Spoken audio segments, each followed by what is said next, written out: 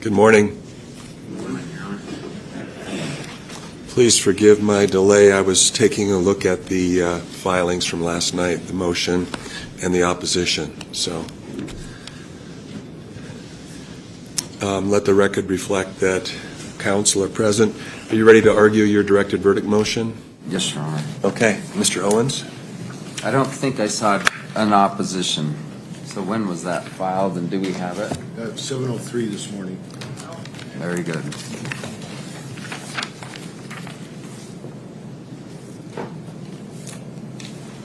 About 9.5 hours after yours.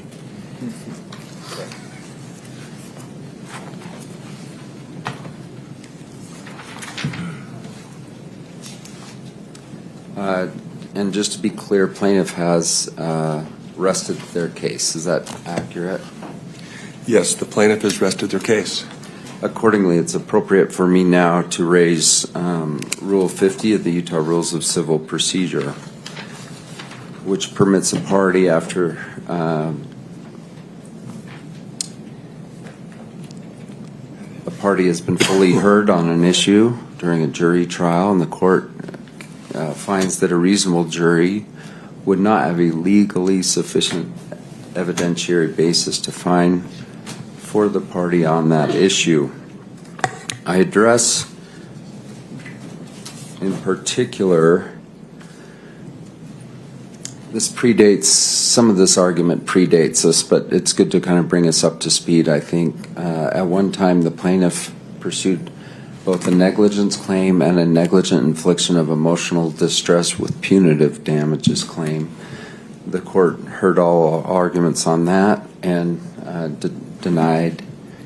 granted Paltrow's motion on the second claim, negligent infliction of emotional distress and punitive damages. At that time, the court made some findings. I have that ruling in front of me, dated August 2, 2021. Excuse me.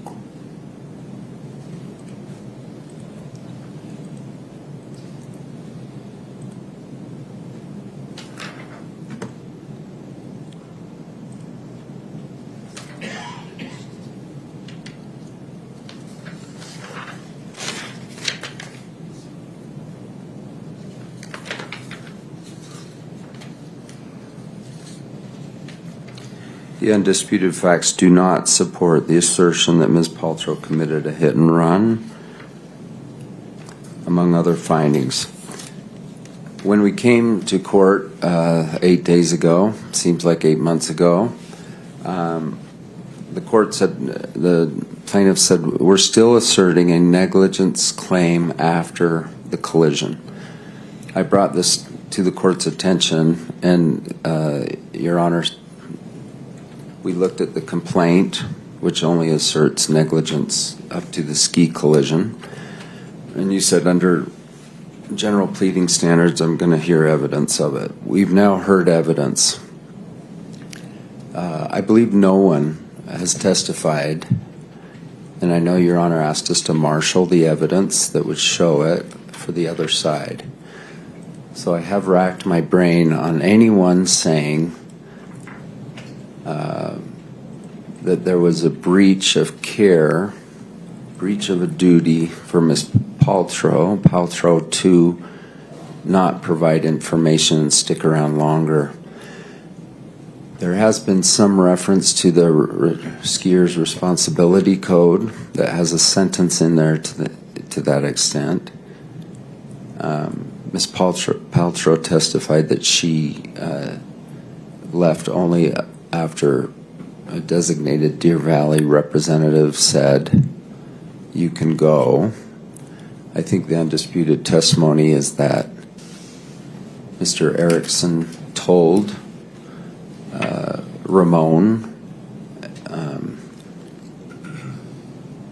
I guess who was in better mental shape, who she was. Your buddy just took out Gwyneth Paltrow. And we know that Mr. Sanderson was aware of the name because by 9 p.m. he's texting that he's famous. And he's famous because he knew that he had collided with Gwyneth Paltrow. So I don't see any evidence that, or any testimony from any expert or fact witness, that there was a breach of that duty. Then moving to damages, one has to prove not just that there was a breach of a duty, but that it caused damages. I've heard zero testimony on that issue. And in fact, they did learn who it was. So a classic hit and run is someone just hurt me and left. I don't know who that person is. It's a phantom skier. That was never the case here. Whitney was the toboggan person from Deer Valley. She recalls hearing from Ramon, it was Gwyneth Paltrow, it was Gwyneth Paltrow, it was Gwyneth Paltrow. So I don't think the plaintiff has made their case on that, and I request directed verdict. On a somewhat broader issue, the issue of negligence generally, which would throw out the whole case. The case law in Utah, as I read it, which I acknowledge may be overly optimistic, but that two skiers can collide without one of them being negligent. This has been the subject of one of my jury instructions. I don't believe I've heard anyone testify that they saw Ms. Paltrow skiing negligently before the collision.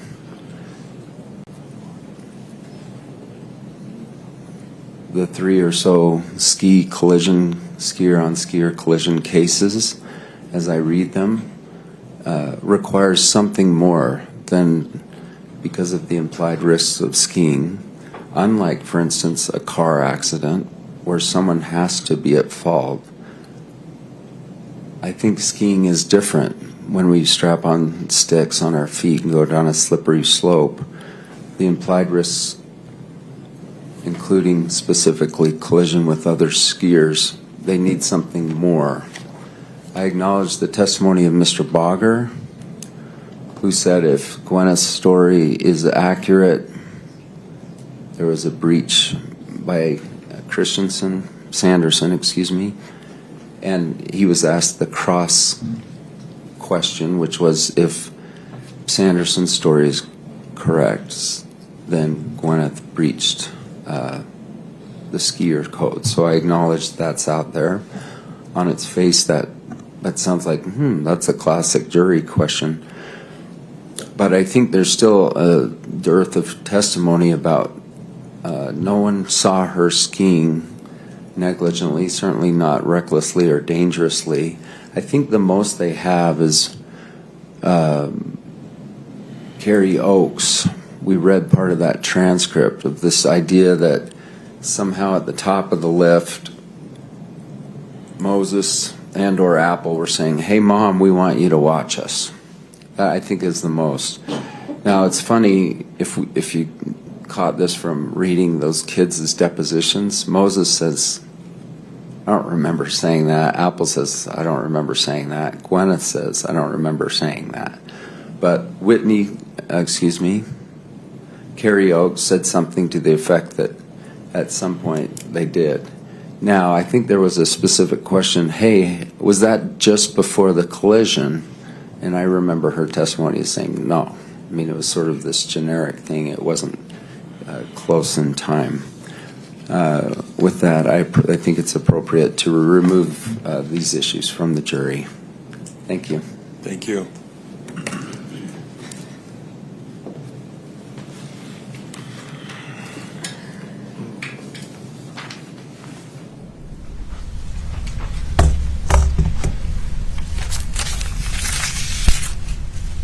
Good morning, Judge. I assume you've read our brief that was filed early this morning. I did. So I'd just like to add a few points in addition to that. Terry's own testimony supports the negligence claim against Gwyneth Paltrow. It's never changed. He said he heard a scream and then he was hit and he was out.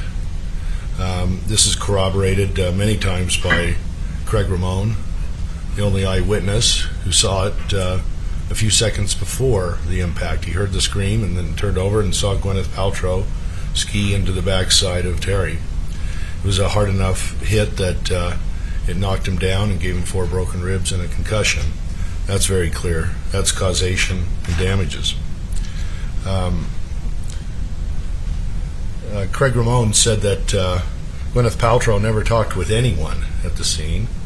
There's, of course, disputed testimony that she swore at Terry at the scene.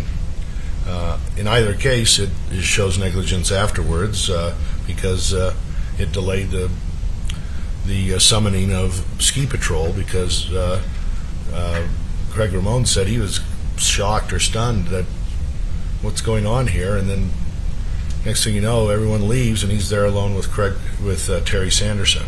So what's the evidence, as pointed out by the defendant in their briefing, what's the evidence that that delay in treatment, and we get this in, a medical malpractice case where there's an allegation that the diagnosis was delayed negligently, and there always has to be medical evidence to support damages during that delay period.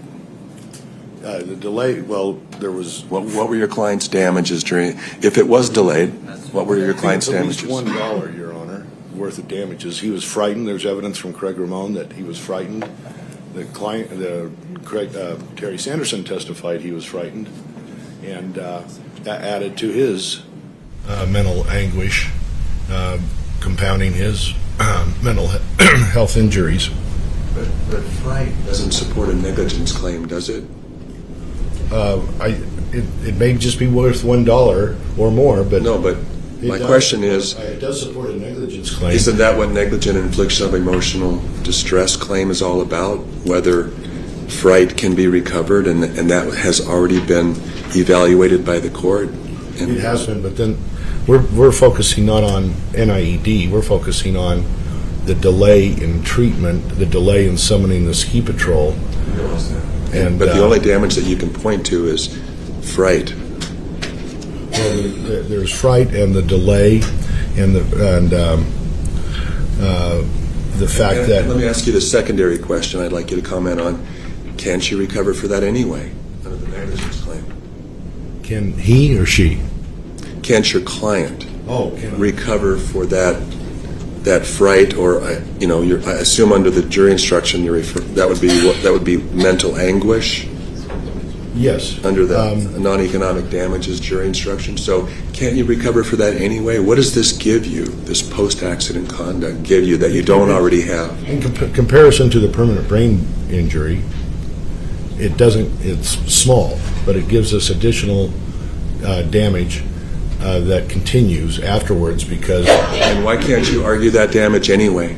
We can, but it seems like the defense wants to cut off all evidence because of the motion for summary judgment on negligent infliction of emotional distress, but that only says that claim is gone, which has a different standard than normal negligence. Correct. So we're arguing that standard negligence applies here for what happened after the crash. We also have the violation of the Skiers Code and the Summit County Ordinance, the safety, which requires that the defendant stay on the scene to summon help, give out names. The evidence at trial shows that Terry Sanderson was knocked out and didn't know what happened, and Whitney Smith did not believe Craig Ramon saying, hey, it was Gwyneth Paltrow, and so what happened was he continued to be frightened even up until Whitney Smith took him down in the toboggan, and maybe at the ski first aid station excuse me, Miss Whitney Smith, the patroller, took care of Terry, and Craig Ramon had said it so many times, finally it dawned on Terry that no, it wasn't me, and he could relax because of that ongoing negligence delayed the treatment. Whitney Smith was not able to properly assess Terry and properly investigate this, properly do the things that a patroller would normally do if Ms. Paltrow had hung around. So the damage is, I think, I'm not saying it's as big as the main injury, which is the brain injury. It's not, but the broken ribs were causing pain. Terry was frightful about what had just happened to him. He's waking up from unconsciousness. There's clear testimony to all of that. Craig Ramone says that. Terry Sanderson says that. Craig Ramone confirms it. Even Whitney Smith confirms the disorientation. And even on the log of the ski patrol, it says disorientation. My question still, though, is I agree with all of that. My question still is, though, if I grant a directed verdict as to liability on these allegations of post-accident, failure to give name and address, failure to render aid, if I grant a directed verdict on those two things, why can't your client still recover for all of that fright, for all of that delay? I mean, isn't that something that you can still argue under? Oh, yes. We definitely agree with you on that, Your Honor. So what does it get? What does it give you? I guess this post accident acts or omissions. I don't think it requires a special instruction. I think it's just the standard negligence. Just like, let's say there's a car crash, and the crash creates an injury. In addition, I'm sorry, I forgot to mention this. This was filed at 9:30 last night. Sam Goldstein testified right there that this delay and denial and caused Terry to suffer additional psychological, as well as not neuropsychological, not brain damage, but psychological or psychiatric injury, where to this day where Terry is upset, more than upset, but Sam Goldstein, the neuropsychologist, testified that this pattern has caused Terry to continue to suffer damages. It's not brain damage per se, but it's emotional or psychiatric or psychological trauma, not neuropsych. And Sam Goldstein, who's also a psychologist, testified to that, and that it's ongoing to this day on this witness stand right here. And we don't want to compare it to the brain injury, but all combined, it's all those factors combined to support Terry's damage claim for negligence. And we just think that to artificially cut it off at the end of the impact, and when Ms. Paltrow bounces off Terry and slides off and Terry's face down, as the testimony of Craig Ramone confirms, that's not the end of the story. The story continues on and has affected Terry to this day, at least psychologically, and Sam Goldstein confirms that. Let me get this straight about, so I understand the failure to render aid aspect. And are you relying on the ordinance for that? Both the ordinance and the ski code, but it's not just the failure to render aid, it's also the... Okay, go ahead. And then the second question is failing to give name and address. How do you attach that to any damage? Well, that's like in the car crash, and someone's dazed, concussion, and it may not be a hit and run. It may be something less. They stayed and they said, "Are you okay?" And if we assume they're correct, but they get up, and Craig Ramone says Gwyneth Paltrow didn't say anything. They just get up and then they drive away. But the ordinance requires, are you relying on the ordinance for the name and address thing too? Both of them, but also just common sense. It could be a sidewalk. What? It could be a sidewalk, Your Honor. Both of what? You're relying on both of them, you said? Both of Both them? the ski ordinance and the skier's code. Does the skier code say that you need to give your name and address? The skier's code, yes. What's that exhibit, plaintiff's exhibit? Well, it was testified to by Eric Christensen and I believe by Paul Bogger yesterday that there's a skier's code, and it's also testified to by, it's just kind of, it's standard, like, Mr. Sorensen, do you have the plaintiff's exhibit for that skier code? Let me look, Your Honor. I don't have it right this time. Just a second. I can look for Here it too. is. It's 37. You're faster than I am. Doesn't talk about giving your name and address if there's an impact. So the only evidence that I'm aware of for establishing that as possible evidence of negligence is the ordinance. I think the ordinance, but also... And the ordinance says that they're to give it to a Deer Valley employee, and she already had done that before she even started that day. The Deer Valley employees, the ski instructors knew who she was and Right, had but her the contact ski- information. But we, Clear testimony is the ski instructor, Christensen, did not give her information. But the ordinance doesn't require that. The ordinance or the skier's code? Either one.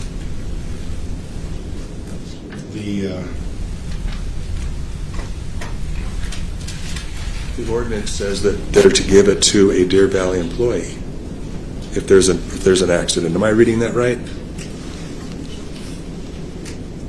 I think that's Exhibit 38. Plaintiff's exhibit, Your Honor. Yeah, at the very end of the Summit County reckless skiing ordinance, the last phrase. If it is necessary to secure aid for a person injured in the collision, the person securing such aid shall give his name and address as required herein after such aid is secured and before leaving the ski area. Okay. and that's And 38. who's the person securing such aid?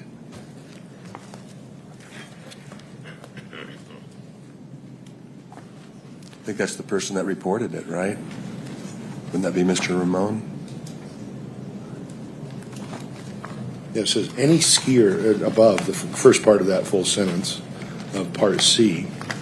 Skier's duty to notify operator or employee in event of collision. Any skier involved in a collision with another skier or person in which injury results shall give his name and address to an employee of the ski area operator or a member of the ski patrol. And that's my before point. leaving. Didn't she do that? Isn't it undisputed that she gave that information to a ski area operator? It wasn't on the incident report. When my client sought that information, it wasn't listed on. In fact, it was whited out on the information he got, so he had no way to contact her, and he had to spend additional effort, psychological effort that was harmful to him, as per Dr. Goldstein. This continuous denial and obstruction added to his torment and damages. Now, You could say it's wrong, it's small, but Dr. Goldstein said it was significant enough that he reported on it and said Terry Sanderson was still suffering from it 5 years later. I do understand the argument now. Thank you, Your Honor.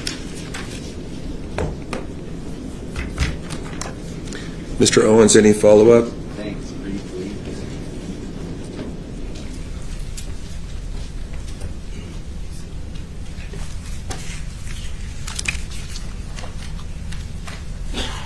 None of us wants to confuse the jury.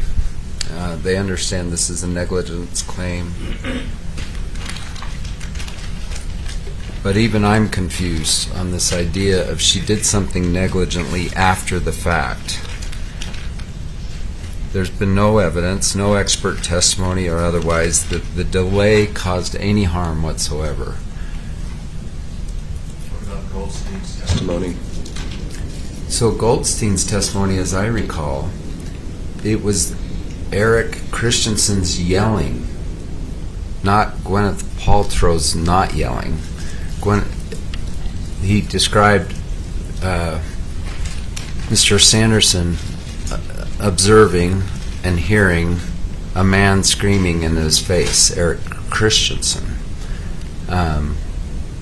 That's disputed by Mr. Christensen, but even if it's assuming it's to be true, that has nothing to do with Gwyneth Paltrow's personal information. What about the argument that the difficulties encountered later in figuring out who this was and establishing, the correct information from the reporting caused additional I guess, anguish on the part of Mr. Sanderson? So Steve Graff, the Deer Valley head of operations, reported receiving 2 contacts from the patient, from Sanderson, and that he responded and relayed Gwyneth's proper And I information. realize that's your evidence, that's the defendant's evidence, but what about the plaintiff's evidence? Could the jury not make some conclusions based on that are reasonable? So, what do we know is by 6 hours he knew the person's name and actually thought it was cool. I'm famous. And I think the undisputed testimony is that the ski instructor told Ramon, your buddy just took out Gwyneth Paltrow. Now, if Sanderson's testimony is to believe, he wasn't in his best state to receive an address or anything. It was appropriate to talk to his friend. His friend Craig Ramon's right there. That was Gwyneth Paltrow. You can Google Gwyneth Paltrow and get an address for her work. They had that together. Then they were texting on their meet-up group, like Gwyneth Paltrow did this. So they had information right away. The mental distress and things, I think, as you said, they can talk about that, the aftermath, but not her actions. She didn't have negligent actions. By, I think in all reports, Terry said, I'm okay. What about Terry's testimony and Mr. Goldstein? I guess that's what I'm focusing Okay, on, their evidence. Goldstein's... Terry says that he was frightened by the fact that he was just left there. Yes. And Dr. Goldstein substantiates that and substantiates that it was a continuing concern. Goldstein, and I took it all to mean Christensen. Terry looked up, he saw a Deer Valley person in a green outfit, and he said, oh good, there's someone here to help me.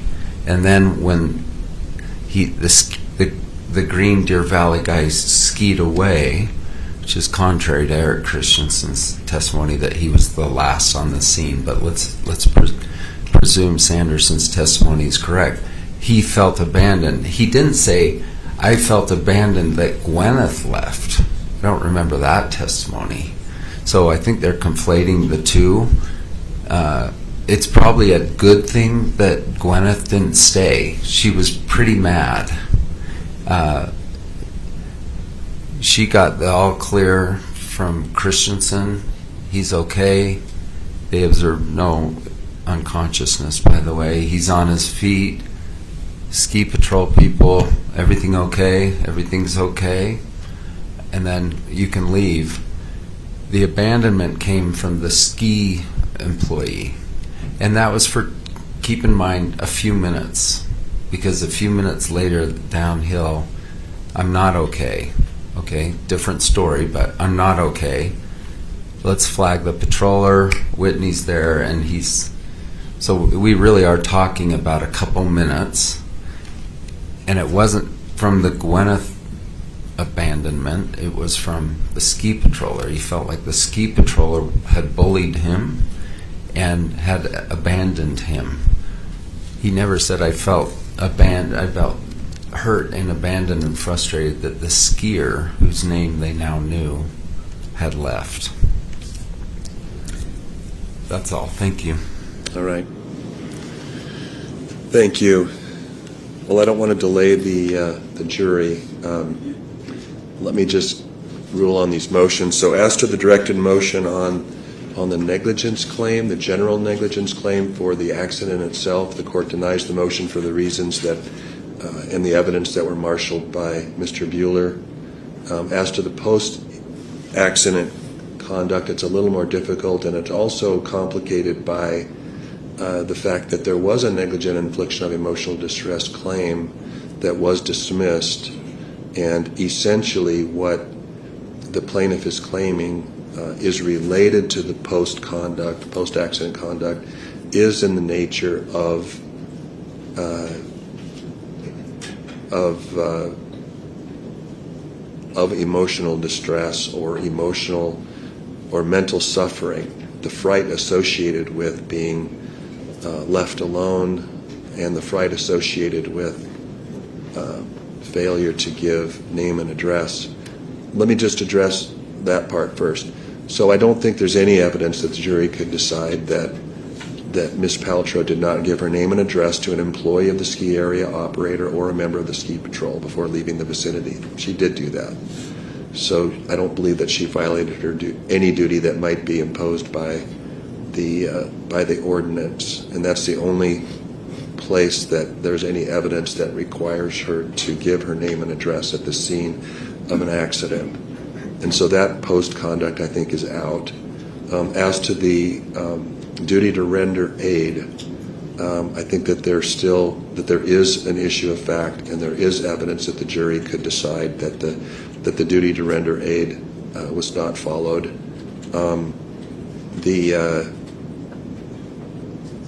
And I'm relying on the plaintiff's testimony himself, as well as that of Sam Goldstein and Mr. Ramon. I think that I acknowledge that the testimony on this issue was primarily directed at the Deer Valley employee and the fact that they allegedly abandoned the plaintiff at the scene. But I think that there's enough testimony from both the plaintiff, Mr. Ramon, and then also from Sam Goldstein to also include the defendant herself. And I'm not commenting at all on any of the evidence that the defendants have presented on that issue. I'm only focused on what the plaintiff presented, because I'm required to do that, and I'm also required to grant them any reasonable inferences from that evidence that the jury might be able to make. So that portion of the motion is denied. I guess what that will leave for us is to determine how to read that ordinance in terms of a jury instruction. So we still have that to resolve after we spoke last night. Any questions or clarifications? No, Your Honor. Okay, why don't we just take a short break then, and we'll return with the jury. Thank you. Are there any other preliminary issues? Okay.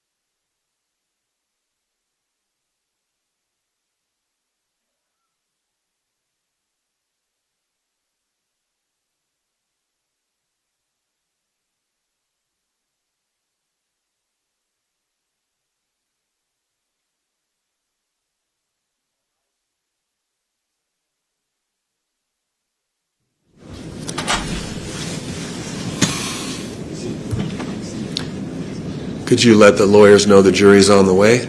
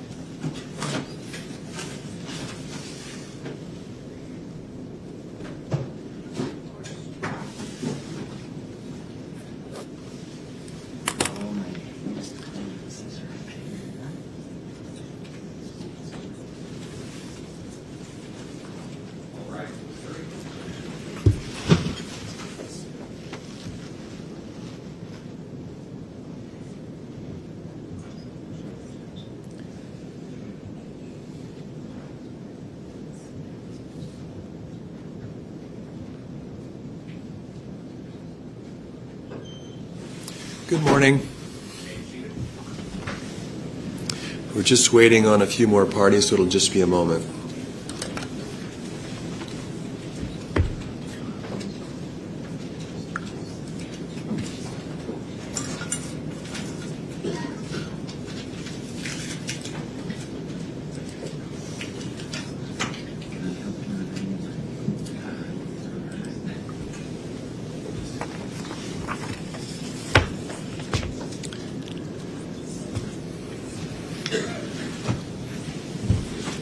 There was no snow this morning, but I understand we may get some later. So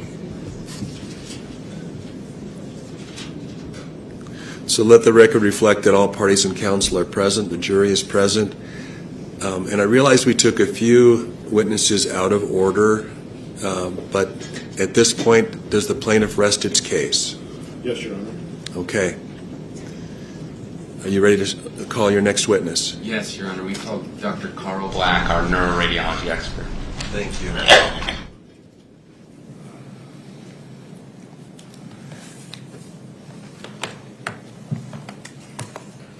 Mr. Black, right up here. Or Dr. Black.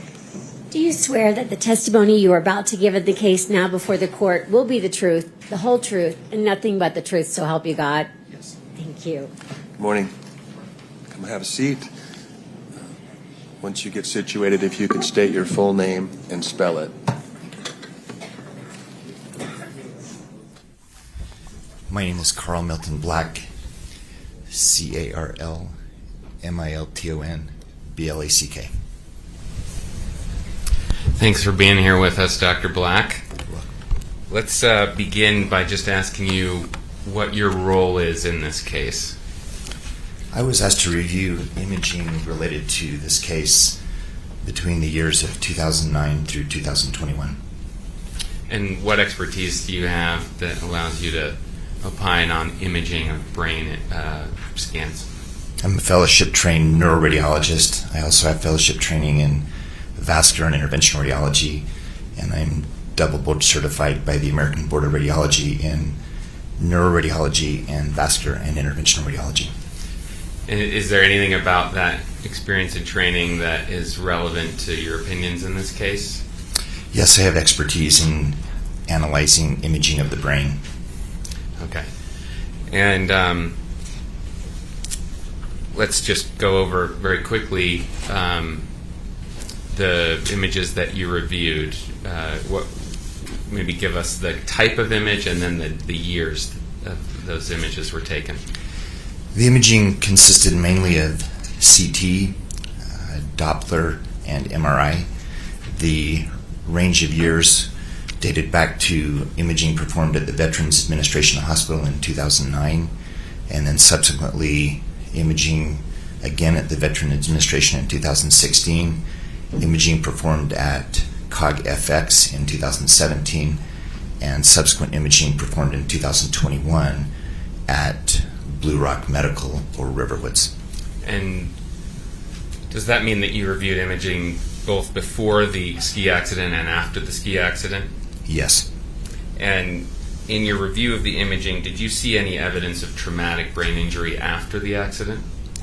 No. Did you see any evidence in the imaging before the accident that might be consistent with Mr. Sanderson's post-accident symptoms? Yes. And we'll talk about the specifics of those. Are you also familiar with Dr. Gibby's opinions in this case? As the jury will recall, Dr. Wendell Gibby is plaintiff's radiology expert. Are you aware of that? I have reviewed the reports that were provided by Dr. Gibby on imaging that he performed in 2021. I've also reviewed his deposition that he provided to the court. And so you're familiar with his opinions in this case? As reflected in his reports and his deposition, yes. Yeah. In addition to the imaging itself, did you read the reports that were created by the radiologists who took that imaging? Yes. And we'll look at those reports in detail. I just want to make it clear that what you've reviewed, you feel like you've reviewed everything you needed to assess this imaging that you've described? Yes, I've reviewed both the imaging itself and the reports associated with each of those studies. Okay, so I want to start with an exhibit the plaintiff or the jury has already seen. It's a exhibit to Dr. Gibby's deposition, I believe. You've seen this. I'll show it, and for reference, I know we marked it as one of plaintiff's exhibits, and I'm forgetting the number now. I just had it in my head. Do you guys recall? Which one? This one right here. We added it to the end. I apologize. I had it in my mind, and now I've forgotten. Well, while they're looking that up, Dr. Black, have you seen this image before? I have. And what is it? This is a axial image from an MRI performed at COG-FX on October 18th, 2017. Specifically, it's a FLAIR T2 sequence. And do you understand COG-FX or cognitive FX to be Dr. Fong's clinic? That's my understanding. Okay, just to help the jury, they have heard from Dr. Fong. So an MRI was taken at Dr. Fong's clinic. Were those green arrows part of the MRI initially? No. Those were, I believe, placed by Dr. Gibby during his deposition. Okay. And what do you understand those to mean? What did Dr. Gibby put those arrows there for?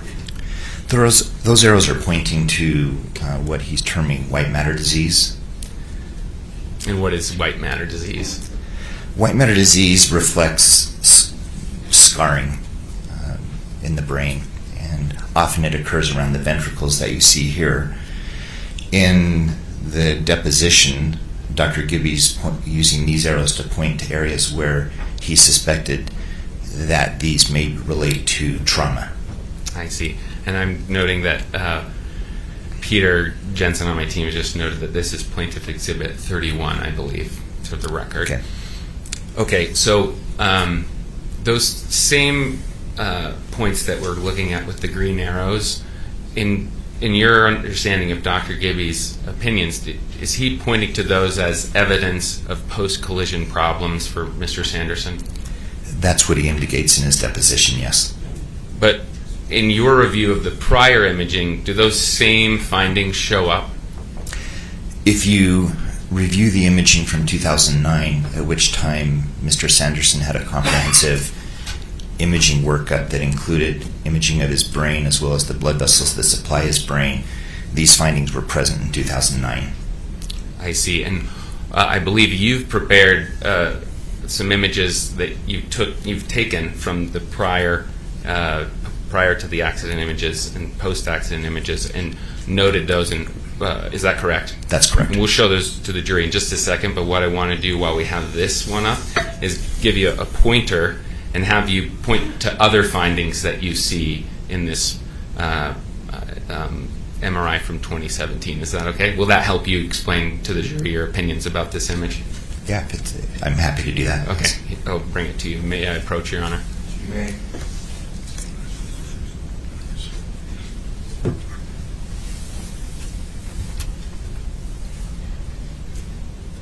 Okay, Dr. Black. So you've talked about the green arrows. What other findings do you see here? So one finding that was consistent over... Can't hear it. Yeah, should we get him a microphone? Sorry, Dr. Black. The handheld right there. Oh, yeah. Thank you. Does that work? This study does show imaging that was, or findings that were demonstrated over a decade of imaging, in this case dating back to 2009. One of them was a mild degree of cortical volume loss or loss of brain volume. The other was in this area here, these are the ventricles, and it showed as disproportionate enlargement of the ventricles relative to the amount of tissue loss in the gray matter and overall brain volume. The findings around the ventricles, these white areas, are very typical of what's called microvascular disease, where brain matter around the ventricles is deprived of oxygen over a long period of time, and that results in gliosis or scarring. This pattern is very typical of what we call microvascular ischemic white matter disease, and that was present in 2009. And did I hear you correctly earlier? Do you have specialized training in those particular findings beyond what a typical radiologist might have? My fellowship training and experience in neurology and consistently reading brain MRI gives me expertise in looking at these findings, which we often see on a regular basis. I see. So this is a post-ski collision image, correct? This particular sequence is from 2019. Right. My understanding is the accident occurred in 2016. Yeah, and I think you said 19, but you pointed to yes, 2017. I'm sorry, 2017. Yes, Right. correct. Yes, and so you said earlier, I believe, that the same findings you're pointing to, again, not just Dr. Gibby's findings with the green arrows, but the other ones you just talked about, they're in the pre-accident images. Is that right? Yes, my review of the imaging that was done at the Veterans Administration Hospital in 2009 shows these similar findings, and in the reports that were provided by the neuroradiologists who read the imaging at that time, they described these findings. Right. Okay. So let's maybe have you sit down again, and I'll pull up those slides that you made. Thank you. Thanks.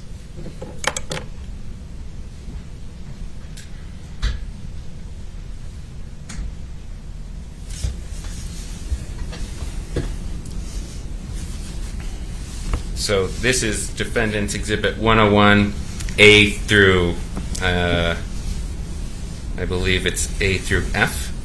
And, Your Honor, I move to admit this as a demonstrative exhibit. No objection. Defense Exhibit 101A through F is received for demonstrative purposes. Thank you, Your Honor. So, Dr. Black, do you recognize this slide? Yes, this slide is also what's called a flare sequence, a T2 flare sequence, done in what's called an axial plane, which just means the orientation, the way the image was acquired through the brain. This image was acquired in March of 2009 at the Veterans Administration Hospital. So that's before the accident, correct? Yes. Yeah, and again, when I say accident, I mean the ski collision in 2016. Yes. And it's not terribly easy to see, but I can call it out here. There's a little arrow. Do you recognize that? I put that arrow there, yes. Okay, and what does it point to? That arrow points to white matter disease, similar to what Dr. Gibby had pointed out in the imaging from 2017. Right. Okay, so in other words, this is a prior finding that's the same as the post-accident finding Dr. Gibby saw. Yes, about 8 years earlier. Okay, got it. And what is this finding associated with? Again, most commonly we see this with what we term microvascular ischemic white matter disease. There are predisposing risk factors for this, where in some patients it may be accelerated, but it's typically a process that's due to pathology or abnormalities in the very small, some of the smallest blood vessels that supply the brain, particularly around the ventricles. Then I'll go to the next one, which is 101B, and again call out a section here at the bottom. There's kind of a faint red arrow. Again, did you put that there? I did. And why'd you put that there? Because it again shows the same pattern of white matter disease that was demonstrated on MRI of 2017. Okay, so again, a finding before the accident that was there also after the accident. That's correct. And what's this finding associated with? The exact same description. Got it. Okay, then if we move to 101C, there's yet another red arrow. I take it you put that there. Yes. And is it again to point out that Dr. Gibby's finding of post-accident problems in that area preceded the accident? Yes, accounting for technical differences away in the plane of the way this exam was acquired from 2009 to 2017, these findings are identical. Right, got it. Okay, and they're also associated with the same things you've described already? Most likely microvascular disease, and that's when he underwent his comprehensive imaging workup at the VA hospital in 2009. It was also attributed to vascular disease at that time. Okay, so Defense Exhibit 101D is your same version of that 2017 image that Dr. Gibby looked at. Correct. And it has those same spots. I'll just use the laser here.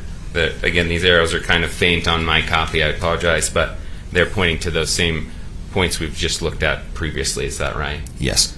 Okay. And then if we go to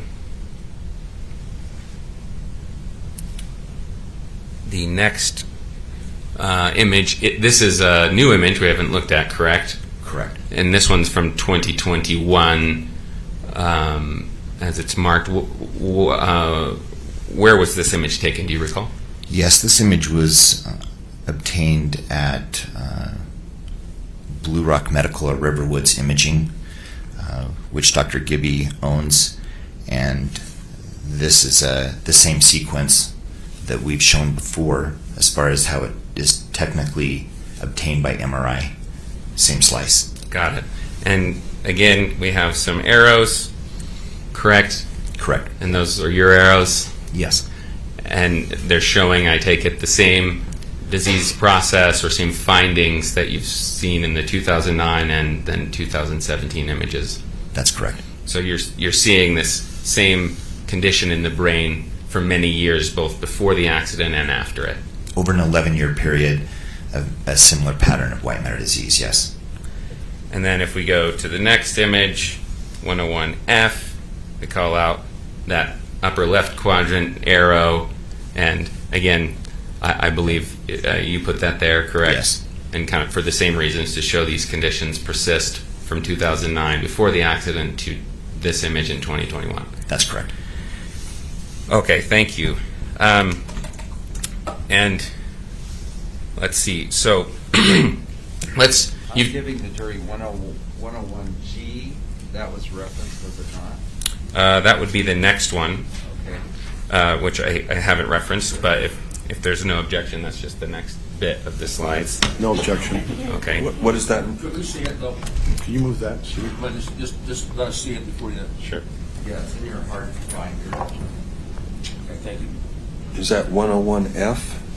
So this is 101F on the screen, and then what Steve has put here is 101G. Correct. Right. Defense Exhibit 101G, is that also for demonstrative purposes? Yes, Your Honor. Okay. Received for demonstrative purposes? Okay, so Dr. Black, you've used various medical terminology that we might not all be familiar with, microvascular disease, for example. Can you give us a sense of what, in layperson's terms, what these sorts of findings are correlated with, how they impact a person? Sure. The microvascular disease itself is a term that's used to describe micro, just meaning very small, and then vascular, the blood vessels. that when these blood vessels over time become diseased, which happens in a broad section of the population, in some people it's accelerated due to underlying high blood pressure or perhaps other diseases of the blood vessels, then you start to see scarring initially around the ventricles. These are unlike large strokes that may affect the cortex of the brain. These are smaller areas where the blood vessels are compromised, and it results in scarring of the tissue around the ventricles, and that's why we call it white matter disease.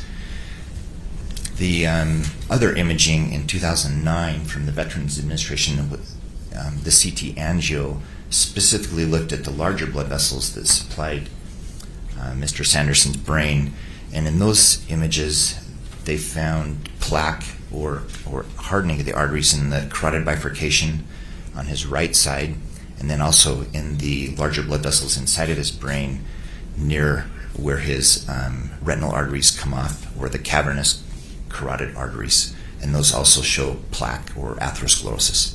Okay, is it too reductive to say that these findings are an indication of an aging brain? Well, aging can result in this because we're all deteriorating to some degree or other every day we live. Right. But because we have a baseline, you can attribute certain findings. If it's happening at an accelerated level, given someone's age, then it might indicate there's underlying medical problems. The other finding that was present that was consistently present was the enlargement of the ventricles, which on all images seem to be disproportionate or out of the proportion to the amount of atrophy of the brain. In several reports, there was a suggestion of a diagnosis of normal pressure hydrocephalus, and in fact, if you go to the image, let's see, that maybe the 2021. We don't have it on here. There's an image he showed that shows what's called transependymal edema, and that's fluid that leaks through the side of the ventricle due to pressure buildup in the ventricle, and that's a supporting finding from an imaging perspective of normal pressure hydrocephalus. Obviously, that has to be correlated to someone's clinical presentation and symptoms, and that's where a neurologist would play an important role in that. I see. And I think the jury has heard about this term multiple times, but let's spend just a moment from your perspective defining what normal pressure hydrocephalus is. Normal pressure hydrocephalus is basically an imbalance of the way fluid's managed within the ventricular system of the brain, and it can result in confusion or unsteadiness of gait when it's clinically applicable. But from an imaging perspective, that diagnosis is suggested when the ventricles seem to be disproportionately enlarged relative to the brain volume itself. So from an imaging perspective, there was strong indication that Mr. Sanderson had normal pressure hydrocephalus.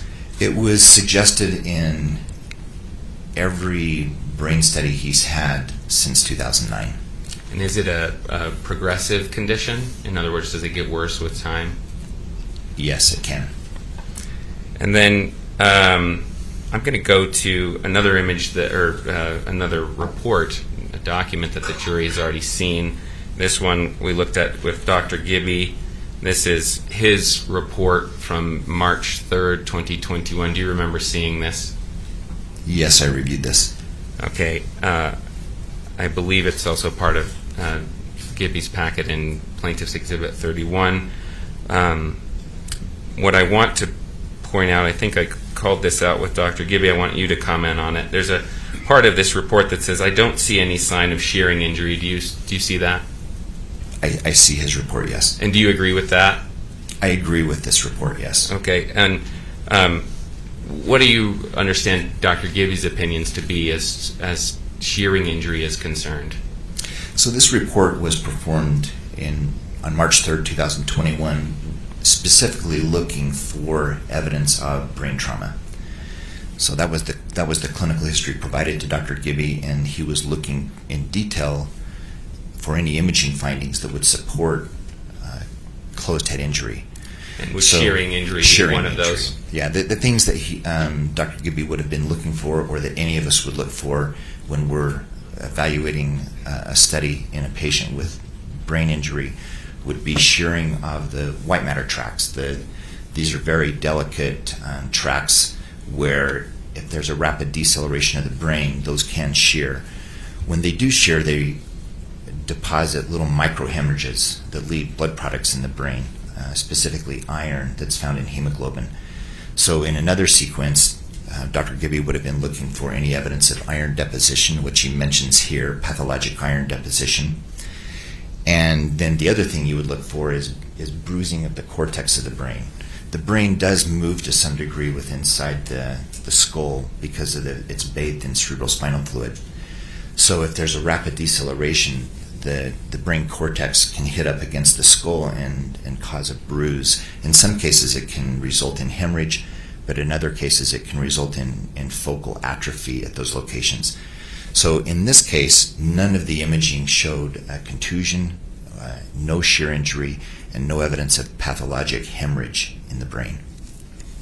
What would you expect to see in a person's imaging after some kind of traumatic brain injury? Well, it depends on the severity, of course. Right. In mild trauma, nothing. Okay. And how would you describe Dr. Gibby's opinions about the evidence of trauma in his Mr. Sanderson's post-collision imaging? In Dr. Gibby's report, where he specifically was looking for evidence of trauma, he emphatically states there is no evidence of post-traumatic brain injury in his report. Now, it is interesting because it contradicts to some degree his description in his deposition. And how does it contradict that? Well, Dr. Gibby mentions that in his deposition that the white matter disease that we've reviewed is very typical of shear injury or pathologic brain injury. But yet in his own report of the imaging which was performed at his center, which is identical to the findings in 2017 where he was offering that opinion in his deposition, he emphatically states that there is no evidence of post-traumatic brain injury. Objection. The state's prior testimony. Overruled. The jury will have to recall the testimony. Dr. Black, do you see on this report any indication that this image was compared to prior images? No. Is that common to do when you do a report, you compare it to prior images? There were 3 imaging studies done after the accident. One was a CT scan done again at the Veterans Administration in 2016, which was compared to 2009. The imaging that was performed in 2017 and 2021 make no reference of comparison dating back to 2009. So I presume those images were not available to them. Is that a problem? Does that lead to any limitations of a study if you don't look back at the prior studies? It does limit the way that a neuroradiologist can interpret an image. If you have prior imaging, it helps put things into context and can narrow the differential or the possibilities in terms of a diagnosis. For example, in this case, knowing that the white matter disease pre-existed in 2009 is helpful to exclude that it's a result of shear injury from an accident in 2016. So yes, comparison imaging, when it's available, is of extreme importance. So are you critical of Dr. Gibby for not doing that comparison? Not necessarily critical. Those images just may not have been available to him. I think if you offer an opinion as to causality and you do have imaging that's available from the Veterans Administration and someone draws a conclusion without baseline imaging taken into account, that can alter someone's conclusion and lead to an error in how they're discussing why that abnormality exists. And do you believe that sort of error occurred here with Dr. Gibby's opinion? I do. I think he was limited by the unavailability or lack of comparison to the imaging that was done in 2009. Yes. Okay, I want to move to another report. This is for that 2017 image we started with, the one with the green arrows that was taken at Dr. Fong's clinic. It's in Plaintiff's Exhibit 33, page 8. I don't know that we've shown it, so I move to admit it. Plaintiff's exhibit which? It's Plaintiff's Exhibit 33, page 8. And I guess 8 and 9. There's 2 pages. Just the report. Just the imaging or the report? Which one? Which one, the plaintiffs or? Exhibit 33, Fong's packet, pages 8 and 9. All of us are. Oh, we did already admit. Okay, great. I just know we didn't admit some of the versions. Yep. Is 33 received? That was 33 was not received.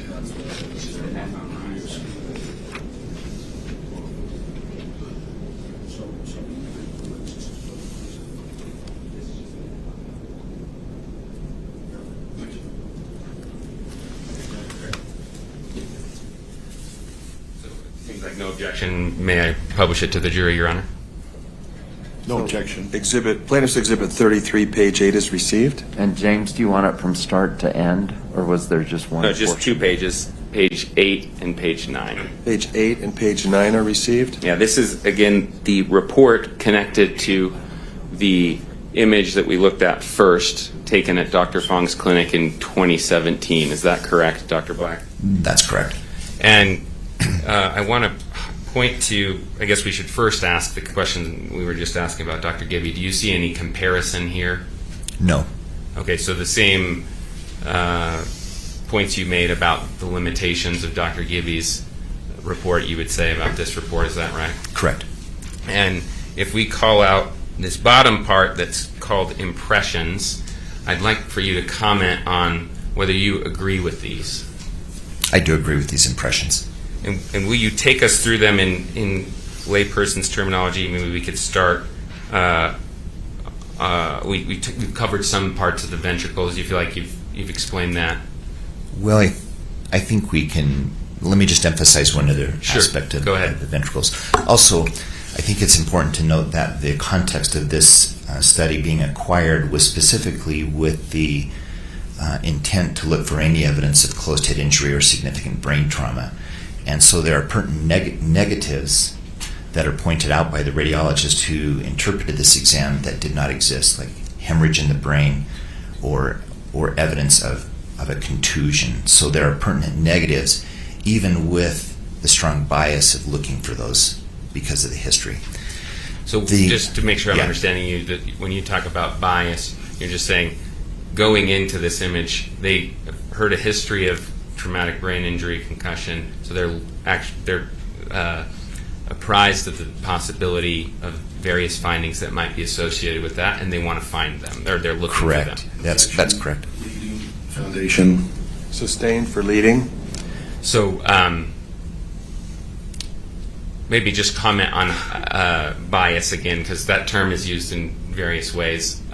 What do you mean when you talk about bias in these? When I'm referring to bias, I'm talking professionally. When we interpret an exam, the clinical context of that exam or why that exam is being obtained is important to us.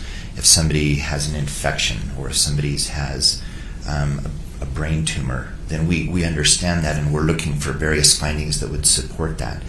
In this case, if somebody has known trauma, then that would alert the radiologist to look for certain findings.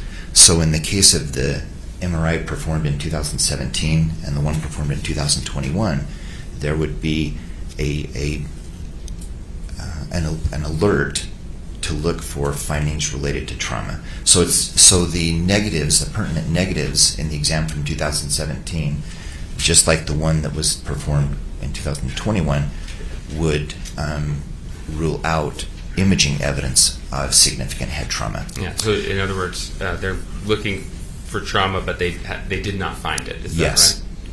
right? Okay. So let's go to these findings again. Here in number 2, there's normal pressure hydrocephalus. We've talked about that, but there are a couple other things. normal aging brain, Alzheimer's dementia, subcortical arteriosclerotic encephalopathy, multi-infarct dementia. Did I read all that correctly? You did. And those are some big words. Can you comment on those to help the jury understand what these are doing in this report? Well, some of these are clinical descriptors, which would require a neurologist to make a correlation by examining that patient, because imaging can show a lot of things that don't necessarily manifest in someone clinically.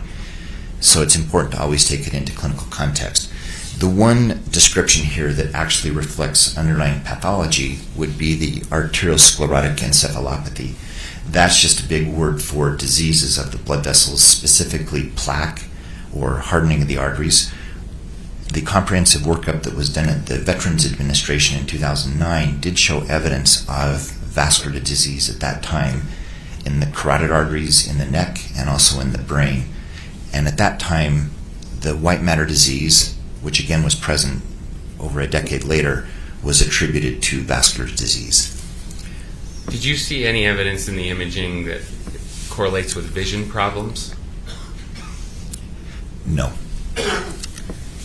There was mention of it with the functional MRI, but that is beyond my expertise. Okay. You'd leave that to a neurologist to speak to, somebody else? Somebody has who expertise in functional imaging. Okay.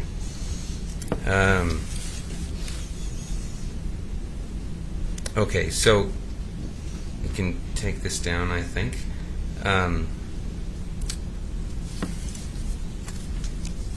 Did you note anything in the... Well, let me ask first. Are you aware that Dr. Gibby actually met with Mr. Sanderson? I'm aware of that. And is there anything about that meeting that has any bearing on your opinions today? The only bearing it would have is that Dr. Gibby makes mention in his report that he had told Mr. Sanderson that it's possible you could go through all of this workup and not find any evidence of post-traumatic brain injury. And why would that be significant to you?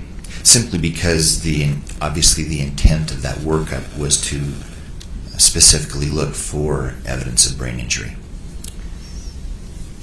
I believe the jury's heard Dr. Gibby give an opinion that I want to see if you remember and what your comment might be, your response to it might be. If the images prior to the accident are similar to the post-accident imaging, in other words, if the imaging prior showed things that were post-accident, would that mean that you cannot say the prior findings were caused by the accident? Objection leading Ms. State's prior testimony. As to leading, sustained? Okay. So do you recall Dr. Gibby giving an opinion that if the pre-accident findings the post-accident findings are found in the pre-accident imaging, that you could not say that the post-accident imaging was caused by the accident? Objection leading. Sustained? Okay. What do you recall Dr. Gibby saying about the relationship between the pre-accident imaging and the post-accident imaging? My opinion on that would be based on his deposition. If you'd like, I can read 2 areas of his deposition that I think answer your question. Sure, go ahead. So, Sustained? Okay, so let's just ask you this question. Do you have any opinions about whether the post-accident imaging findings can be attributed to, from an imaging perspective, the collision, the ski collision? Objection leading. Overruled? we ask that again. Yes. Do you have any opinions about whether the post-accident imaging findings can be attributed to the collision? Yes. What is that opinion? That those findings predate the accident and date back to at least 2009, as confirmed by a comprehensive imaging workup of Mr. Sanderson's brain performed at the Veterans Administration Hospital. And so do you believe those pre-accident post-accident, I apologize that I keep messing this up. You believe that those post-accident imaging findings are in any way related to the collision? No. And what was the reason for that 2009 workup, to your knowledge? Unfortunately, Mr. Sanderson had suffered a retinal artery occlusion, a central retinal artery occlusion that resulted in blindness in one eye, and so he was undergoing a workup for risk factors that would relate to that. Okay. And do you know any of the people that have done any of his imaging? I'm familiar with him, yes. Yeah, and so that 2009 workup, or do you know the people that did that workup? Yes. And do you trust the findings that they came to? Yeah, they're very experienced and well-trained, yes. Okay, great. That's all the questions I have for now. Thank you. Thank you.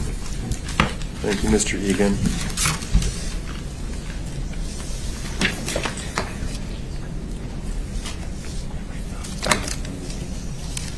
Mr. Bueller? I'm going to start at the end. You're not an eye doctor, are you? I'm not. And you said the imaging from the retinal artery occlusion means blindness in the eye. Does that mean total blindness? Or? That's beyond my expertise, and I'm not familiar enough with his clinical condition to comment on that. So your term blindness is probably a little broad? Broad. I only gained that from the histories that were provided with his imaging studies. Okay, so he may still have some vision in his eye, even though... Absolutely. Okay. So I just wanted to point that out.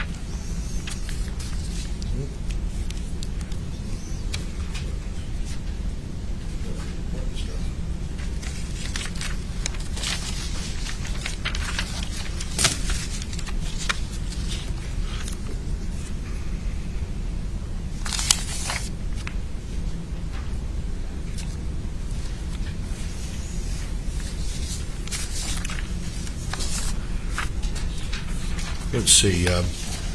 Is it true you were a partner of Dr. Wendell Gibby's? Yes. And how long ago was that? It's been probably over 10 years. Okay. And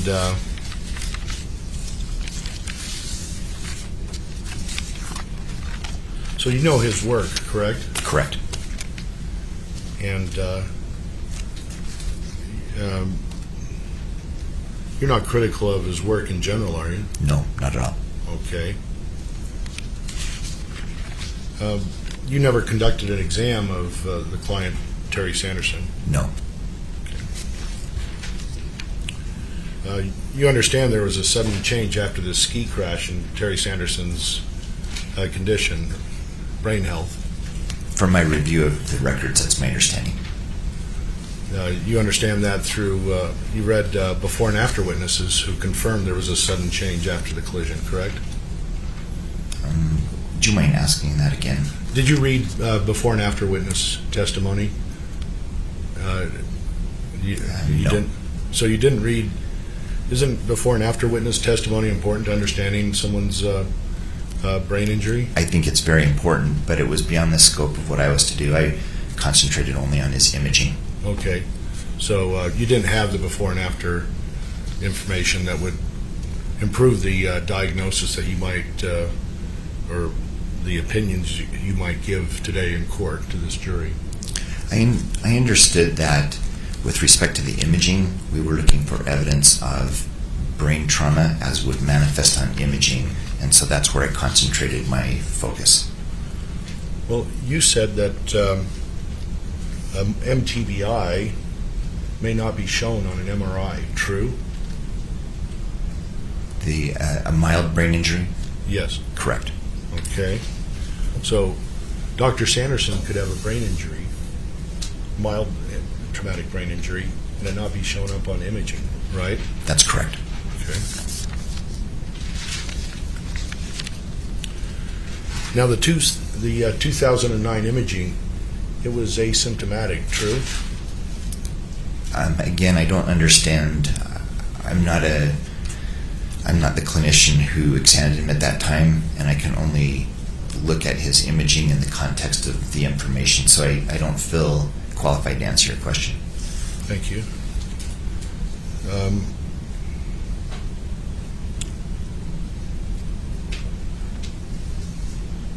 So from the imaging from 2009, 2017, 2021, there's no change, right? Very little change. Okay.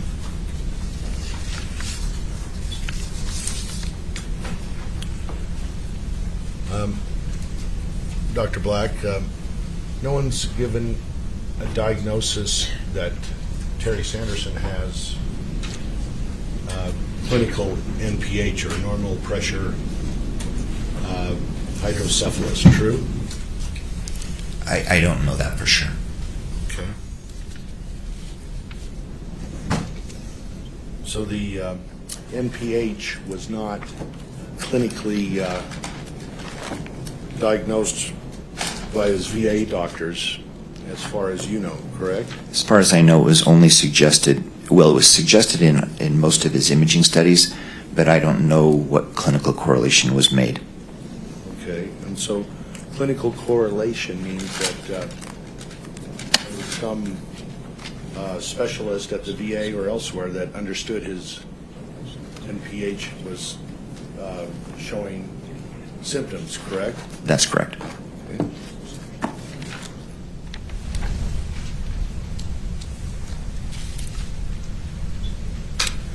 So you don't need pathological evidence of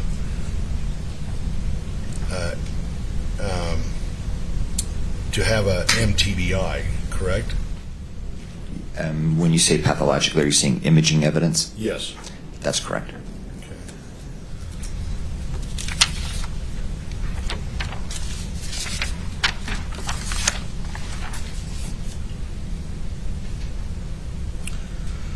So, Dr. Black, imaging can show a lot that that hasn't really manifested or shown up, correct?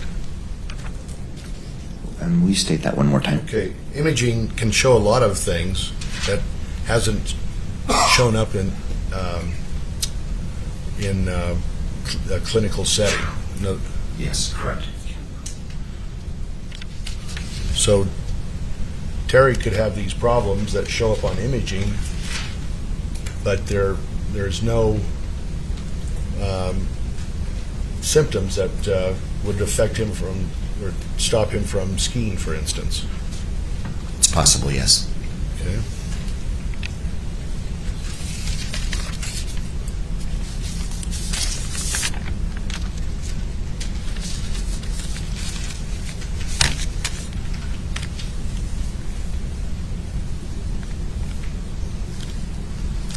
And in general, you would prefer to have an actual exam of the patient to render your opinions true?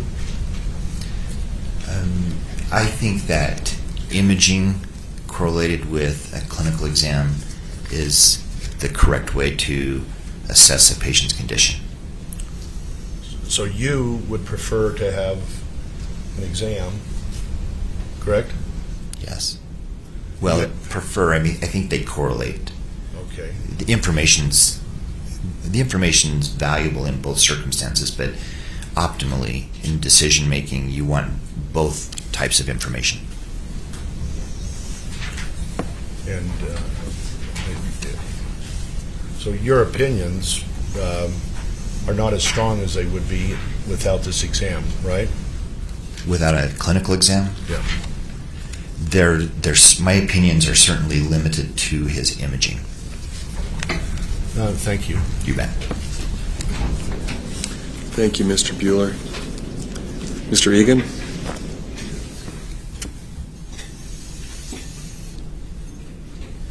Dr. Black, you were asked about before and after witnesses, the family members, people close to Mr. Sanderson, before and after the accident. I'm not sure I understood that question, but Okay, well, my question is just whether opinions from such witnesses would affect your read of the objective findings in the images? No, they would not. And what about if you actually met with Mr. Sanderson, would that change the objective findings in the images? No, because I would defer to a neurologist or neuropsychologist, someone who with that kind of expertise to evaluate Mr. Sanderson. My area of expertise is in brain imaging. Do you typically evaluate patients when you read their imaging? With regard to brain imaging, no. And then after,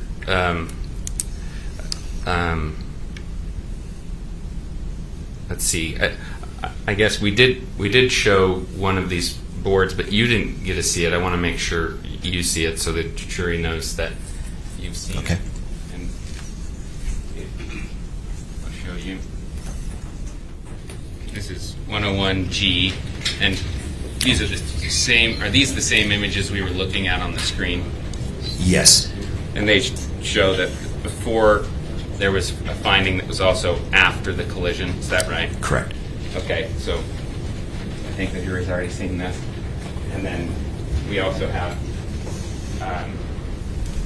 two more boards which we didn't show. Your Honor, I move to admit 101H and 101I for demonstrative purposes. No objection.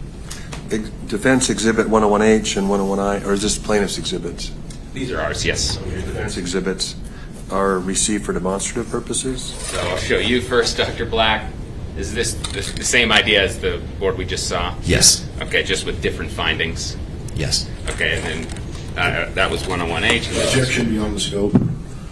Overruled? And then this is 101I. And it's the Yes. same idea? Yes. Okay, so I'll just show the jury 101H, 101I. And then my last question for you, Dr. Black, is whether after questioning from Mr. Bueller, you have your opinions about these objective findings you've been discussing on the imaging changed? They have not. Okay, thank you. So earlier you said you preferred to have objective findings from a neurologist or neuropsychologist, correct? For clinical correlation, absolutely. Yeah, for clinical correlation.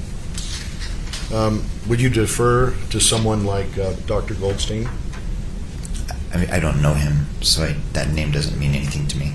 He's a neuropsychologist who testified in this trial. You didn't know that? No. So Dr. Goldstein provided clinical correlation, and that would help your opinions if you had that, true? Sure. I mean, if somebody has expertise clinically that I don't have, but it doesn't change how I interpret the images or my view of these findings. So your opinions are limited to your view of the images and not the clinical findings, true? Correct. Thank you. You bet. Mr. Egan, That's all, Your Honor. you may be excused. Thank you.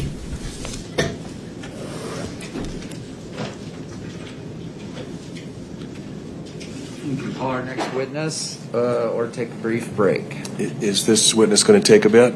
Robert Hosch. Hesh. Hesh, sorry. And I would think I could be on and off in a half hour, I think. Okay. Why don't we go ahead and take a break because there will be cross-examination, I'm sure. We'll take a recess now.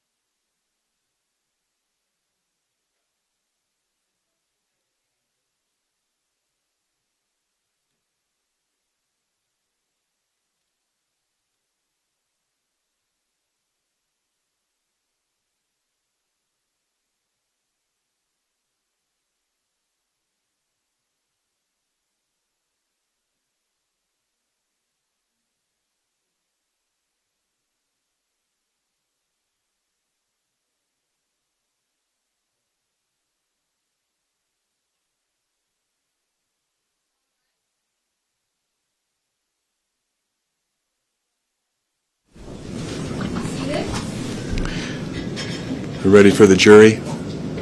Once you let them know, whenever they're done. They're still cycling through, I think. Your Honor, could we wait a few minutes for the Lawrence needs to be back? Yes. So maybe just have them hold at the door. Sure. Yeah, they're still doing a few things, Mr. Sykes. But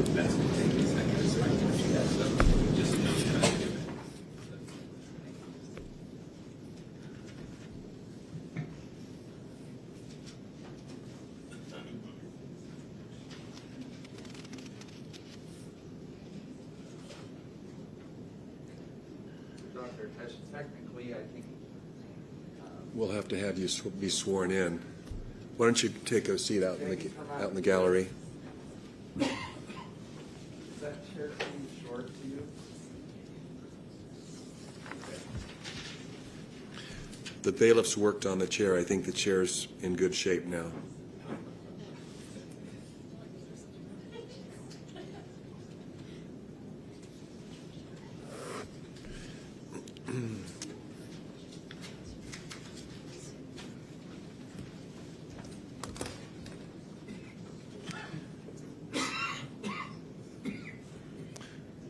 Okay, whenever the jury is ready, we're ready.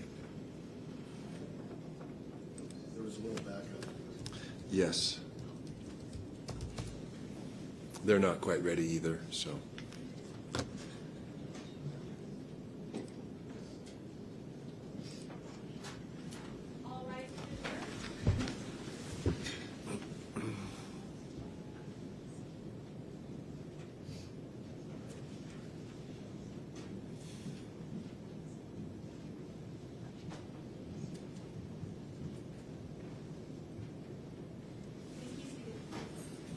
Thank you. Mr. Owens, you may call your next witness. Your Honor, we call Robert Hesch to the stand. Thank you. Dr. Hesch, if you could come right up here to the clerk and be sworn in. Do you swear that the testimony you are about to give in the case now before the court will be the truth, the whole truth, and nothing but the truth, so help you God? Thank you. Good morning. If you could start by stating your full name and spell it out for us. My name is Robert Hesch, RobertHoesch. Doctor, nice to see you. What city do you live in? Salt Lake. I'm going to take this off. I do have a cold, but what's your current position? I'm currently the Chief Medical Officer for Intermountain Healthcare in Utah and Idaho. Does that mean you're the top MD for all of Intermountain Healthcare? In Utah and Idaho. Okay. You're pretty young, aren't you? How old are you? 48. When I hired on you on this case, you didn't have such a prestigious title, did you? No, I did not. What were you? I was a neurologist at Intermountain Medical Center and the leader of our neurosciences program at Intermountain. Good for you. To be clear, you are not here on behalf of Intermountain Healthcare, is that right? Correct. My opinions are my own. Thank you. All right. Just undergrad, where was that briefly? Undergrad, University of Maryland, College Park. In what subject? Cell and molecular biology and genetics. What a nerd. I am a neurologist. Kidding. Poli-sci is the nerd thing. All right, good for you. And then your MD degree was where? University of Maryland in Baltimore. And what did you choose to specialize in? Neurology. Okay, and how many years? So 4 years undergrad, 4 years med school, then how many more years? Well, then I did a PhD for 4 years as well in that time, and then went across town to Hopkins for my neurology residency. So that was another 4 years. What a nerd. All right, 4 years in postdoctorate. What's that? In? Neurology. Okay. And then 2 more years as a fellowship in neurocritical care. But did you say there were years after undergrad before med school? No, it was during med school. I did my PhD. Okay. Not all MDs do PhDs too? Correct. Okay. That's a lot of training. Fellowship was in what specifically? Neurocritical care. All right. So critical care. This is like when people are hit their head and they're in big trouble. That's correct. Or they get a stroke, they're in big trouble. That's right. They call you in, and sometimes you think you're gonna go swimming for fun, and you just get called in for like 14 hours straight. That's right. To work on one patient. Right. All right. Married, kids. Yes.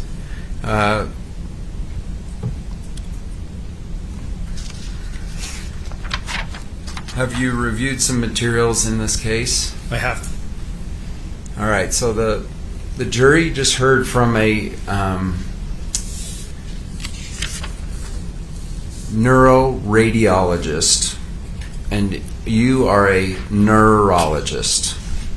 Okay. Distinguish the two again really quick. So a neuroradiologist reads images, MRIs, CTs, X-rays, all kinds of images of the brain and the spinal cord. Okay. And you, neurologists, do what? We diagnose and treat conditions of the nervous system, so brain, spinal cord, peripheral nerves. And then this afternoon we're going to hear from a neuropsychologist. What's that? A neuropsychologist diagnoses and treats disorders of consciousness and awareness and language that are related to neurological conditions. And do the three of you work together on hard cases? Yes. And do you rely, for instance, upon a neuroradiologist and a neuropsychologist all the time? Yes. Okay. You know I was kidding when I said nerd. Really, I'm praising you in a backward way. I apologize if that sounded passive-aggressive. We call ourselves nerds. That's okay. All right. You were here for Dr. Black's testimony on the neuroradiology. Is that true?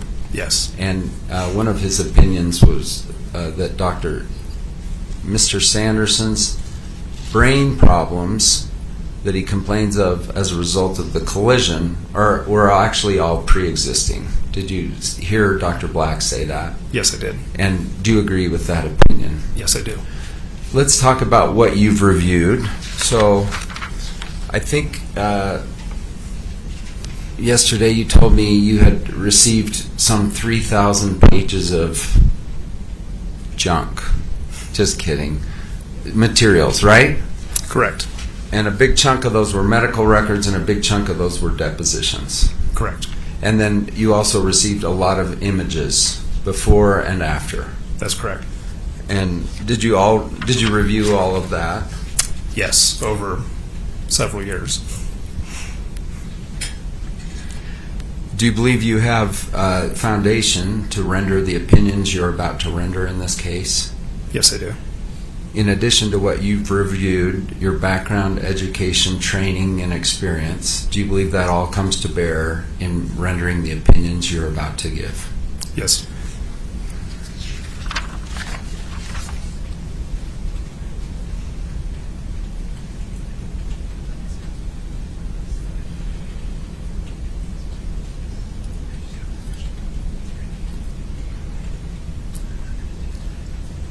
So, Your Honor, I think this will be most efficient. He's prepared a written report that has some headings, and I would like to just go to and have James bring up just the headings. Well, it hasn't been admitted into evidence. I think he can just read them. I don't think he has to show the jury anything. Are we talking about a demonstrative exhibit to illustrate this witness's testimony? No, we're talking about just the headings of his report. All right. Reports are not admissible. Not admitting them. Agreed, but I think it might be efficient to do it that way. It's no different than the witness walking up to a chalkboard and writing the words out on a board. So I'm fine with it. If you just show the headings. Thank you. So, did you prepare a written report, by the way? Yes, and I have it with me. And it's broken down into some headings? Yes. And I thought this would be helpful. Can you read heading number 1?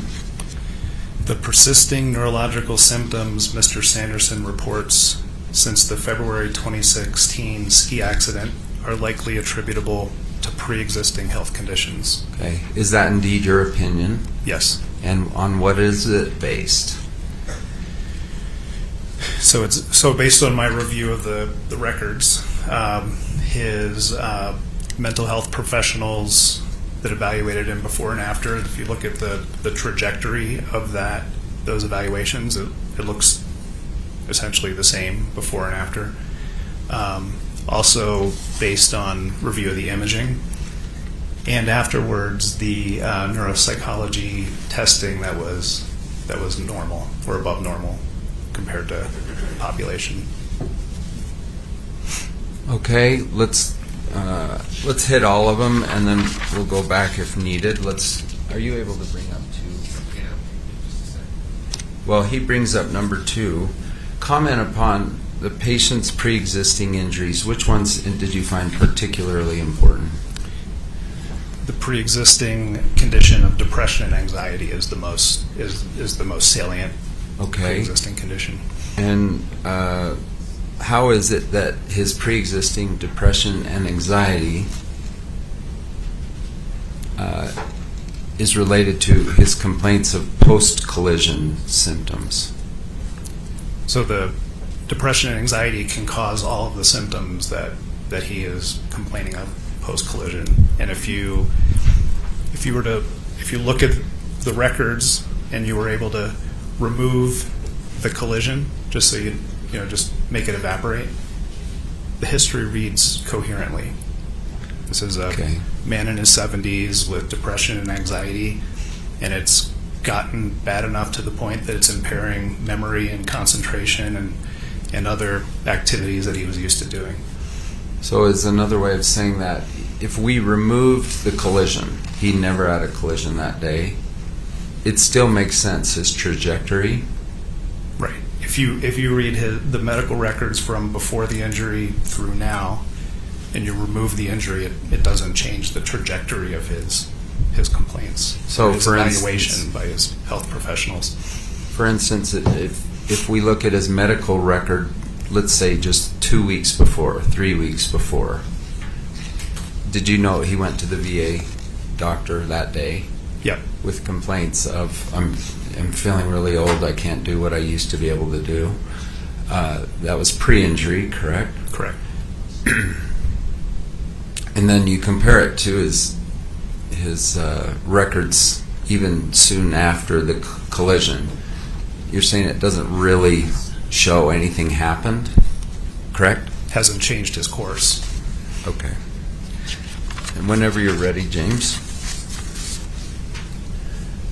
can you read your opinion number 2? The only neurological problems, Mr. Sanderson. I object to reading a report to the jury. You can tell it. No problem with that, but you shouldn't be reading it. We already dealt with this. Yeah, overruled. I think I ruled on it. Go ahead. The only neurological problems Mr. Sanderson has had maybe partly The only neurological problems Mr. Sanderson has had that may be partly attributable to the ski accident are those associated with the mild concussion he experienced during the accident. Okay. Can you fill in the meat on those bones? Help us understand that a little. Yes, so my opinion is if he had a concussion, it was very mild.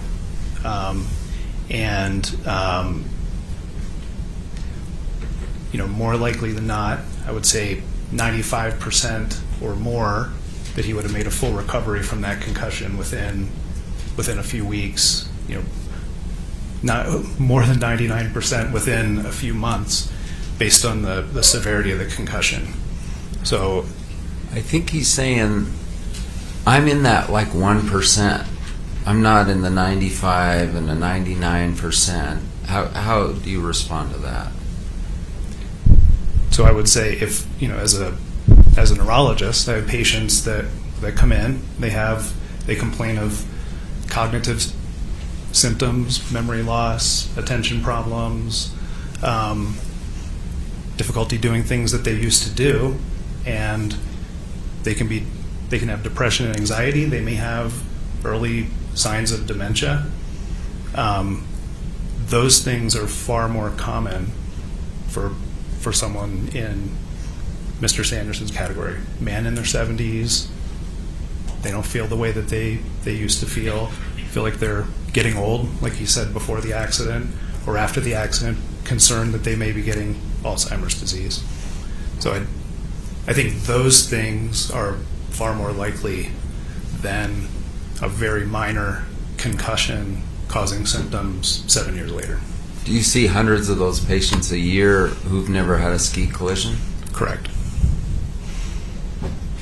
Okay, any other comment on your opinion number 2 that you would like to make?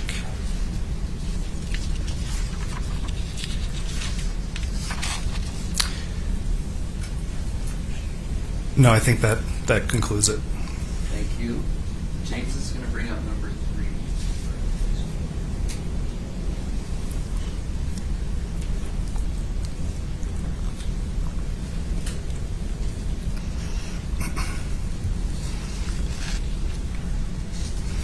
And do you have it there?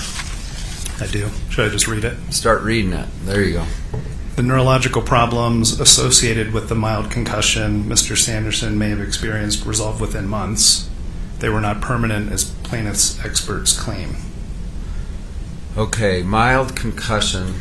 You weren't here, but did you hear Dr. Edgley testify or read his deposition? I've read the deposition. All right. So did he talk about, hey, a couple things we look at is length of... Objection. This states facts. There's no deposition. Sustained? Okay. Comment. I did misspeak. I forgot you didn't take his deposition. Is there some importance in determining the severity of concussion in terms of how long they're unconscious? Is that a factor? Yeah. Length of amnesia, length of loss of consciousness, or length of confusion. All right. I think those were the same 3 he said. All right. What do you know about length of unconsciousness? From my assessment, looking through the records, I don't think that there was loss of consciousness. Okay. Even if there was some loss of consciousness, it would have been brief. Is that fair? Seconds, yeah. And let's see, in terms of, I think, to be fair, I think Mr. Ramon said he was spread eagle, head down, out cold, over 2 minutes. I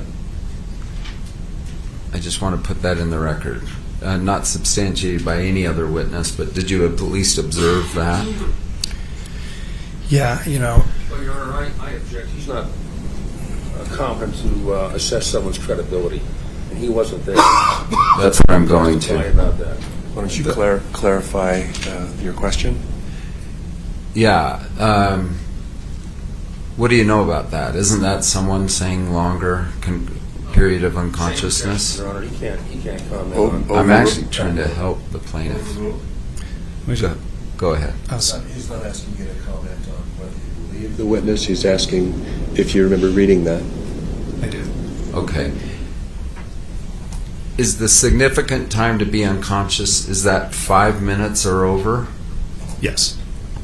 All right. And then comment, you said period of amnesia. What do you understand on that? Length of amnesia. What do you understand? The period of time that the person that has the injury is not able to remember either before or after the event. All right. And are you acknowledging that Mr. Sanderson had a mild concussion? More likely than not, he did. He had headache in one of the, I think it was the Instacare report, and so that would be consistent with a mild concussion. And it resolved within months? What do you base that on? I believe there was a report where he said it's getting better. Okay, and they are not permanent, as plaintiffs claim. Please comment. Correct. So the head injury was very mild. I mean, it fell in the most mild category of concussion, so kind of a grade 1. And the rest of the symptoms that he has, what could be caused by other conditions, which I would say are more common. And do you believe that more likely than not, that is why he continues to have some symptoms? Yes. In other words, not because of the ski collision, but just because of his aging, progressive brain. Correct. Let's read your fourth opinion. There are a total of 6, by the way. And the latter 2 we might just touch on briefly. So the fourth opinion is that Mr. Sanderson does not currently need ongoing neurological treatment. That's related to the ski collision? That's related to the ski collision. So I have to modify that slightly because this report was written before the assessment by Dr. Goldstein was available to me. Right. Goldstein, I think, recommended some care with regard to dementia. Correct. Did you hear that personally? I didn't hear it personally, but I read it in his actual report from when he evaluated Mr. Sanderson. Do you believe Mr. Sanderson to have sort of dementia symptoms? Yes. Your Honor, he's never evaluated him. Can't possibly comment on that without a clinical evaluation. That's a speaking objection. No foundation. Is it in the report? Do you have symptoms? So he's commenting on his further needs, and he's commenting on Sam Goldstein. There's nothing in the Why don't you report. ask a question, Nothing in the then we'll report about it, see. Judge. Go ahead and ask your next question. Okay, so you said Mr. Sanderson does not currently need ongoing neurologic treatment, true? Correct. That's what the report says. Okay. Since you wrote this, did you then read Sam Goldstein's updated opinion? Yes. Objection, Your Honor. Can't offer new opinions. Sustained. Thank you. Is there a drug that treats dementia? Yes. What is that called? It's called Your Aricept. Honor, I object. There's no opinion on dementia. Sustained? Thank you.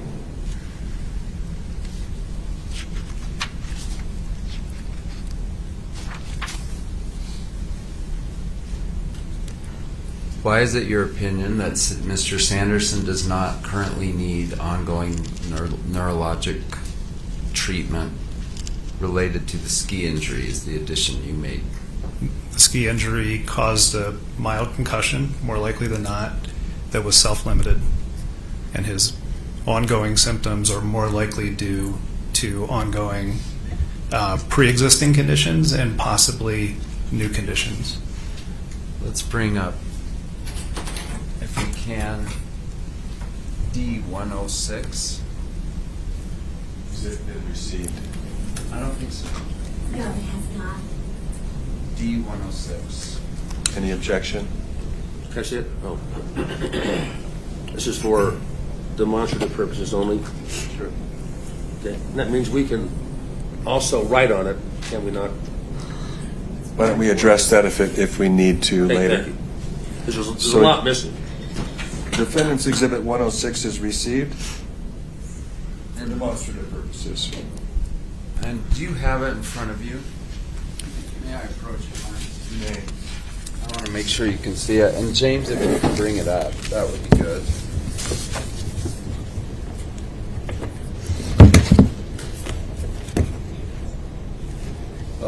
I think you might see it right on your monitor. Okay.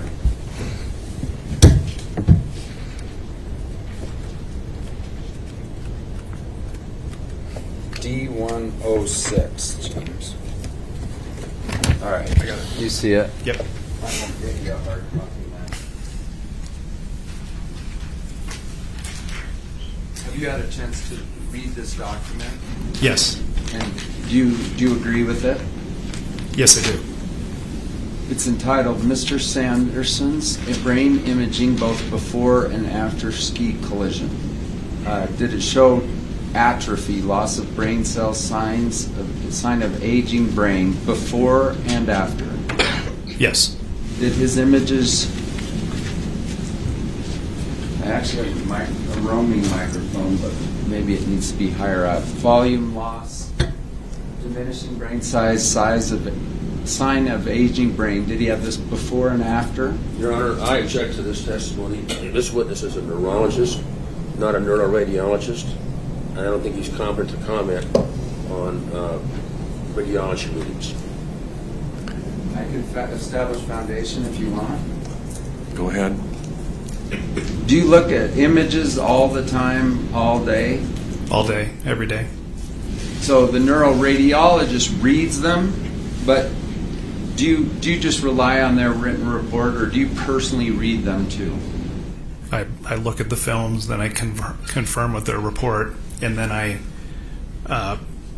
bring it together with what we see clinically. So I think the objection is somehow that you're not competent to talk about the imaging before versus after. Do you agree or disagree? I disagree. How so? So I've looked at the images. These are pretty standard MRI images that we see every day, and a major part of my practice as an outpatient neurologist was evaluating patients for dementia and specifically NPH. Saw hundreds of patients with the question of whether they had NPH. Which is that hydrocephalus? It's the hydrocephalus at the bottom. All right. So is it true that neuroradiologists essentially serve you? They don't personally talk to patients. You order the neuroradiologist to do a study, then it comes back to you, and you are the one who's face-to-face with the patient. Correct. Lee? I translate the... Just a second, sir. I'm sorry. Sustained as to leading. Okay. Have I established sufficient foundation? This does have the scientific, technical, or other specialized knowledge that will help the jury, so you may proceed. Okay, we talked about atrophy and volume loss. Enlarged ventricles. A ventricle is what in the brain? Is that like at Halloween when we see a mold of a brain? It's the little gooey stuff going out? You tell me. No. Okay. It's totally the wrong. Inside the brain there's fluid-filled sacs that contain spinal fluid. Okay. So it's the black thing in the middle on the MRI that Dr. Black went through.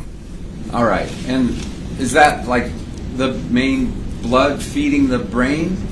What are they? No, What purpose do the ventricles serve? they buoy the brain, so it prevents the brain from having as much shock when we just move around in everyday life. All right. Chronic microvascular disease, is that something he had before and after? Yes, that was described by Dr. Black. Is that associated with cognitive decline? It can be. And why does he have that? Is that from this stroke event years earlier, or just bad luck, or eating too many donuts, or what?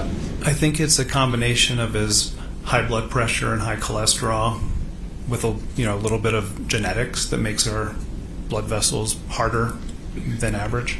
White matter disease, we've talked about that a little bit. It says they're damage to nerve fibers associated with memory, balance, and mobility issues. Did he have that before and after? Yes. And is that progressive in nature? It didn't look that unbelievably progressive. It looked stable over time. And why did he have that? Was that associated with the stroke event? No, I think it's probably associated with the chronic microvascular disease. The stroke event was in his eye. No evidence of trauma before or after. Is that true? That's correct. Concern for disease due to excess fluid buildup. That's the NPH. Was that a concern before and a concern after? Yes. Does he in fact have that condition? So that would be a condition that I would need further clinical evaluation to determine, but his MRI would be consistent with that condition. You mentioned earlier that his conditions are not permanent, as plaintiff's experts claim. And I just want to comment, do you believe Dr. Fong to have used unreliable science to make some of her opinions? Objection, leading. Sustained as irrelevance. Irrelevant. So if I sustain an objection, just hold on. Sorry. Thanks. They're about to get up and criticize you for not seeing this patient. Why didn't you? Why wouldn't you? Why would it be necessary if you needed to? Yeah, so I would always be willing, and actually didn't know that was an option. But in this case, and with many patients in my practice, we review tons of records before we see them. And actually, Mr. Sanderson probably had 10 times the amount of records that I have before I see my patients in clinic. You said 3,000 pages and lots of imaging. So I can know with 90% certainty going in based on the before and after imaging, the neuropsych testing over a period of years, his reports over time.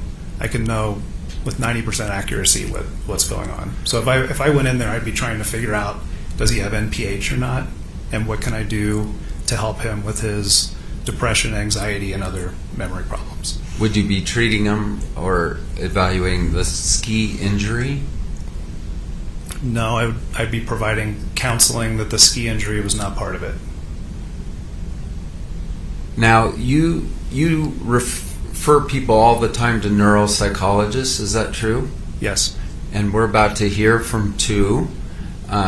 But you did have the benefit of multiple neuropsychologist exams at the VA, is that true? Correct. And do you know them to be good neuropsychologists? I don't know them. Okay.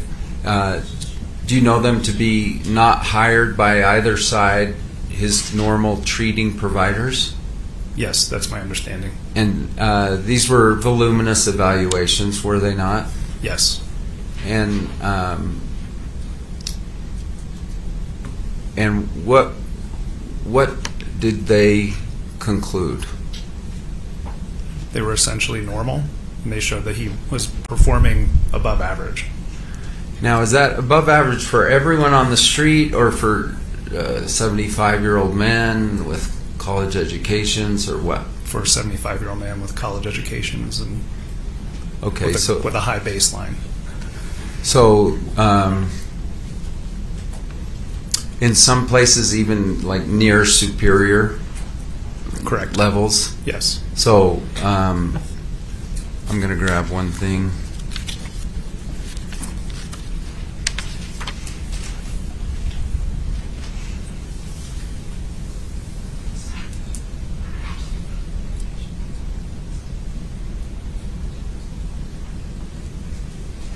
I think the jury's seen various neuropsych overviews, but do you agree he was tested in tens and tens and tens of categories? Yes. Did you see any of them below average? No. Did you see many above average? Yes.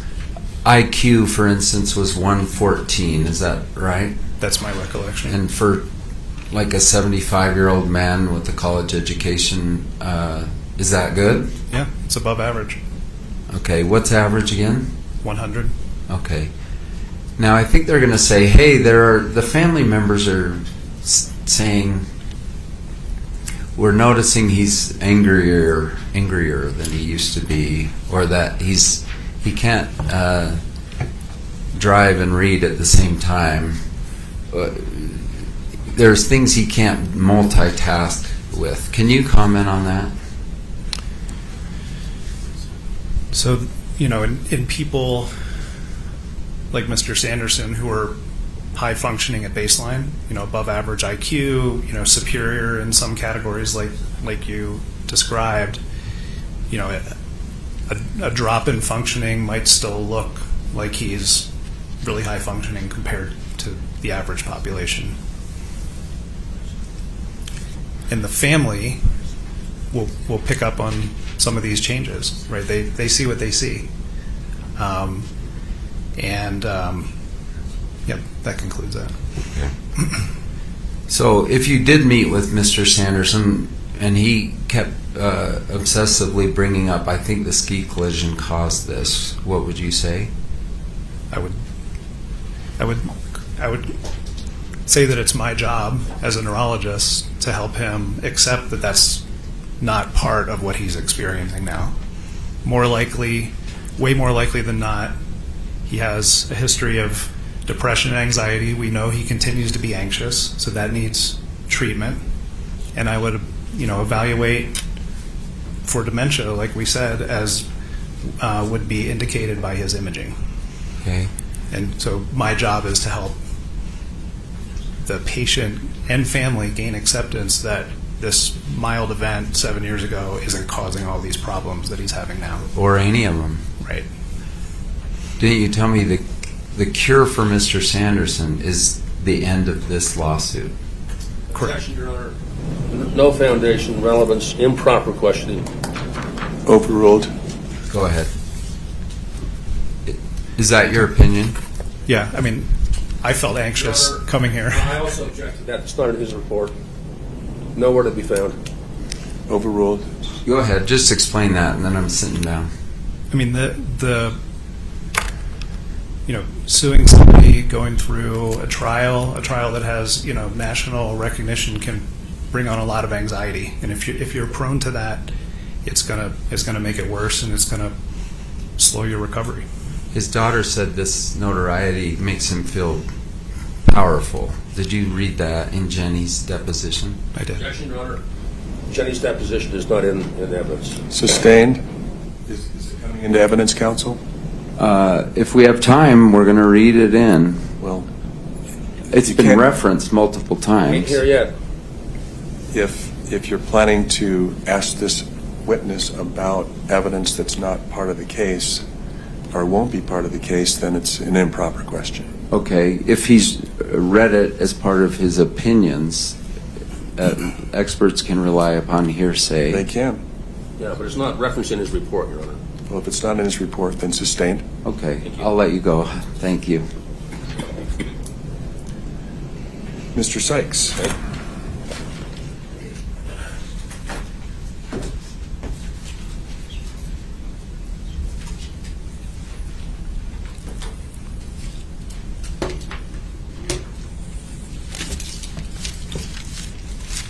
Steve Moore, this one.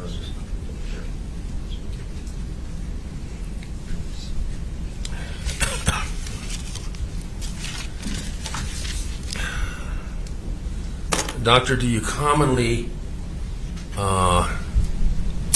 render opinions on your patients without a clinical exam? No. In the last 100 patients that you've seen or that are referred to you, how many have you rendered opinions on for other doctors without an examination, a clinical exam? So, we do have conversations with other doctors where they say, hey, what do you think about this case? And I may render an opinion without seeing the patient. But if it's my own patient, then it's part of my standard evaluation to see them. If it's your own patient, your last 1,000 patients that were your own patients, you would never render opinions about them without a clinical exam. Is that a fair statement? No, Never. I would form an opinion, but I wouldn't create a treatment plan and execute on it without seeing them. So, a clinical exam, would you agree, for this jury is an important factor for a physician. Correct. Yeah. Did you read the opinion of Dr. Edgley, testified yesterday? No, I did not. Okay. If he called a clinical exam the gold standard for a physician, would you agree or disagree with that?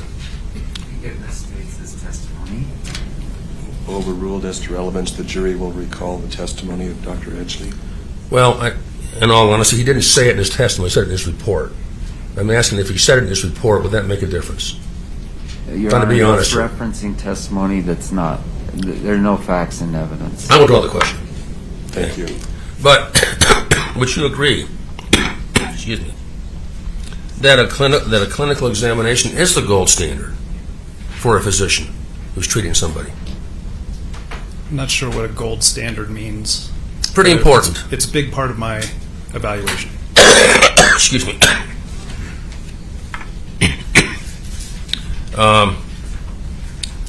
Secondly, I looked through your opinion pretty carefully. It was about 4 or 5 pages. I noted, let me see if I can get it here handy.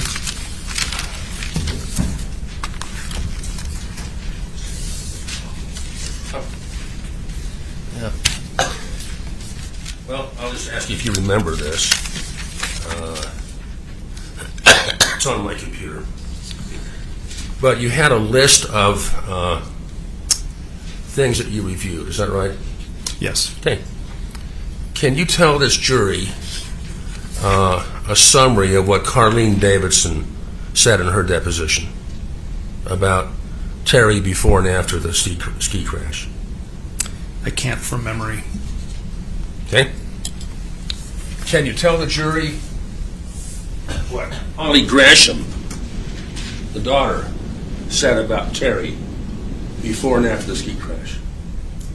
Yes, I did read Miss Gresham's deposition this weekend, or her statement. But you didn't read Carlene Davidson? I think I did, but I can't remember all the names. If you want to show it to me, I can comment on it. Tell the jury, if you can, what important information about Terry before and after the ski crash Holly Gresham said. So she feels that he, is not as engaged and able to do things in the way that he used to. I think that's probably the summary. That's a pretty mild statement of it, isn't it? Didn't in fact she say, Holly Gresham, daughter, excuse me, that there was a marked and sudden difference in her father in a wide variety of areas: personality, executive functioning, social problems, after the ski crash, almost immediately. Didn't she say that? I'm not sure she said executive functioning, but the rest of it sounds familiar. Did you read Shay Harris' deposition? Remind me of the relationship? Daughter. No, I did not. Okay? Those three are listed, and did you read or not read Carlene Davidson? I read it, but I can't remember what it says. You read it, but you can't remember it. Tell the jury if Shay Harris is listed there as one you had. S-H-A-E. I don't see it. One second, brother.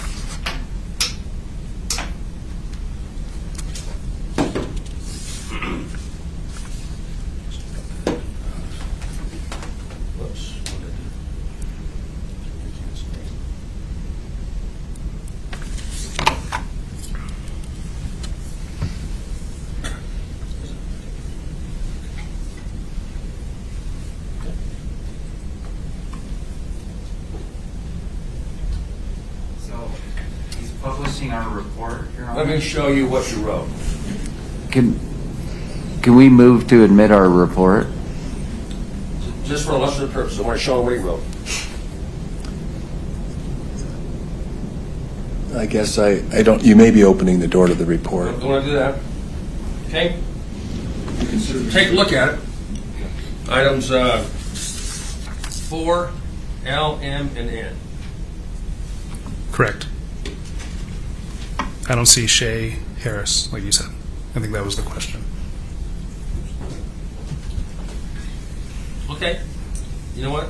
You're right. I don't see her there. I do see Carlene and Polly. So, the defense did not give you Shay Harris, right? Correct. Hypothetically, if Shay said there was a very, very sudden change in my dad before and after for what we call neuropsychological symptoms, would that make a difference in your opinion? It might have made a difference at the time, Okay. but at this point in time, it would not. Carlene Davidson testified. She was the second witness in the trial last week. Does this ring a bell that she was living with Terry for about a year and a half before the ski accident? Does that ring a bell? That does. And she was up here about 300 days a year in Salt Lake. From St. George, right? That was, yeah. And they also spent time in St. George together. Yep. And they went on international trips together. Yep. Is that right? Yes. Do you think she would get to know him pretty well during that time? Yes. She testified that there was a rapid and severe change in Terry after the ski crash that lasted, and she stayed with him for 6 months and then they parted ways. She said she was heartbroken. She was hoping for a marriage out of this. Your Honor, this compound. Sustained? Okay? She was hoping for a marriage out of this. Do you remember that in her deposition? Yes. Yeah.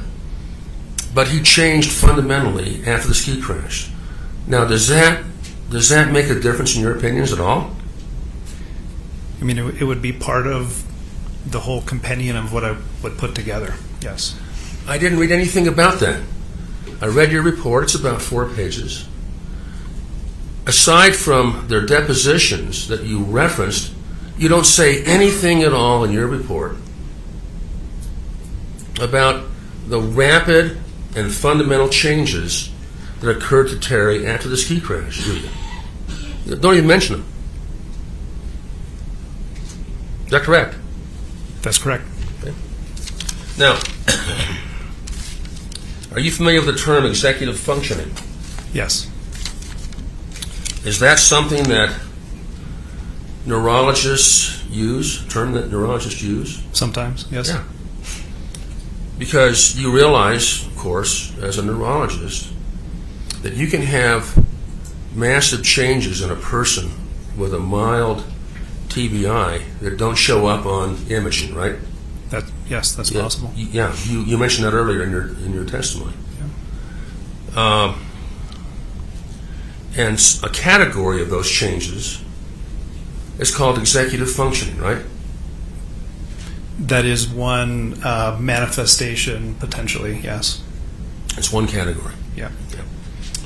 And I didn't see the word executive functioning even addressed in your report. Not even a mention, correct? Sorry, is that a question? Or Yeah, correct. What's the question? With an inflection for a question, yes. Is it in my report? Yeah. No, it's not in the report. Okay. Hey, Pete, would you... Thanks.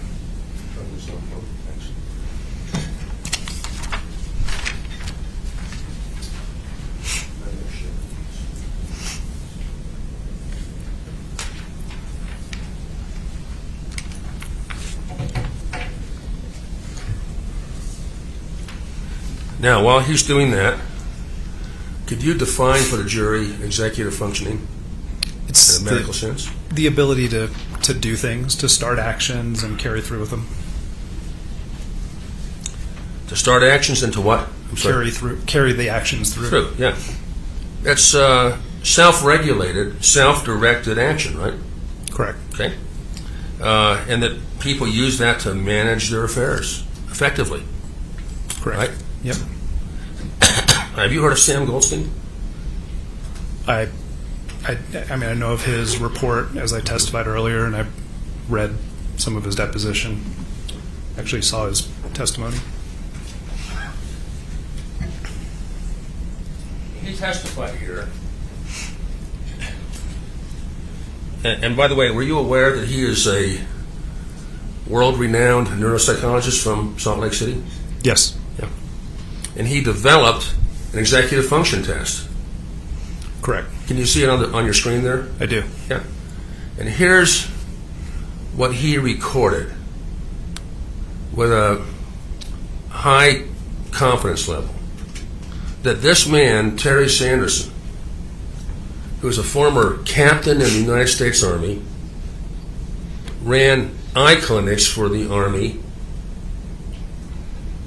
has an advanced degree in optometry, which I think is a 4-year degree, if I'm not mistaken,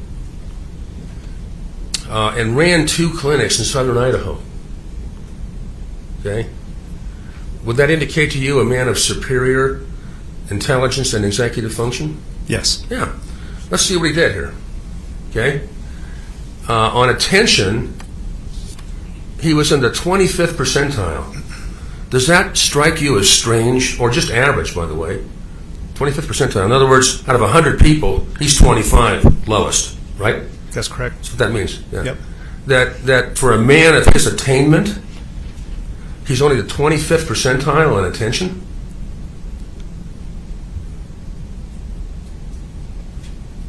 World-renowned neuropsychologist recorded this.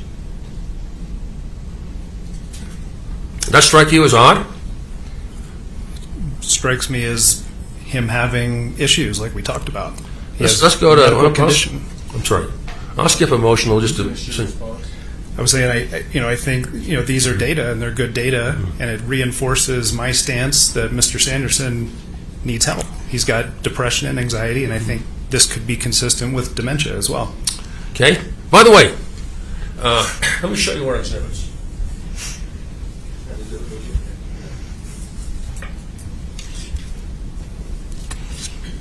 Your Honor, did we get the court one of these? No. Is that Yes. It's just an exhibit, no procuration. May I approach? Yes.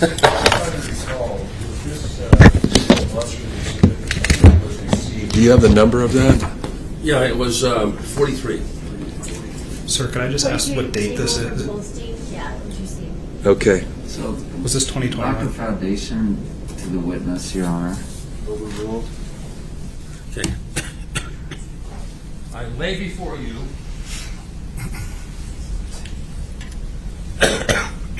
defense exhibits and plaintiff's exhibits.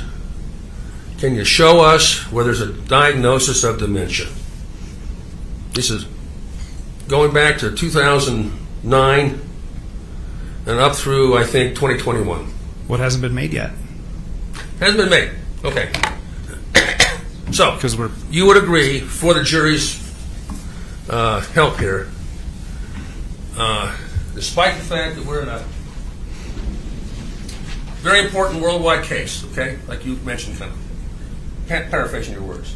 There's no diagnosis of dementia. hasn't been made yet. Yeah, because we're talking about a minor brain injury that happened in 2016 Okay. and not allowing him to move on to have a true diagnosis. Let's talk about flexibility. Exhibit 43. Low average, 23rd percentile for flexibility of a man who ran 2 clinics in southern Idaho. Does that sound really low? Sounds low. Yeah. By the way, you asked me the date. I think this was done in 2020. Okay. You can check that. I think it's 2020. Okay. Let's just come. Organization. Now, the ability to organize things is a very important part of executive function, isn't it?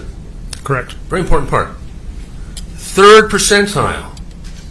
3rd percentile. Now, I'm just a simple country lawyer. If that were me, I'd understand it. But I didn't run 2 clinics.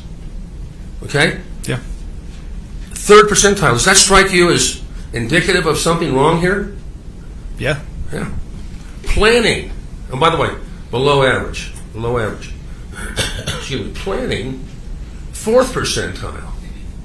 Below average. Does that strike you as very low for a man of his attainment? Very low. Self-monitoring, 10%. That strike you as very low for a man of his attainment? It does. What about working memory? For a man who did everything he did, working memory of 5 percentile. It's low. All right. Now, Can we make one more comment on that, by the way? Well- Or do you want to move on? oh, let's just move on. It's related to Goldstein's report. What's that? You know, my impression from Goldstein's report is that that's why he was recommending the cholinesterase inhibitor, is based on these kinds of findings. Well, Which is a treatment for dementia. if you don't remember specific things about his executive functioning from his family, do you? No, I don't. Yeah. Or from Carlene.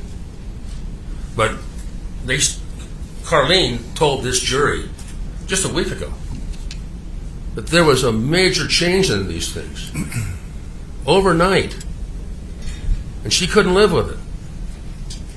All right. Now, excuse my cough here. I don't get a cold very often, but this is a killer. Did you see anywhere in these records? Okay, now let me just preface this. Terry Sanderson has been a patient of Veterans Administration. He was a veteran. Yeah. I think since the early part of the century, early 2000s, when he moved down here from Idaho. Right. And he's got a lot of records there. And there are a lot of records that you read after February 26th of 2016, correct? Right. Yeah. Now, in those records, do you see anywhere where Terry Sanderson was accused of faking, malingering, or magnifying symptoms for money? No, sir. Nothing there, is there? Okay. Nowhere where he says, I'm in it for the money. No. And did you read the reports of Goldstein, Fong, and Gibby? I did. Yeah. They're all treating physicians for him. Correct. You aware of that? Treating. Yes. Okay. They're all pretty competent, aren't they? Yes. Dr. Fong said she's treated thousands of patients with mild TBI. You aware of that? I wasn't aware of the number, but I Yeah. know that she treats. She mild missed TBI. trial here because she's lecturing over in Holland on what she does. She's lecturing in the Netherlands. You aware of that? No, I'm not. I think she was going to Spain after that. Anyway, and she said, and by the way, are you aware that these kind of doctors, at least the neuropsychologists, they give tests that have cleverly embedded tests for malingering? You aware of that? I am. Yeah. And neither the VA or these 3 doctors found any suggestion of faking or malingering or magnification. Or you aware of that? Correct. I agree. Or any suggestion that he's doing this for money. Right. I didn't. It's an insulting comment. But there's no suggestion of that, is there? I didn't see any evidence. Do you think he's doing it for money? I don't know. I have no opinion on that. Thank you. Now, with respect to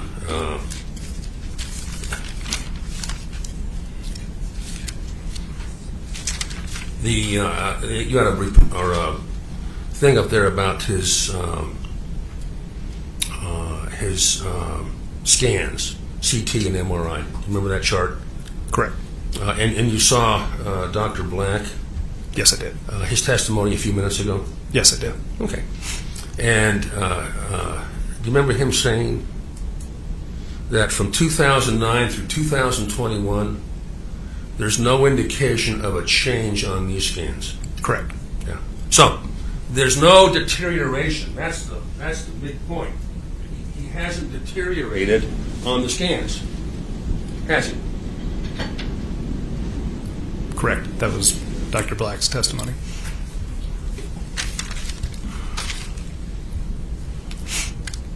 And you agree that he had a mild concussion? Correct. More likely than not. More likely than not. Okay, that's good enough. And you also agree that he's got, and I think in your report, you said, Mr. Owens said 1%, but you said 5% of people with this condition, mild traumatic brain injury, do not recover completely. Correct. Okay. Now, do you think that an executive functioning outcome like that is more toward the 5%? What do you think? I don't. You don't? No. Okay. Is the fact that the people that love him, that know him the best, say there was a significant and sudden, dramatic change in him after this ski crash, do you think that moves him more toward the 5%? I don't. You don't? Okay.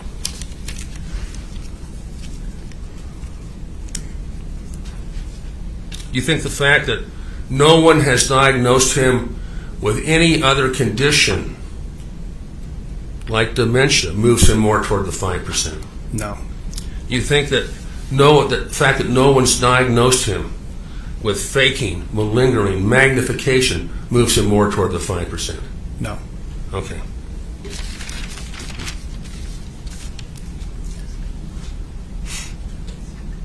You talked about atrophy in the aging brain. Yes. Okay? That is a normal condition, right? It can be. And it's asymptomatic in many people. It can be. Okay?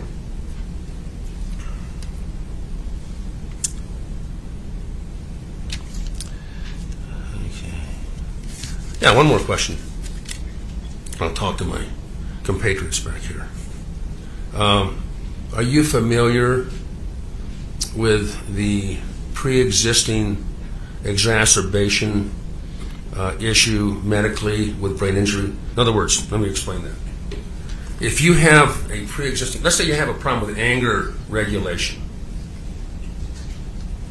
or some other negative quality, okay, that oftentimes a TBI, even a mild TBI, can exacerbate those symptoms. You aware of that?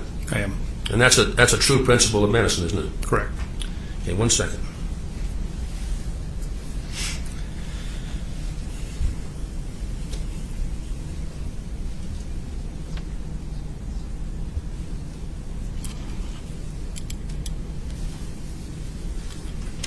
Would you agree that a person who's had a concussion is at greater risk if they have another concussion? Second injury syndrome, they call it. Yes. Okay. That's all I've got, Judge. Thank you. Thank you. Thank you. Mr. Owens?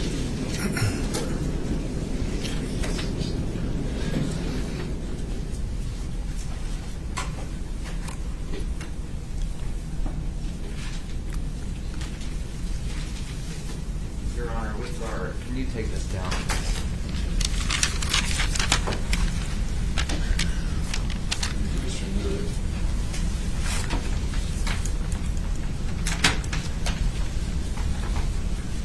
And James, are you hooked up? Thanks. In our last witness with Dr. Black, we actually referred to a document, Plaintiff 33, page 8 and 9, and it was admitted.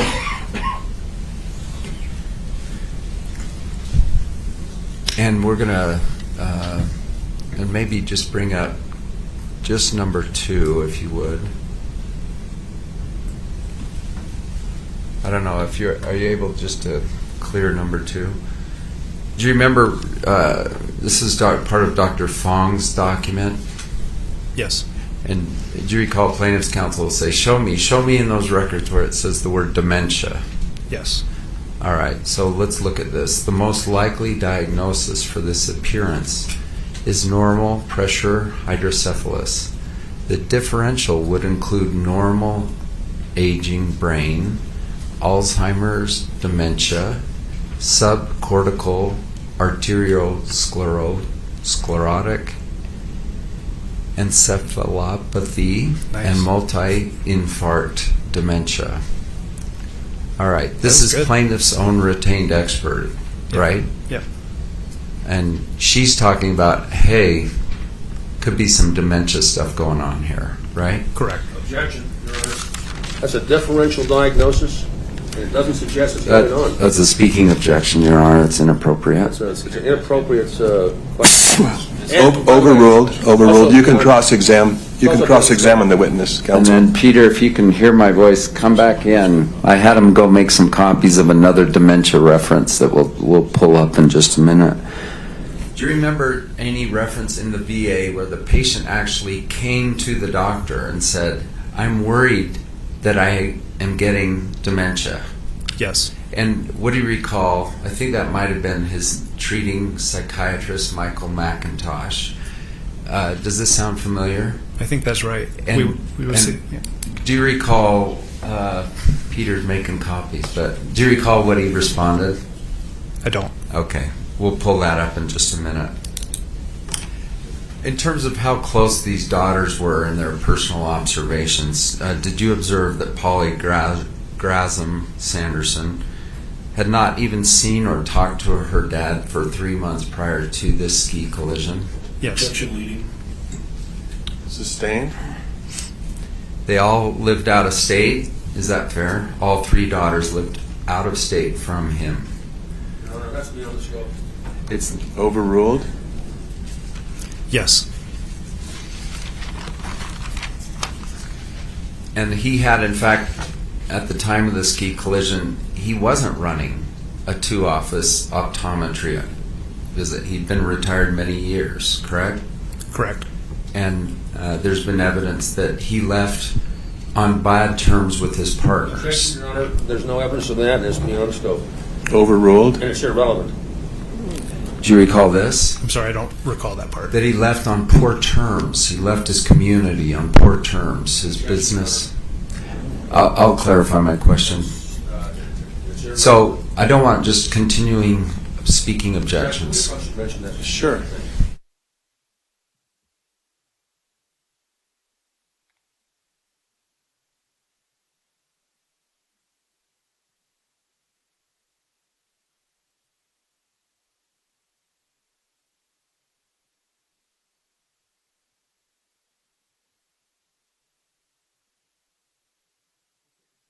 Right now, while we talk about this.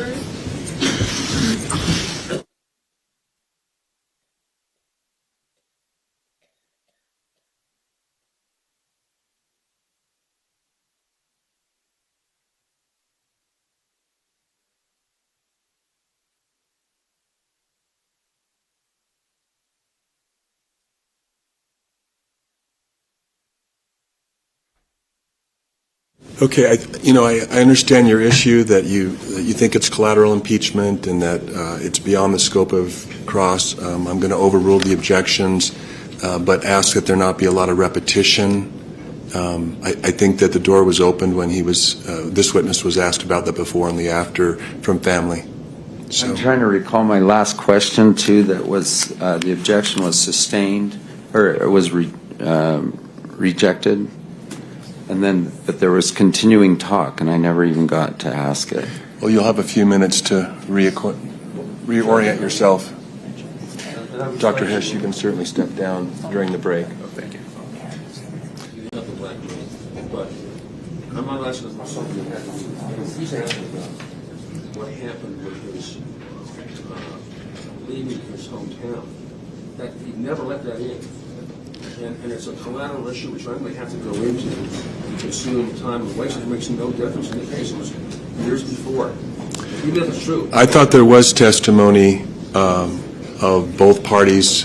Well, I thought there was testimony of issues with when he left his business, that there were issues. I don't think so. And So, Your Honor, so just let me finish. Sure. You know, repeatedly. So, I mean, we can't bring up Gwyneth Paltrow's. No, I'm asking you to explain where. Well, first of all, where did that come in? Sure. It's in Terry's deposition, by the way. I think he even used the word like his partner had If it's in his, deposition, then it's not in the record. only because I have been able to finish with Terry. But his own daughter, for instance, said he left. He enjoyed a good reputation until his affair in that community. That was in the record. That's in our. That's in Was that evidence. in the record? That's in evidence. I think you sustained an objection to that, didn't you? No. No, it's in evidence because you were making him out to be just this beautifully respected man in the community, and his own daughter said, not so. Well, I think. Fair is one thing, but I mean. Business partner but problem. I don't think that's come up, Judge. I'm saying it's wrong about it. I don't think it's come up. I know I've read it. I just don't know if it came out on the record. I don't think it did. So I know it to be true because Mr. Sanderson actually. So I asked him. We're not proving truth necessarily right now. We're proving. Did you see it in the record? Because they can testify as to what they've reviewed, and then I can follow up on it. So it doesn't have to be in as a fact. As a fact. I think under 403, I'll exclude it.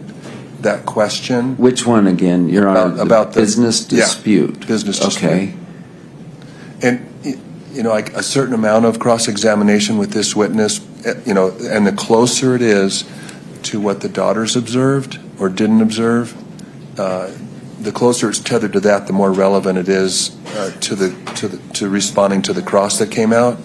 But if to pull out, I guess, the defense's laundry list of complaints about the plaintiff, or not complaints, but points, I don't know that this is the appropriate place to do that, given the scope of direct. All the family members are saying he had dramatic changes before, and I've been saying, actually, they're pretty distant, and sure. So questions that are tethered to those issues are fine. Okay, and just so we know what we're doing as soon as we go on, we're going to present VA record 922 to 924. And then what? So that's defense exhibits what? And is this part? Are you introducing these, or are you just showing them? I'm about to find out.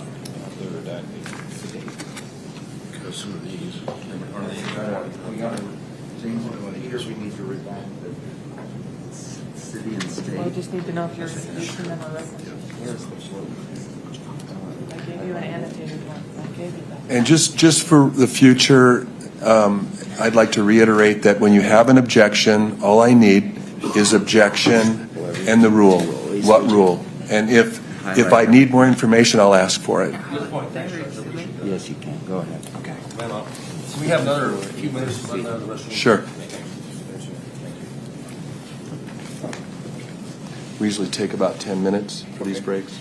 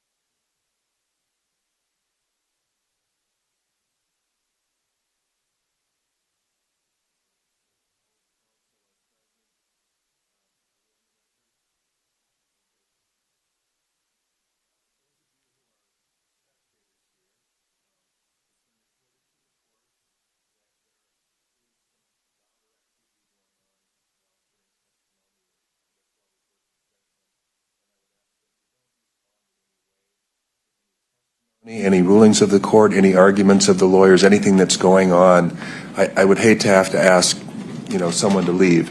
So if you could please keep your thoughts to yourself, keep your reactions or emotions, even your facial expressions, until the court's not in session. So thank you. We're ready.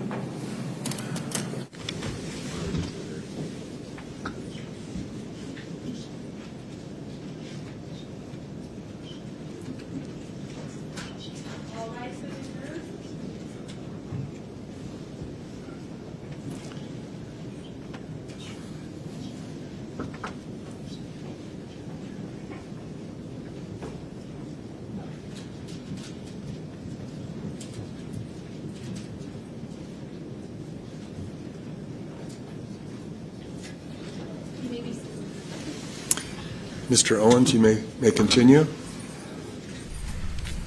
Just to let you know, I've got another court hearing at noon. Thank you, Your Honor. I'm circulating Defense Exhibit 114. May I approach you? You may.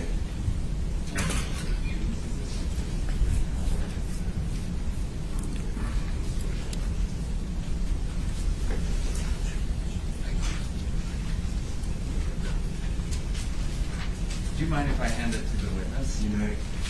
We may get you a copy. And it's Exhibit 114. Okay. D114. Did you say D as in dog? D as in defendant, yes. Okay. And does the plaintiff have any objection to this witness or this exhibit?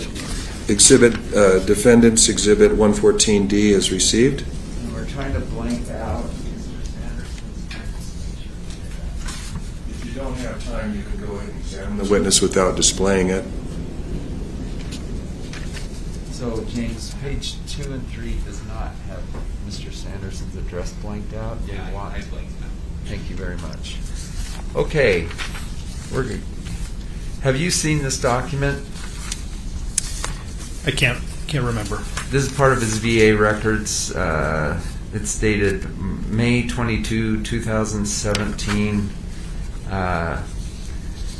Bottom right is marked VA 922. Yes. So if the incident was in February 2016, this is about a year and 3 months later. You with me? Yes. And if we go to the second page, VA 923, and James is going to bring this up. You see under the subjective, and James, I think the address is there, so you want to get rid of it. I'm going to come show you where I'm going to start reading. Patient reportedly. Yes.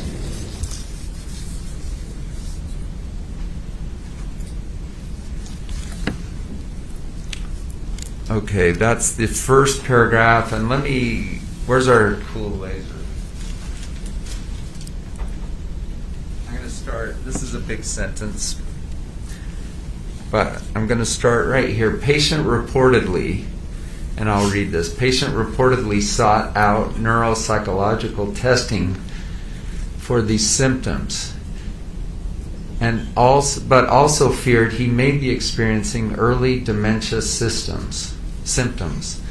Mr. Sanderson noted that he felt reassured following the testing, but is still concerned regarding some of the cognitive changes he has experienced. So that's another reference to him being concerned with dementia. True?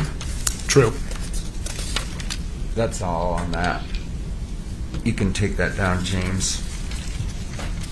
Executive function testing, does that rely on the patient, some subjective reports from the patient?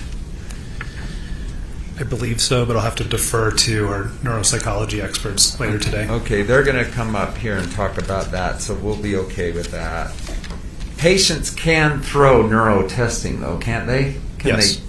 they, fill in the tic-tac-toe, and the patient can actually say, I don't know. Objection, beyond scope. Overruled?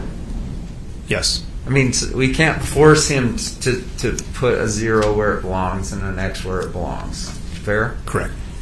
And are you aware of studies that say being a litigant in a case like this actually frequently leads to patients overstating their damages? Objection, 401, 403, and beyond scope.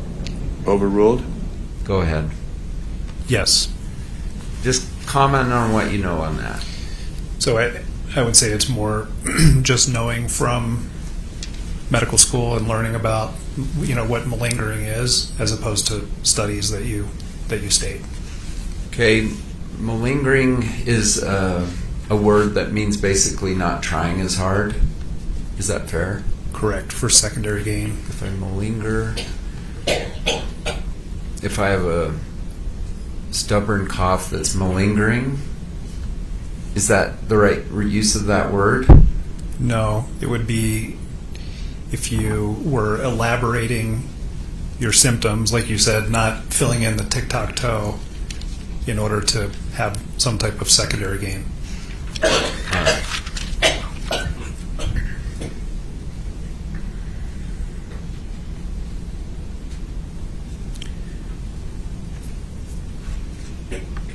What we do know is that he ran a business in Idaho many years earlier. True? True. Objection, Your Honor, same thing we talked about previously. Overruled? True. And then he retired in part due to his failing eyesight. Do you know that? I don't know that. All right.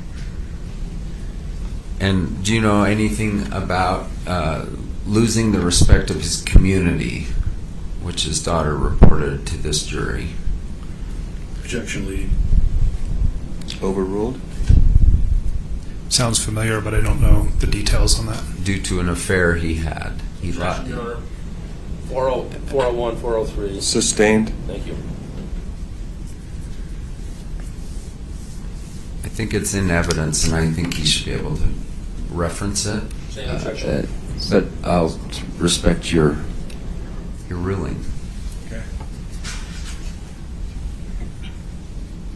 Can anxiety and depression and hyperfixation, can they throw off executive functioning? Yes. All right. One thing Sam Goldstein said the other day was that he's obsessed. He's obsessed with this case, this notoriety, this media. Can that throw off if someone's obsessed, can that throw off their executive functioning? Yes. Objection, foundation. Overruled? Just comment on that for me, please. Yeah, so being obsessed, being extremely anxious, or having other, being depressed, that's a whole continuum, can cause a whole host of cognitive dysfunction, including executive function, but also problems with concentration, attention, memory, all the above.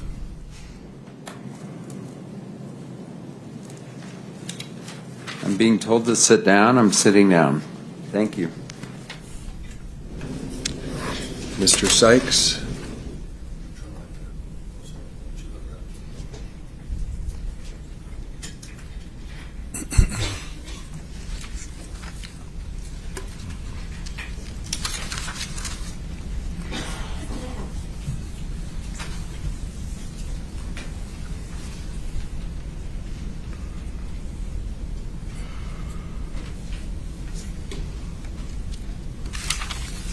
Doctor, in that report that you have there,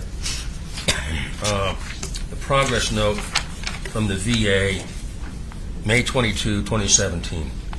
I'm just looking at it, Exhibit 114. Okay. Yes, sir. This was the reason, read that to the jury, the reason for the visit.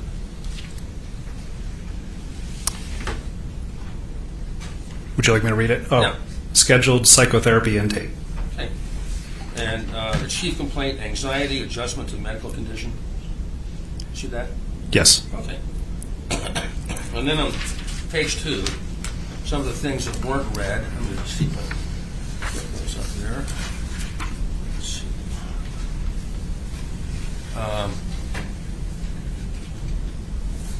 Don't know. says subjective. Now, Mr. Owens read you part of that. Okay. Can you see what I'm referring to here? Yes. Okay. He says, recently referred by Dr. Manson following neuropsych testing, where anxiety was suspected to be affecting patients' cognitive functioning. You see that? Yes. Yeah. And Mr. Sanderson reported that he was in a ski accident 1.5 years ago, where he was hit by another skier who lost control. He reportedly had 5-minute LOC and broke 4 ribs. You see that? Yes. And he was evaluated and told he had a concussion. Yes. Right. And that's actually what happened. He was evaluated and told he had a concussion, wasn't he? Yeah. That's what we discussed. By several. Yeah. He said that over the past year and a half, his cognition has gradually improved. Right? Correct. Now, people that are malingering don't go tell their doctors that they've improved, do they? I don't know that I can make that general statement, but I think the fact that he improved, we talked about, which is a sign of. But he has continued to have difficulties. Your Honor, With, interrupted my client. I'm sorry, I didn't mean to. Sorry, my expert. I'm sorry. I didn't mean to interrupt you. Yeah. Did you finish your response? Well, I was just saying that we did talk about this earlier, that he had gotten better from the concussion. Not gotten completely better, but he improved, right? He improved. So his cognition has gradually improved, but he's continued to have difficulties with motivation, energy, and anhedonia. That's a term that the jury may not understand. Loss of enjoyment of life? Correct. Okay. So, at least 2 of the 3 of those are things you commonly see with executive functioning problems, aren't they? Motivation, energy. Correct. Okay. He also described difficulties with spatial tasks such as driving, getting lost, and puzzles. Those are frequently executive functioning problems, aren't they? Yeah. There are also major signs of dementia. Okay. He reportedly sought out neuropsychological testing for these symptoms, but also feared that he may be experiencing early dementia symptoms. Okay? I think it was smart for him to think that. Smart. Mr. Sanderson noted that he felt reassured following the testing, but is still concerned regarding some of the cognitive changes he has experienced, right? Correct. And you understand that he was tested and told he doesn't have dementia. You understand that? Yes. And no diagnosis. Correct. Of dementia, ever. Right? Correct. Okay.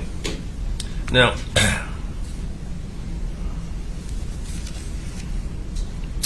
also,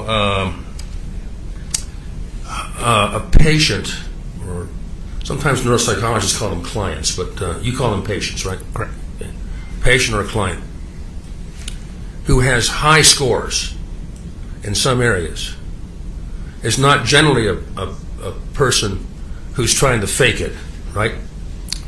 Correct. High scores, right? Correct. And in some areas, some intellectual areas, Terry Sanderson has super high scores on testing, super high, right? That's right. Okay.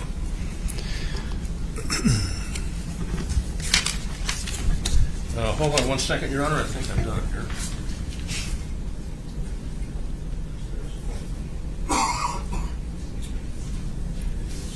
No further questions. Mr. Owens? No, Your Honor. No more questions. Thank you. All right. Thank you, Dr. Hesh. You're excused. Thank you for coming. Thank you. Just leave it right there in front. Thanks. Oh, you know what? I do have one more. You mind if I just take 1 more minute with him? I think he's excused. Sorry, Mr. Sykes. Yeah, but he's still in the courtroom. Do you have another minute? Very short. All right. Come on in. Thanks. So you're still under oath? Yes. I apologize for missing you. You talked a little bit about NPH. Yes. Normal pressure hydrocephaly or hydrocephalus? That's correct. Okay.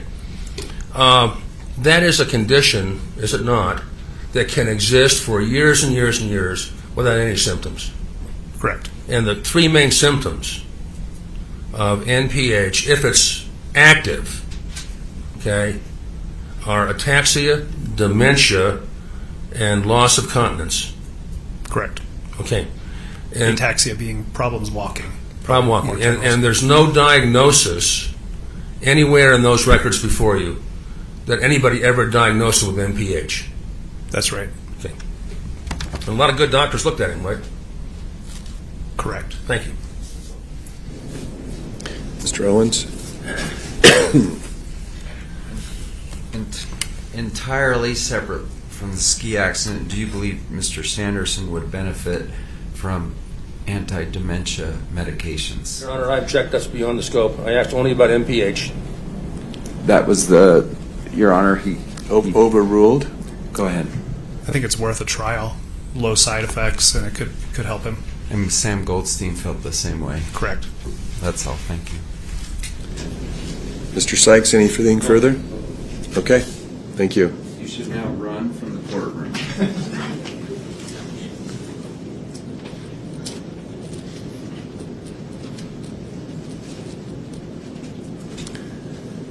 Mr. Owens, you may call your next witness. Thank you. James has this one. I'm giving the clerk the official 114. Your Honor, we call Dr. Angela Eastfold, a neuropsychology expert. Thank you.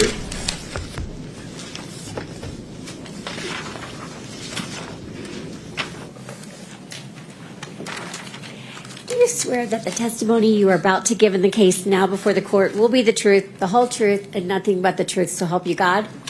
Thank you. Good morning. Would you take a seat and then state your name and spell it? Okay. My name is Angela Eastfold, ANGELA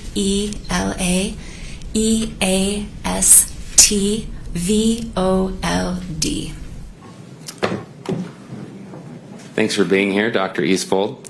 And I believe, Your Honor, you said you have a hearing at noon, and so we'll be quick for the first part here. Would you like to end right at noon or a little bit before? Maybe a couple minutes before would be great. Okay, great. One or two. Sure. I'll keep my eye on the clock. Dr. Eastfold, what do you understand your role to be in this case? I was hired to review the records and provide opinions on the facts around his injury. Okay, and were you asked to look at Dr. Goldstein, plaintiff's neuropsychology expert, and his evaluation in particular? Yes, But you looked at everything. You looked at all the records? I did. And we don't have to name them all. There are thousands, correct? Yes. And they span what period, do you recall? 2004 to 2022. Okay. And I think after we come back from the break, we'll do what we did with Dr. Hesh. You have a report that also has some headings, and that will help us take you through those. But if we may start with just a general understanding of your expertise and why the jury should listen to you about these matters. So I'm a board-certified neuropsychologist. I have a PhD in clinical psychology with a specialization in neuropsychology. I then completed a 2-year fellowship at the Veterans Hospital in Tampa, Florida, where I received 2 years of specialized training in the full spectrum of brain injury, from mild to severe. And brain injury has been my primary area of expertise since. I was then a faculty in the neurology department at the University of Utah for 6 years, and during that time, I regularly lectured to physicians and psychologists and trainees on concussions and provided continuing education courses on concussion diagnosis and management of this. And then since 2011, I've also been an independent consultant to professional sports teams as part of their concussion protocol. That is all required now. So when a player gets a concussion, they are required to have an evaluation by me in order to be cleared to return to play. So I am deeply involved in concussion. And for the past 2 years, my work is 80% concussion. So in your review of Mr. Sanderson's medical history and other records, I guess we should mention, did you review the Deer Valley records I did. Okay, the incident report and the instructor comments, these accident records, you reviewed those? Yes, And you reviewed depositions connected to the events of the collision. I did. So in your review of all of that, what is your opinion about Mr. Sanderson as it relates to concussion? You want me to go into my first opinion? Yeah, we'll get to it, but just for the general overview. In yeah. general, that if he suffered a concussion, it was at most a mild concussion. Great. And what about the symptoms connected to that concussion if he had one? I believe that the symptoms resolved, or the symptoms that were there might be better explained by other conditions. That pre-existed the collision? Yes. Okay, so that's a good just general overview. Anything else you would add as a general overview of your opinions? No. That's a good just short, again, we'll get into introduction. details. Yes, there's a lot of details I'm looking forward to going into. Okay, great. So I want to pull up the exhibit that the jury was just looking at with Dr. Hesh. It's a plaintiff's exhibit P43. I just switched my iPad here into the system. It looks like it's taken a second. This is the executive functioning table. Do you recall seeing that? I do. And do you recall reviewing that in Dr. Goldstein's evaluation of Mr. Sanderson? I do. And that's where this comes from? Correct. And I'm going to just pull it up right here and ask you, what does this table, what is it trying to accomplish? Okay, this is important.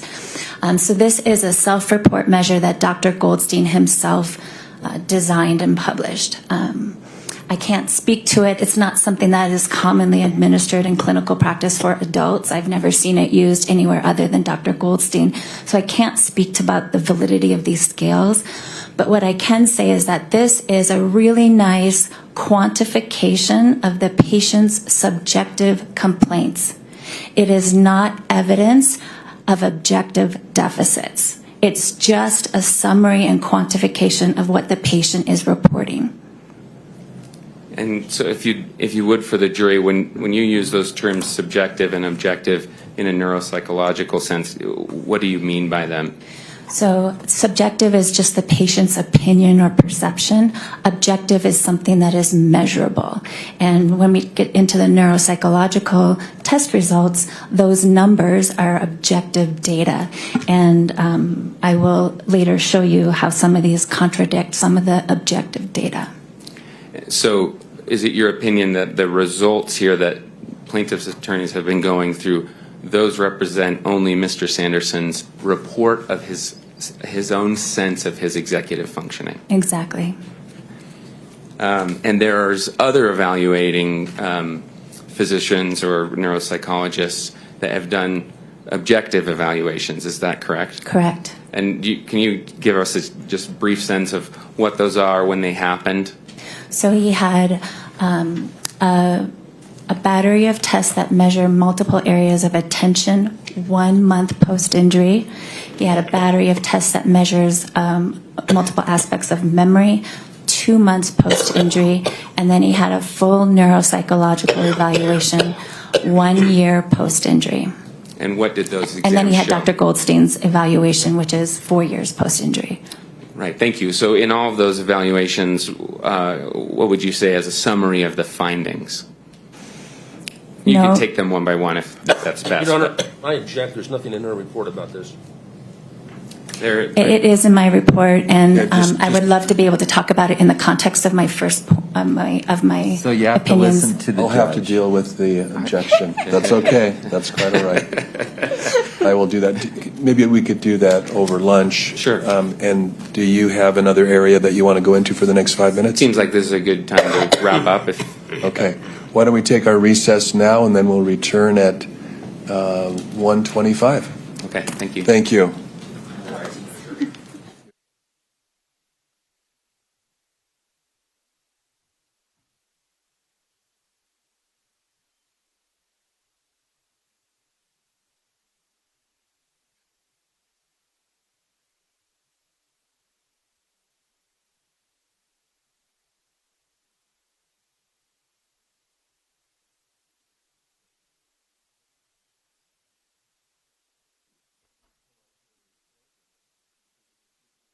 Not a deposition, is that right? No deposition. It was just, Okay. Let me pull that up, and then I can address your objection. And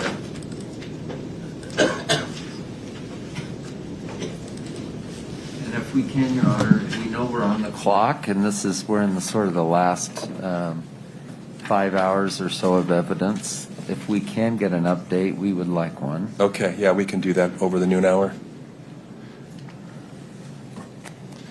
All right, so remind me again, what was your question, Mr. Egan? I was just asking about the post-accident evaluations, and she does discuss those, I believe, under Section 3 of her report, and maybe also in Section 1, cognitive assessments in March and April of 2016. She talks about those there, and then she talks about Goldstein's in the 2017 Dr. Madsen evaluation in point 3. Okay, and so that was the direction that you were going based on using the parameters of her reporting? Yes. Okay. All she talks about is March and April of 2016, March 8th of 2016. And this is under 3, neuropsychological evaluation completed by Dr. Madsen, 2017, and then she talks about Goldstein's evaluation in 2020. Okay. It's different than what. So the subject matter in general is certainly within the scope of her report, so objection will be overruled. Your Honor? As I said, it's under point 3, and if you go a couple paragraphs in, you'll see. Excuse me.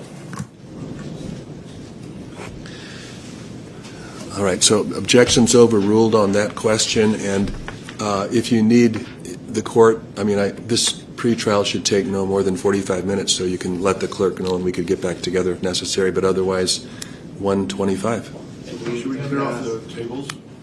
No, I'll go to the next courtroom. Just update, we intend to ask our 2 neuropsych people, and then I intend to ask Terry Sanderson to the stand. Can we confirm? Your Honor, he will be in the courtroom this afternoon. Your Honor, they released Terry Sanderson. They said they weren't going to call him again.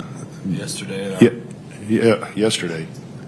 So were you That was for the to complete their cross of the scope of your direct. They're going to call him under the rules as the adverse witness in their own case. So, anything else, counsel? No, I just want to make sure he's in the courtroom this afternoon. In the courtroom or available to testify? Oh, I thought he was going skiing. So Okay. Can you make him available, Mr. Sykes, this afternoon? No problem, right? Okay, thank you.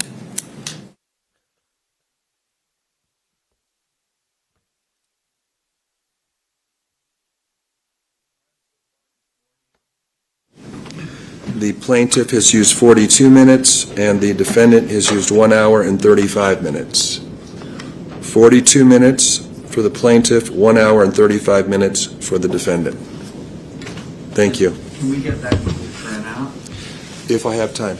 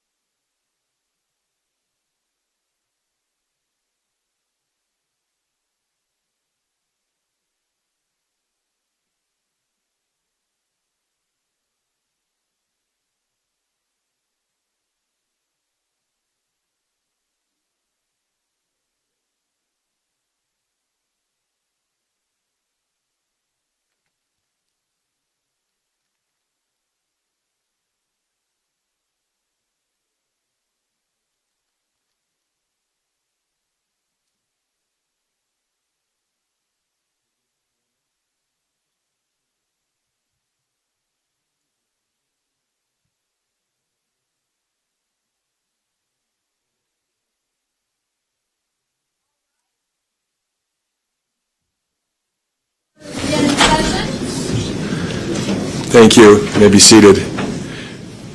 Counsel, are we ready for the jury, counsel? Can we just have an overview of the clock situation? I can tell you what I understand. Let me pull it up.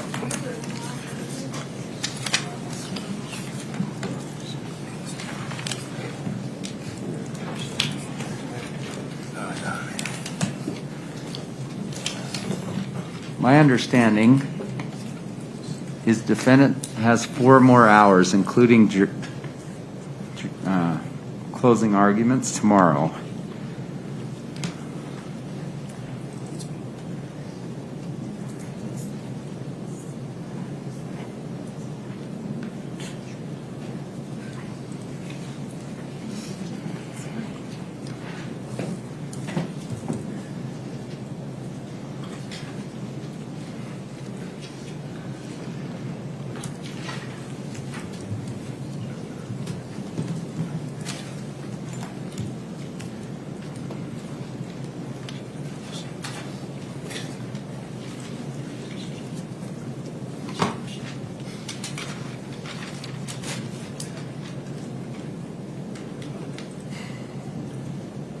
Thank you for doing this. Oh, sure.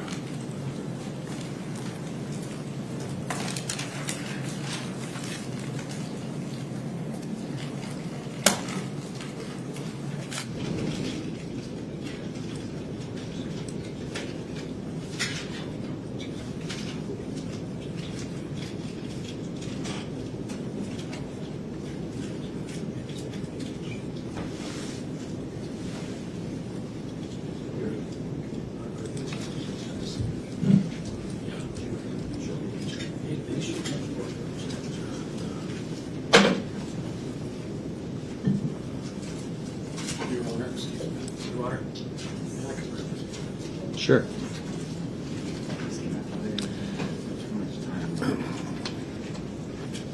Well, between this afternoon and tomorrow, there's approximately 5.5 hours of jury time available. And the time that I have that each party has taken is 16, for the plaintiff, 16 hours and 1 minute, and for the defendant, 16 hours and 25 minutes. Does that comport with your computation?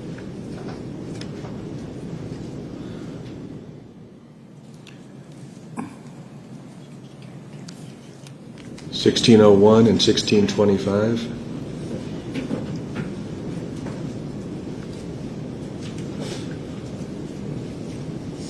So, can you calculate what I have left? That will help me.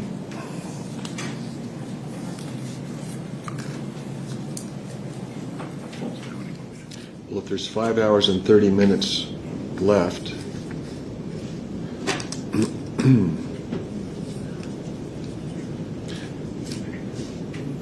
you get less than half of that, right? If we take 1 hour apart, 1 hour for each party to occur tomorrow for closings, then can we calculate what's, we want to comply with the court's order on this.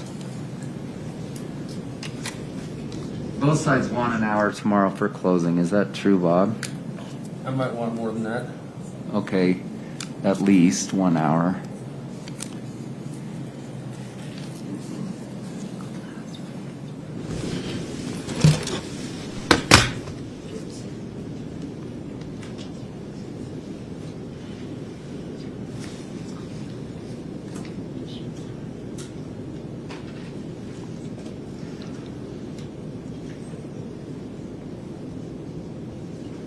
So that's about 6 hours and 30 minutes in front of the jury, including closing arguments.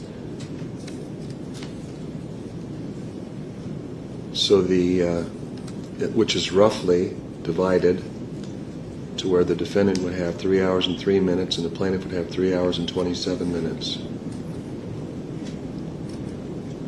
And then if we take out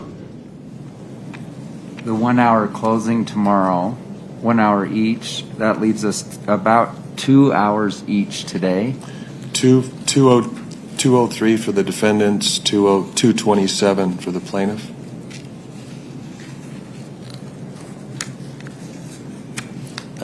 And I'm not saying that has to happen. I mean, that can't happen today because we don't have enough time to do it today.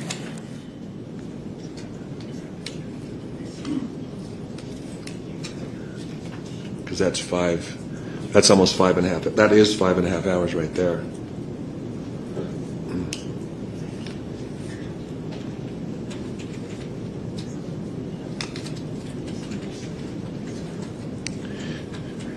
Okay, ready for the jury then?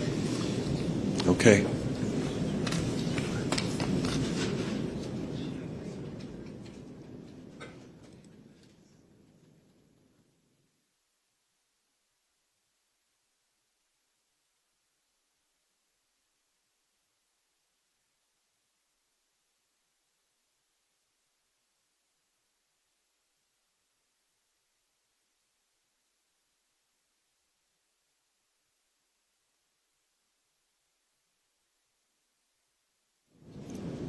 Why don't you come on and take the witness stand, be ready.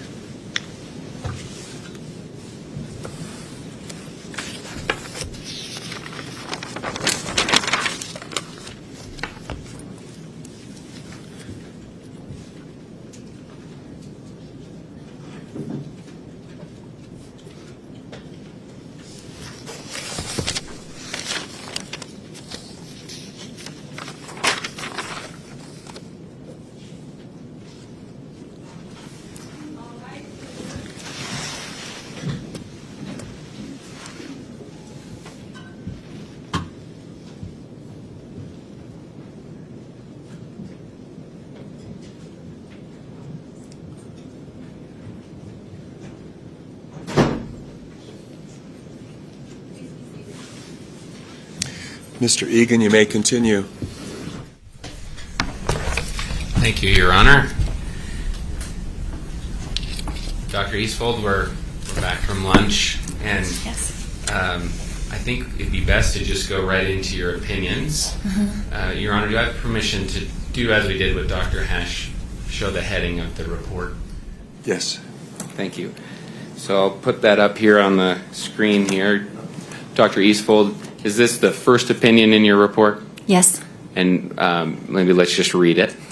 Plaintiff suffered at most a mild concussion from the collision occurring on 2/26/2016. Okay, so and why is that your opinion? Okay, so when I'm forming opinion on whether there's been a concussion or not, there's three main things that I'm looking at. One, the mechanism of injury. Is it sufficient enough to cause a concussion? Two, the acute injury characteristics. What symptoms were present in the minutes and hours immediately after the collision? And then what did the clinical course look like after that? And I'm most interested in the 3 to 4 months after an injury. Things that are happening after that are less likely associated with the concussion. Okay, so those are the three things I'm looking at. So one, the mechanism. So there was a collision, two people ran into each other, he hit the ground. That is a feasible mechanism for an injury. Two, the acute injury characteristics. So there's two symptoms. One, loss of consciousness. Now, he's reporting 5 to 10 minutes of loss of consciousness. Based on all of the available evidence, that is improbable. And I can go into that more. You've probably heard a lot about that. But my opinion is that if he suffered loss of consciousness, it was seconds, not minutes. Okay? The duration of loss of consciousness is important because the longer the loss of consciousness, the more severe the injury. Okay, so it is my opinion that there was seconds of loss of consciousness, if at all. And then by the time the EMT, Whitney Smith, arrived, she described some mild disorientation, which was kind of a rattled response to this unexpected collision on the ski hill. There wasn't any gross confusion or any other significant mental status changes. And then, of course, he was complaining of rib pain.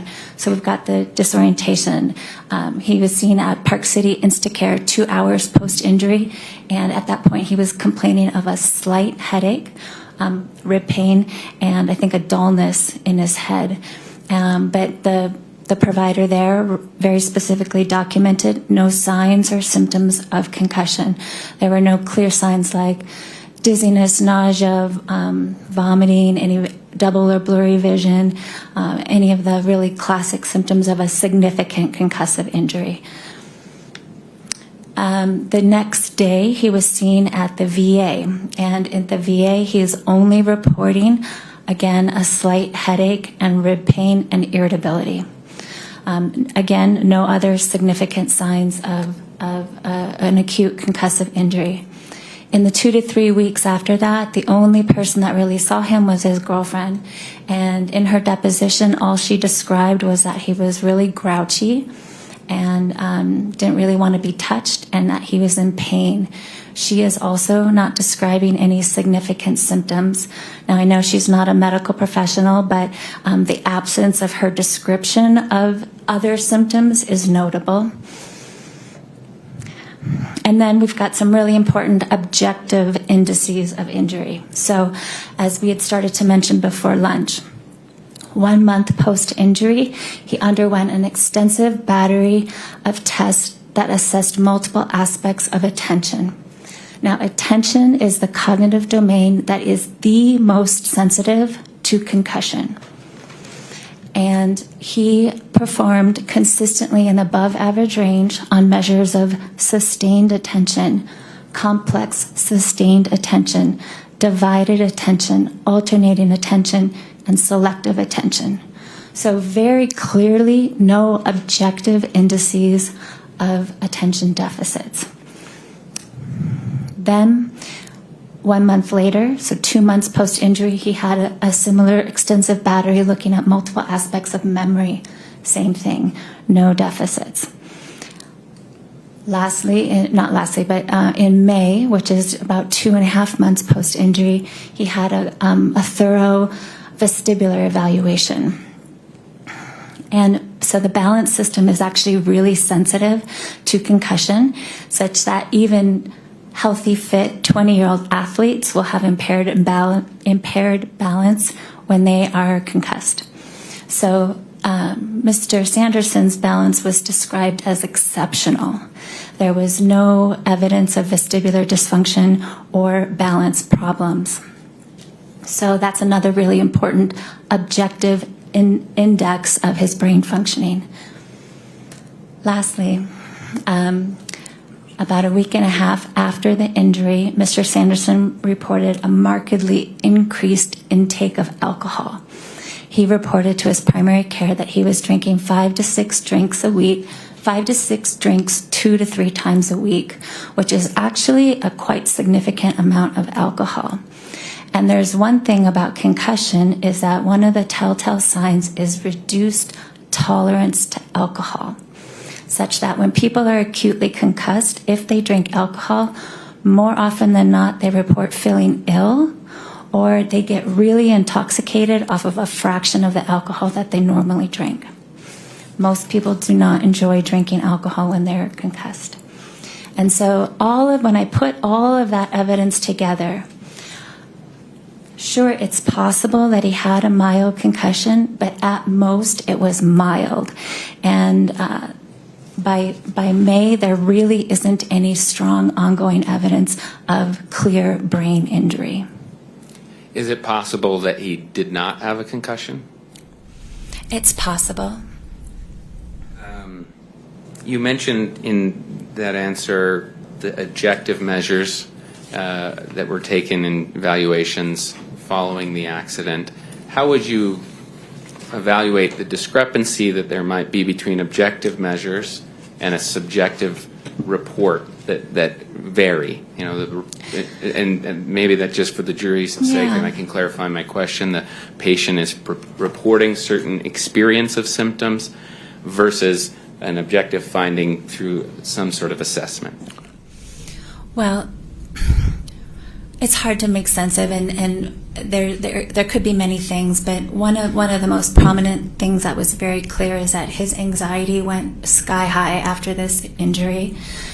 His blood pressure was through the roof. He was emailing his provider saying, I'm having a hypertension crisis. He was doubling his medication, and it wasn't helping. So it was very clear that he was experiencing a lot of anxiety, and anxiety can certainly drive perception of a lot of these difficulties. Did you note a record a few weeks prior to the ski collision that included Mr. Sanderson's report that he was feeling old all of a sudden?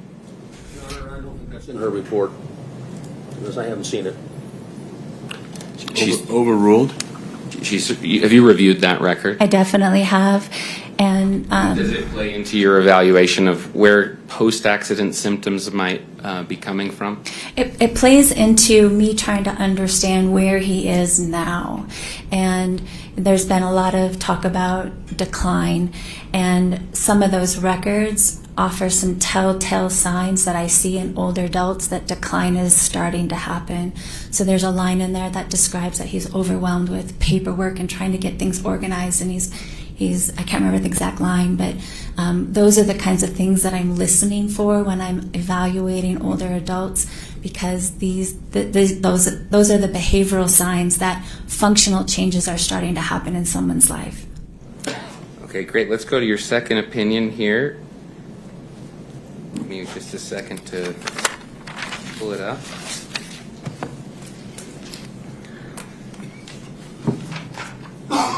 As I pull it up, you can read it, Miss. Sure, I can read it from my Dr. paper. Eastfold. Yeah, I apologize. Plaintiff's course and evolution of self-reported symptoms is inconsistent with the known trajectory of concussion-related symptoms. So, why would you say that?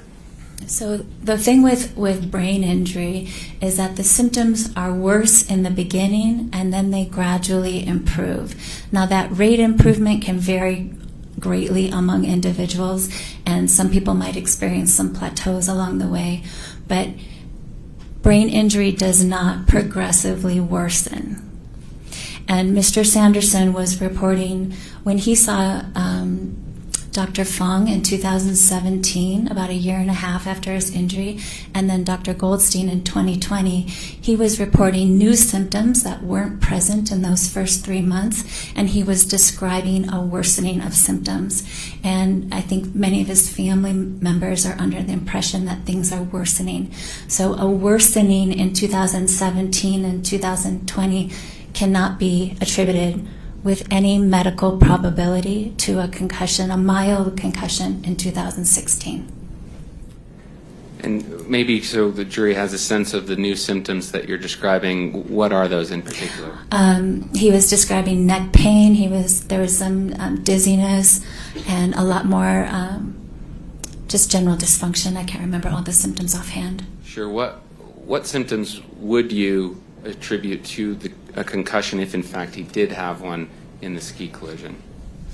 Well, again, there really isn't any strong evidence of symptoms in those first 3 months. He wasn't even really, he was reporting difficulties with his thinking skills, but yet on objective tests he was performing normally. So it's difficult to separate what was anxiety during that period and what was true concussive deficits. But I think another piece is that even one of his daughters saw him in May, I believe, for a graduation, and described him as feeling kind of slow and dull, not as engaged as he usually is. And that could certainly be a symptom of concussion, but even she said that fully resolved, and he has since returned back to his extroverted self. And so, again, that's the known trajectory that I would expect for a concussive injury, but not new or worsening symptoms years later. Thank you. Let's move to your third opinion, unless there's anything to add. I think that suffices. Okay, thank you. So number 3, will you read that for us? Plaintiff's medical history is notable for a number of comorbid conditions that better explain reported course of decline. And why do you say that? Okay, so as a neuropsychologist, a really thorough medical history is essential to understanding the context of the person, of the brain that I'm evaluating. And there are a number of medical conditions that are known to increase risk of premature cognitive decline as one ages, or risk for developing dementia. Okay, so this is a really important piece. So the biggest and most important one is the topic that we've been discussing today, is this abnormal brain MRI. Okay, a grossly abnormal structural abnormalities on his brain. There's volume loss, there's enlarged ventricles, there's microvascular ischemic disease. So there's a lot of problems here. And are these the problems I think you were in the courtroom when Dr. Black was talking about Yes. the imaging, the same things Exactly. he was talking about? Yes. And so that brain MRI alone, and no other information, that MRI alone predicts problems as he ages. It is a question of when, not if. And again, going back to, you mentioned the medical records 3 weeks prior to this collision. Again, there's subtle evidence that decline was happening, and I can talk about, well, maybe that's I'm jumping ahead. That's another, we'll get there, I'm sure. Okay, so the MRI, that's a huge red flag for me as a neuropsychologist, okay? Now, he's got a lot of other medical issues, and I'll briefly go through these, okay? So he was diagnosed with sleep apnea in 2003. Sleep apnea is a disorder where one stops breathing for short episodes repeatedly through the night. The consequence of that is that when you stop breathing, the blood oxygen levels go down. Reduced oxygen is not good for your brain, and over time that causes problems. Untreated sleep apnea alone will cause cognitive decline over time. And most importantly, it's also associated with fatigue and headaches, and most prominently, attention and executive dysfunction. Okay, so he was unable to tolerate the CPAP machine, and so that went untreated. He also has chronic insomnia. We know... I object. There's no foundation. She's not a medical doctor. These are... She can't, just a second. She can't speculate about what these mean from a medical standpoint. I think she qualified her answer as to what it meant to her as a neuropsychologist. So for that limited purpose, I'll allow the evidence. Thank you, Your Honor. And if I may, Dr. Eastfold, I want to just make sure I'm following these, the medical history that you point to that might better explain, or that does better explain Mr. Sanderson's post-accident symptoms, includes the pre-accident imaging that you've discussed, the untreated sleep apnea, and now I believe we were going on to a third one, but because of the objection, I cannot recall. There's a list. So again, kind of getting a very clear picture of what his pre-injury status is. Okay, so these are the ones that I'm going through are all risk factors from a neuropsychological perspective. And so chronic insomnia, we know that chronic insomnia is a risk factor for developing dementia.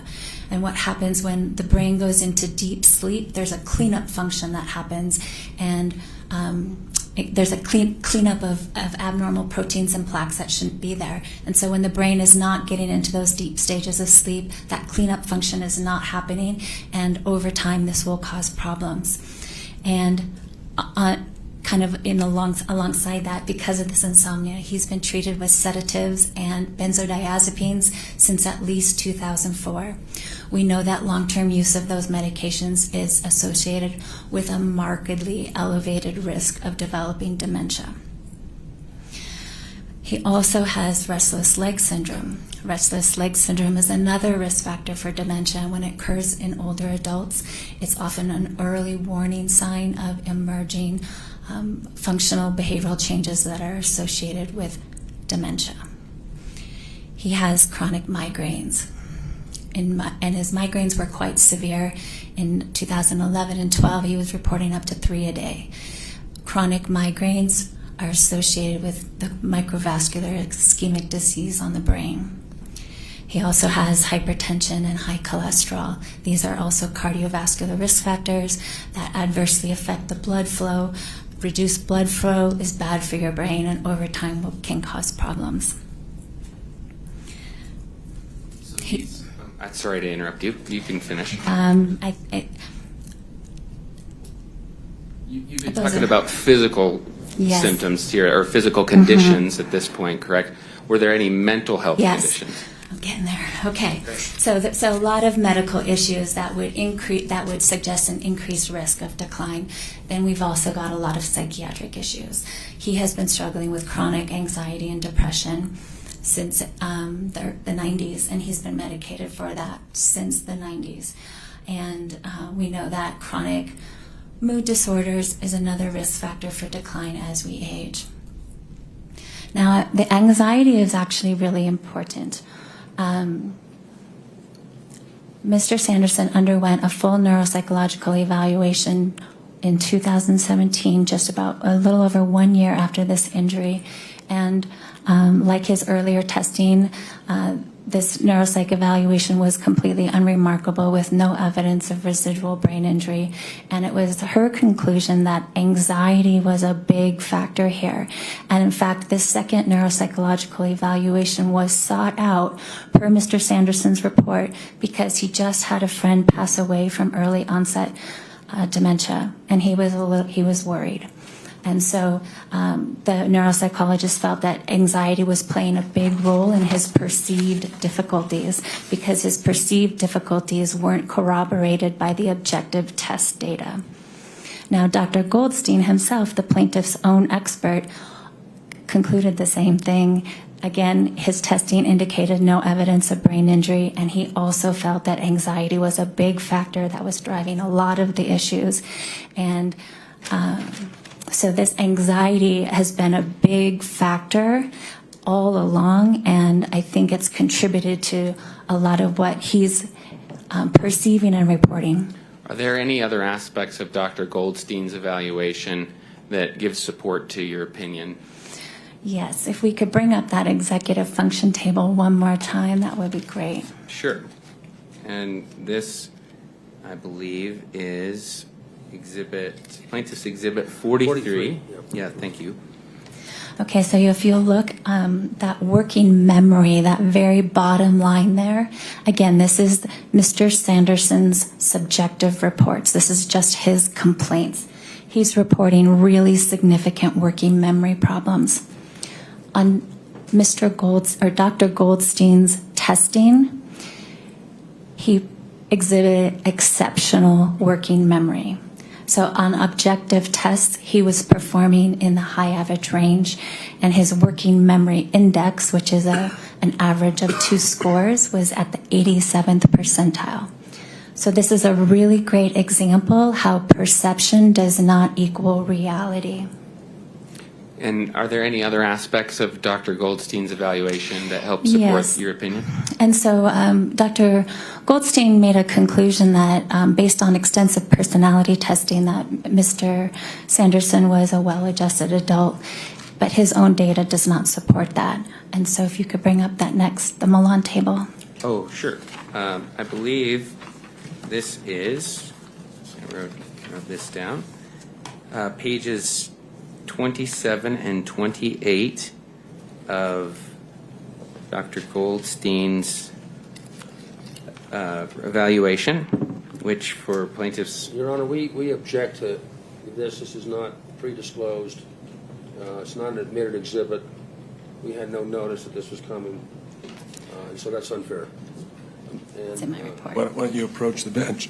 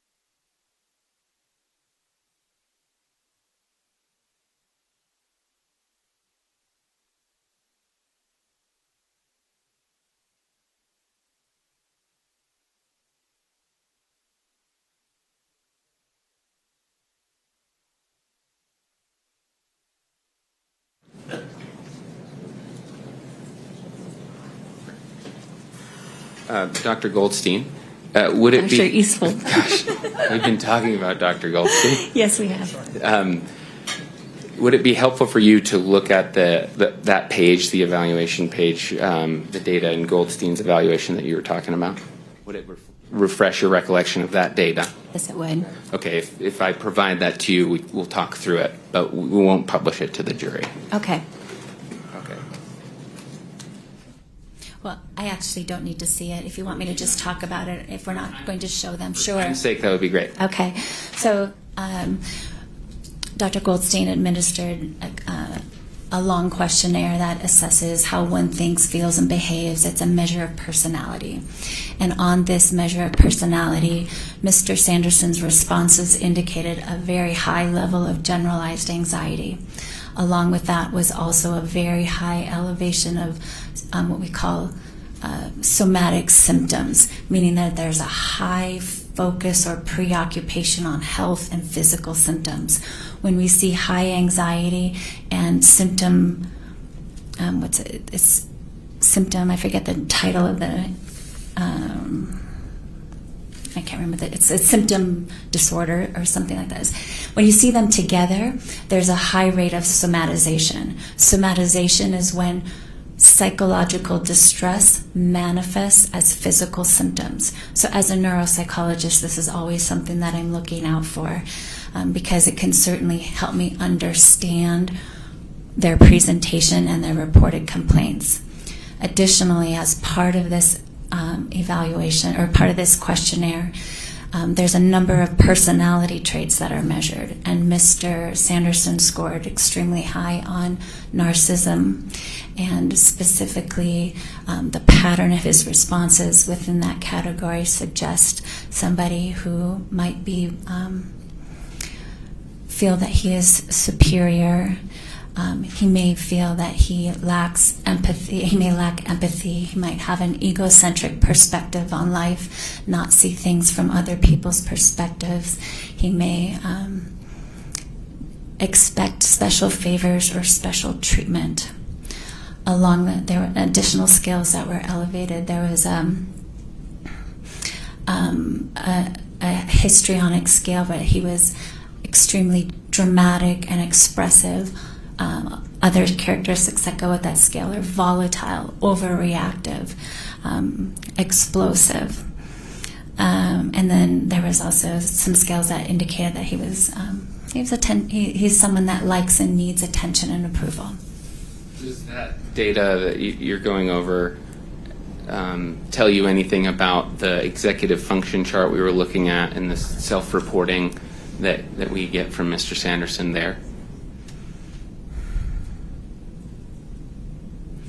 No, personality by itself doesn't necessarily correlate with executive function or dysfunction. People who have high anxiety, executive functions is kind of a funny construct because people can have executive dysfunction for a lot of reasons. Some of them could be neurologic and some of them can be psychiatric. So most people with serious psychiatric disorders evidence some degree of executive dysfunction. You can also have executive dysfunction if you're sleep deprived or stressed. So it's an interesting concept. It's not necessarily, it can be, many things can affect it. Do you have any opinions about whether Mr. Sanderson has exhibits any somaticization? Well, that's a medical diagnosis. It's actually a psychological diagnosis. Overruled? And obviously, one of my questions is going to be explain to us what that term means. So what was the answer to my question? Somaticization? Well, I mean, that is one way to potentially understand why he's expressing all these symptoms, but there isn't actually objective evidence of these symptoms. So he's describing balance problems, but on testing he performs exceptionally. He's describing having all these cognitive problems, but on cognitive testing he performs well. So somatization is one thing that helps somebody make sense of what he's experiencing and understanding his presentation. And then, is it unprofessional of you to render these opinions without having seen Mr. Sanderson? Well, importantly, I'm not Mr. Sanderson's neuropsychologist. He's not my patient. I'm not treating him or making any medical decisions. If that were the case, then of course I would need to see him. But again, I was just hired to look at the records and provide opinions on the facts in the records. And do you feel confident in your opinions despite having not evaluated him? Objection, leading. I do. Ruled? Oh, sorry. Sorry, what was the answer? I'm sorry. I do feel confident in my opinions. Why is that? Because the facts are the facts.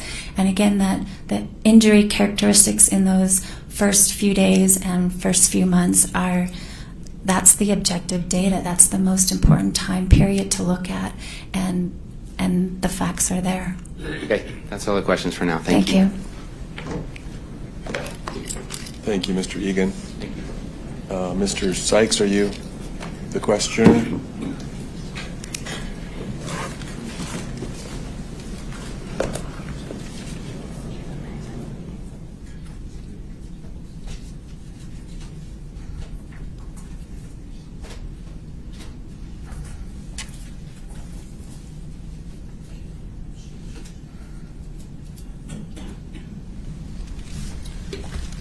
Dr. Eastwald, how much have you been paid in total to do this records review and to come today for your testimony?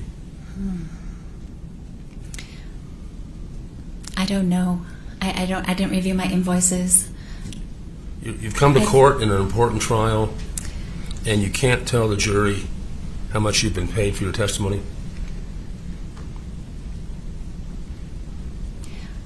There were invoices for 6.5 hours, and I want to say 20 hours. I'm not 100% sure.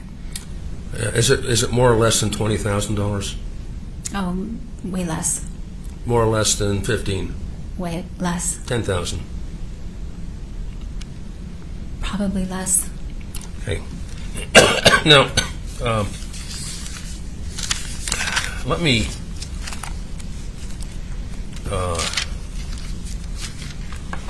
ask you about that first thing, the last thing you mentioned.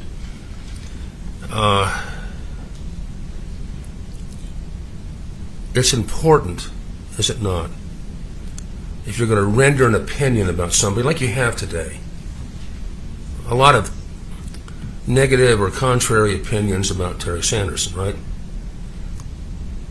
In other words, he's maybe got dementia, he's somaticizing his problems, and you've rendered those opinions, have you not? I have not seen without ever examining the patient, correct? I have not rendered any specific opinions that he has dementia or somatization disorder. I'm merely describing Dr. Goldstein's results and offering. They're not. I'm not offering diagnoses. Well, you sure fooled me on that one because I thought I heard a lot of diagnoses. But since you're not rendering diagnosis, okay, not rendering diagnosis, let's talk about what you are doing. Could you, is it appropriate, is it responsible for a neuropsychologist to comment on somebody without actually seeing them clinically in the office?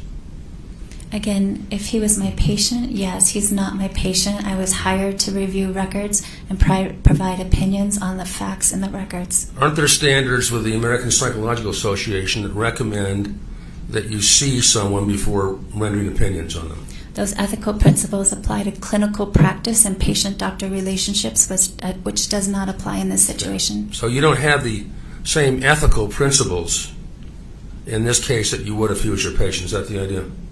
Ethical principles applies to clinical care. This isn't clinical care. Okay.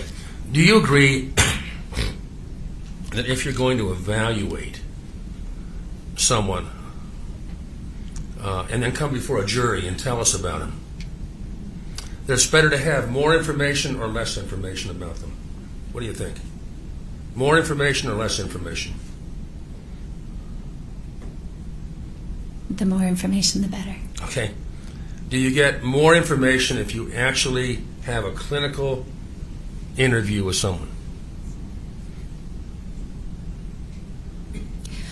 As a neuropsychologist, my job is to evaluate for brain injury, and he had had numerous neuropsychological evaluations, and none of which have found evidence of brain injury. And so a fourth neuropsychological evaluation wasn't going to uncover brain injury that nobody else uncovered. So there was no point in me providing another evaluation. Okay.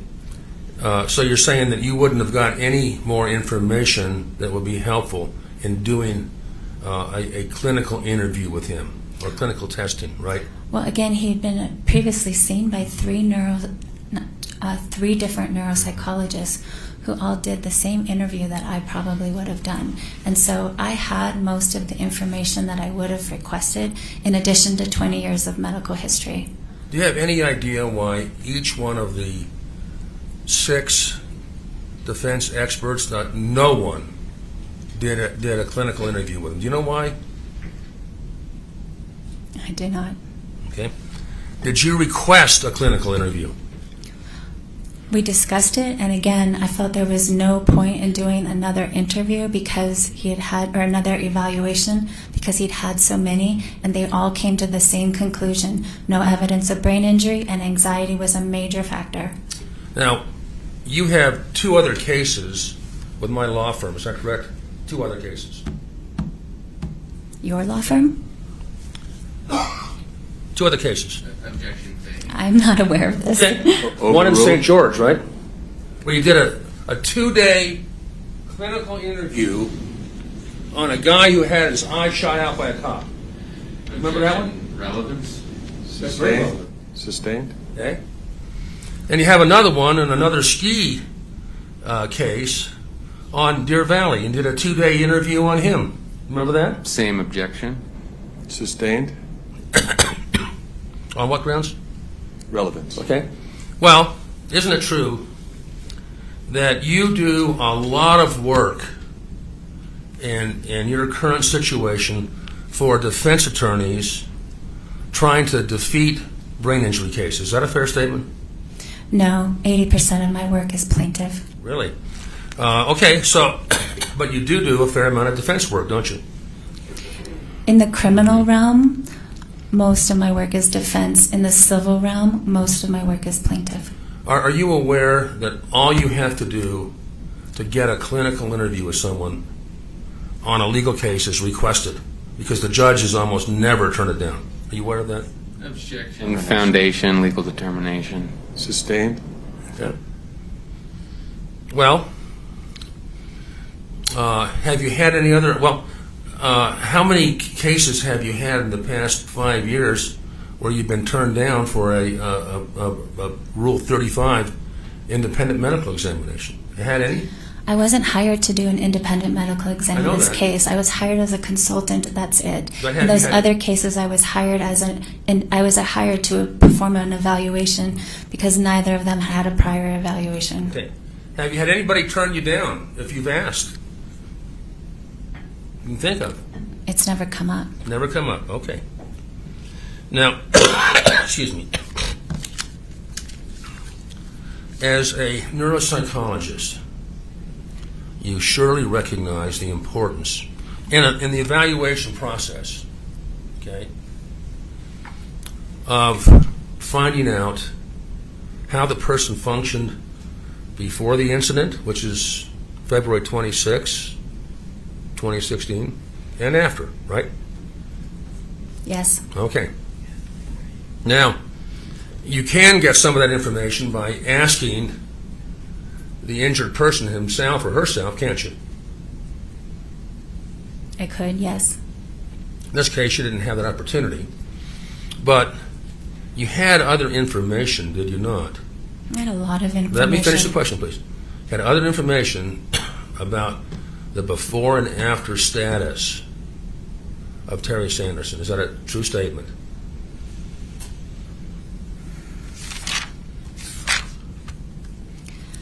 I had a lot of information, yes. Well, on page 2 of your report, you have that handy there? Yes.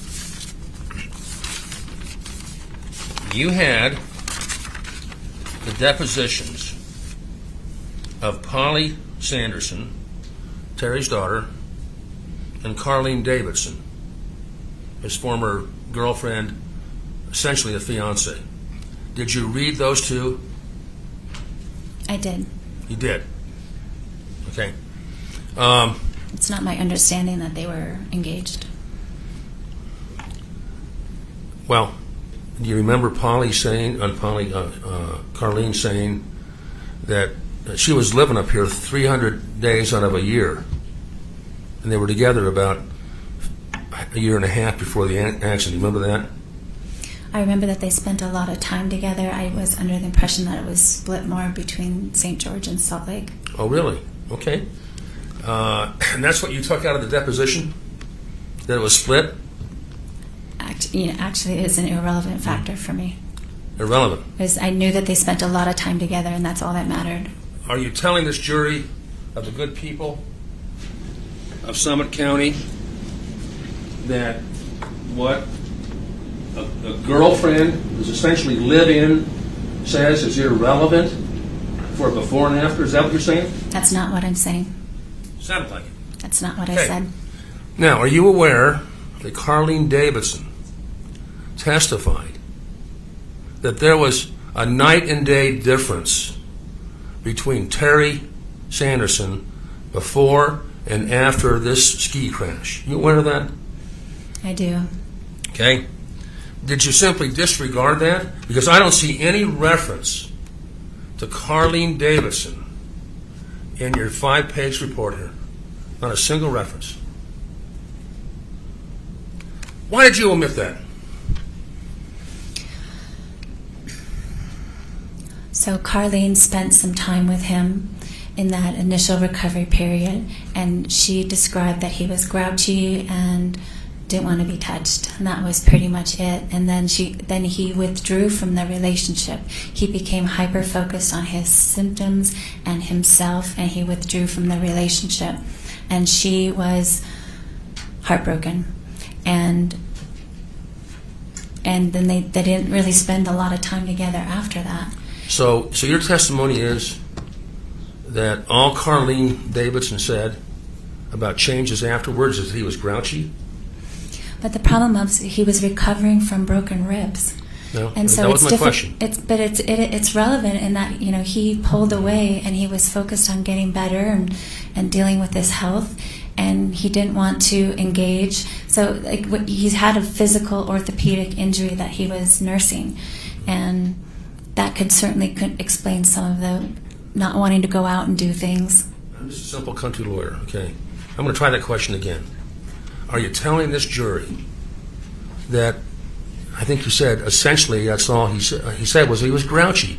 Are you telling this jury of the people of Summit County that all Carlene Davidson noted in difference was that he was grouchy? Is that what you're saying, ma'am? In the first couple of weeks, that's my recall of the deposition. First couple of weeks, okay. But she was with him for 6 months. 6 months after that accident. After that crash. It's my understanding that they saw much less of each other. First question. And didn't she say that he changed in a wide variety of ways? Socially, personality change, executive function, emotions. Didn't she say that? And you ignored it. She might have said it, but importantly, mild concussions don't produce gross changes in personality, social functioning, or behavior. Okay. Now, Sam Goldstein, you know, right? I do. He's one of the world's foremost experts in neuropsychology, correct? He's written dozens of books. On children's neuropsychology. Not just children's, okay? Do you think that executive function test is for children? No, but it's not one widely used in adult clinical practice. Okay. He disagrees, by the way. I talked to him during the noon hour. Okay. He may come back tomorrow and... Your Honor... Anyway, strike that. To the commentary, move to strike. Sustained. Isn't it true that test is one of the 2 top tests used worldwide to assess executive function. That is not my opinion. I would disagree with that. Okay?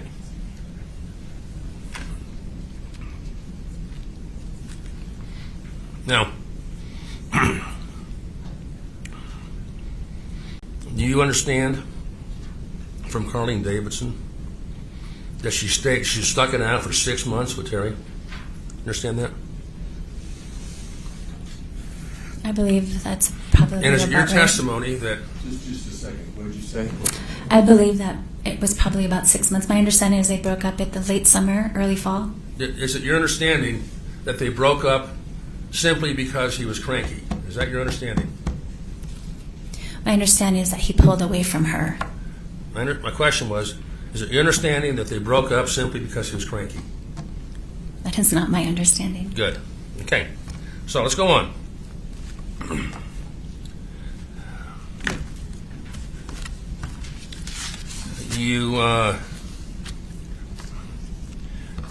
Did you read the deposition of Polly Gresham, I did. his daughter? Did you by any chance watch her testimony here in trial? I did not. Okay. Isn't it true that Polly Gresham in her deposition said much the same thing as Carlene Davidson, that there was a massive, sudden, dramatic decline in her father after that ski crash? True or false? I believe that she said that, but my understanding is that I didn't get a clear sense that she had a clear picture of her father's functioning in the months to year before this accident. When she referred to previous functioning, she always referred to when he was working, which was before 2010. So it was a long time ago and arguably an unfair comparison. Okay. Have you ever read Hamlet? Methinketh she protesteth too much. Okay. My simple question. Okay. Did Polly Sanderson say that there was a massive, fundamental, and dramatic decline in her father after the ski crash? Now try to give me a non-Hamlet answer. Yes or no? So I read all three daughters' depositions, and I have a hard time keeping straight who exactly said what. I know that they all described some changes after the accident. Two of them felt that there were significant changes. One of them felt that there was a lot of the same behaviors before this, but they were just magnified after the concussion.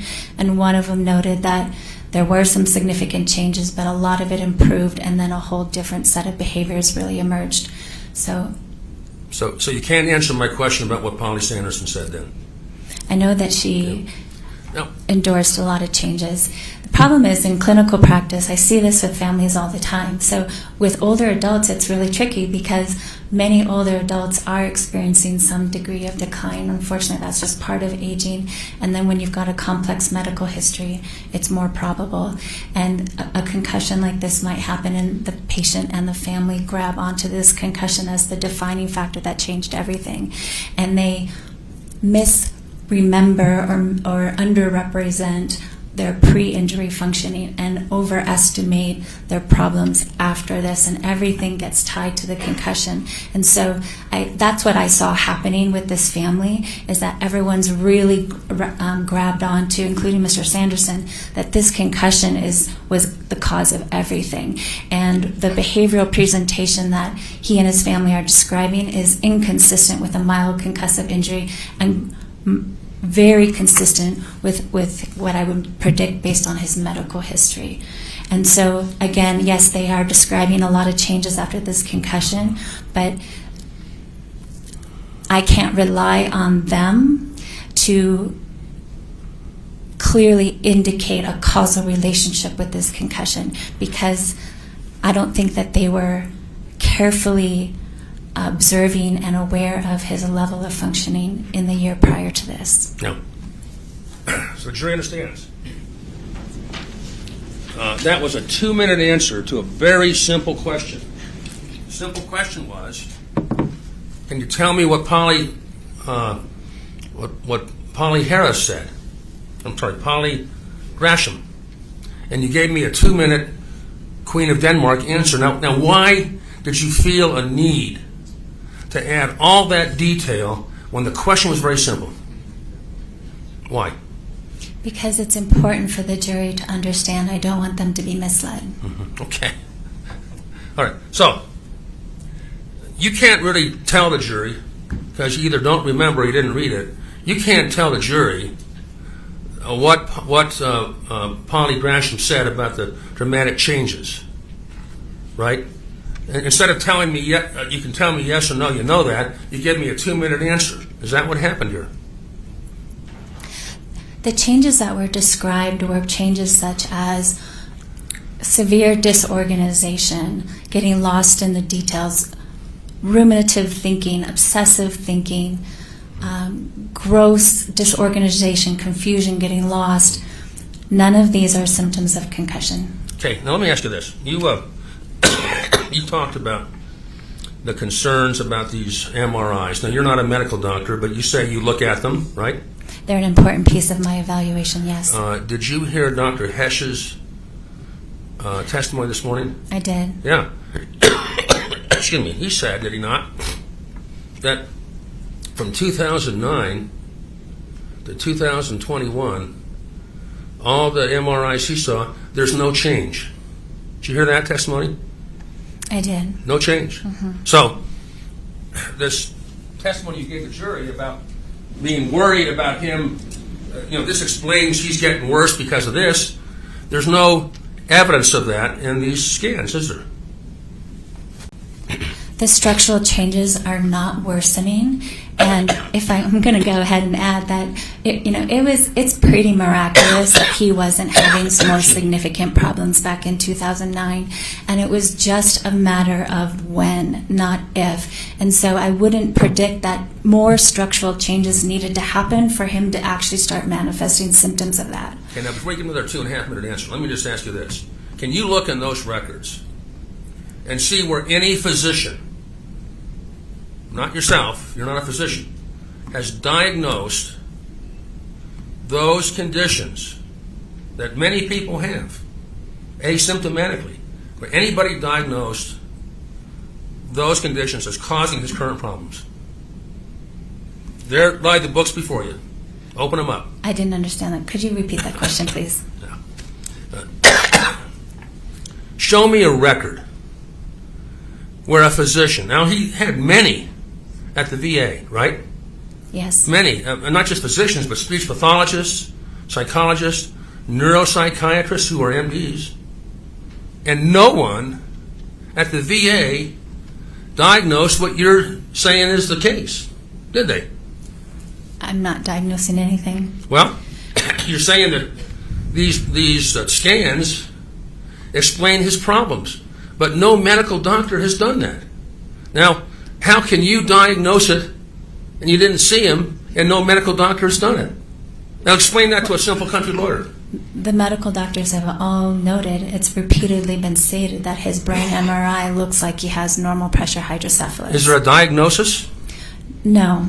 Now, has he ever been diagnosed with normal pressure hydrocephalus? Ever? He hasn't, because typically the diagnosis requires clinical correlation with a triad of symptoms that involves a very specific characteristic change in gait and confusion. They don't have to have dementia, but cognitive changes and urinary incontinence. Now, they say he's asymptomatic.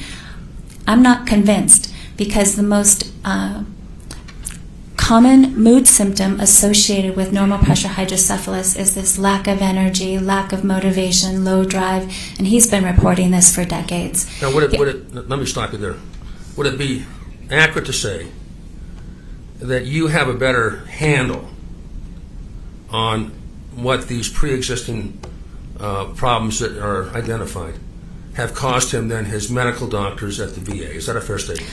No, I'm not saying I have a better handle than any of his medical disorders, but as a neuropsychologist, I have a very unique perspective, and I'm the one that puts together neurologic data and psychological data. That's my expertise, and that would be an important piece that I would take into consideration if I were evaluating him myself. Okay. Now, let me ask you about executive function. I looked through your report. And again, I'm a simple country lawyer, but I can read. I don't see any reference in your report to executive function anywhere. Am I missing anything? No, executive function is not commonly That's affected. a yes or no? That's a yes or no? No. Okay, thank you. Now, let's talk about faking and malingering. Are you suggesting that Terry is faking these problems for money? Is that your suggestion? No, there's no evidence of faking and malingering of any kind. He's genuinely distressed. Now, you say that in your report that your diagnosis is somatization disorder. Is that what I'm reading here? No, I did not diagnose him. Okay. Well, you say on page 6, somatization may also explain delayed onset or worsening of plaintiff's reported symptoms. Your words. Somatization is used more like a noun there. Mm-hmm. It's not a diagnosis. Okay, that's what you wrote. And somatization, so the jury understands it. Okay? I don't need a 2-minute answer. It's a very short answer. Tell the jury what it means. Somatization is when psychological distress manifests as physical symptoms. Okay. Now, has any physician, psychologist, or anybody else diagnosed Terry Sanderson with somatization disorder? Anybody? Not that I know of. But they all repeatedly talk about his anxiety and anxiety about his health and his symptoms and his preoccupation on his symptoms. Nice of you to add that. Thank you. Kept it under 2 minutes. Okay. Your Honor, I object. Argumentative. I'll withdraw it. Withdraw. Okay.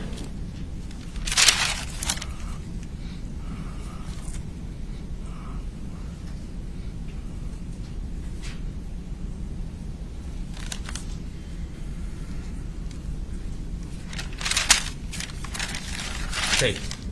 Your Honor, I'm going to take 1 minute and just talk to my... I'm their capitalist running dog. I've got to go talk to him for a minute. Thanks.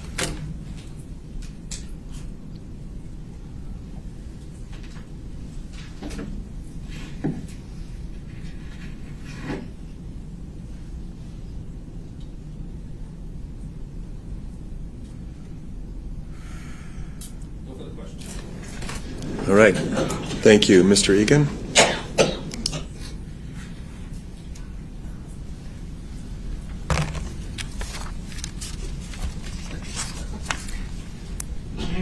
Dr. Eastfold, after questioning from plaintiff, is it still your opinion that plaintiff suffered at most a mild concussion from the collision occurring on February 26, 2016? Your Honor, that's an improper redirect that's already been gone into. Overruled?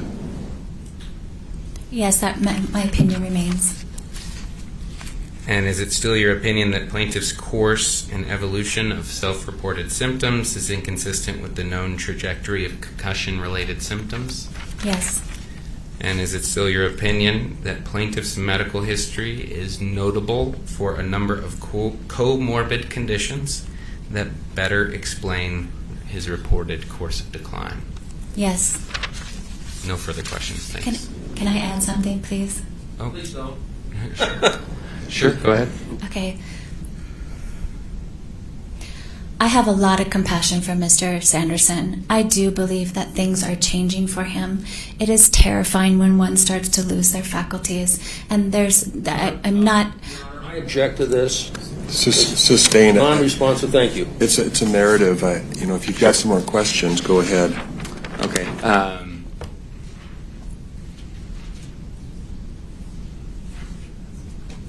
I think we can be done. Okay. Okay. No further questions. Thank you.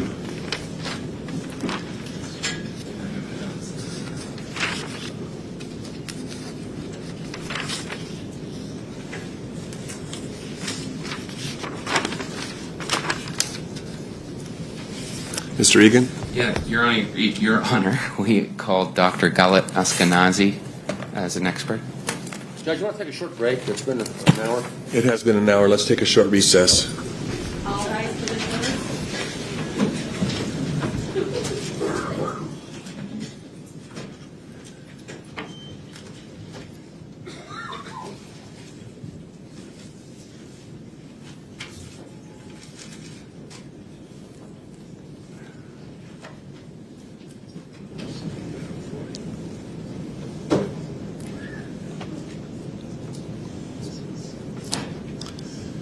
Short recess.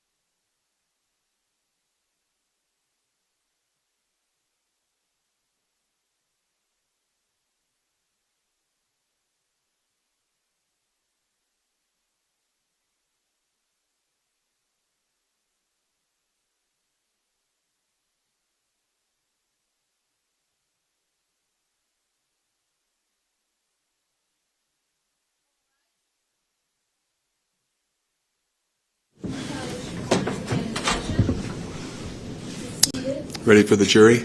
Yes, Your Honor. All right. Why don't you let them know?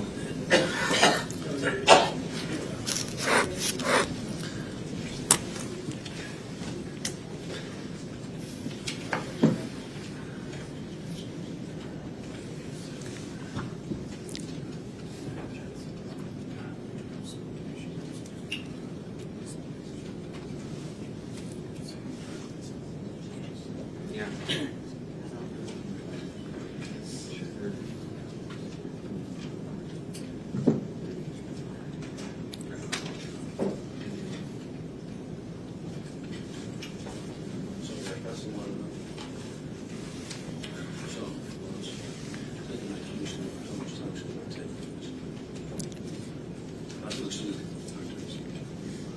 Would the lawyers approach the bench, please?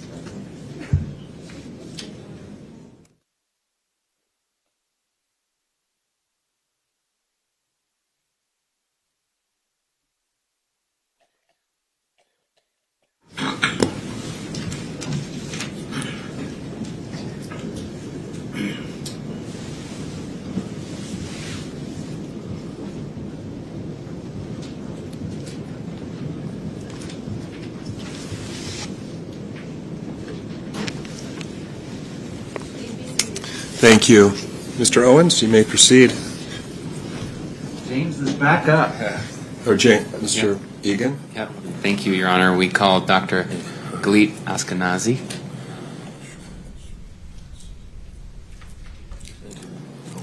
Do you swear that the testimony you are about to give in the case now before the court will be the truth, the whole truth, and nothing but the truth, so help you God? Yes, I do. Thank you. Good afternoon. Would you begin, once you get seated, give your full name and spell it? My name is Galit Ashkenazi, G-A-L-I-T, last name A-S-K-E-N-A-Z-I.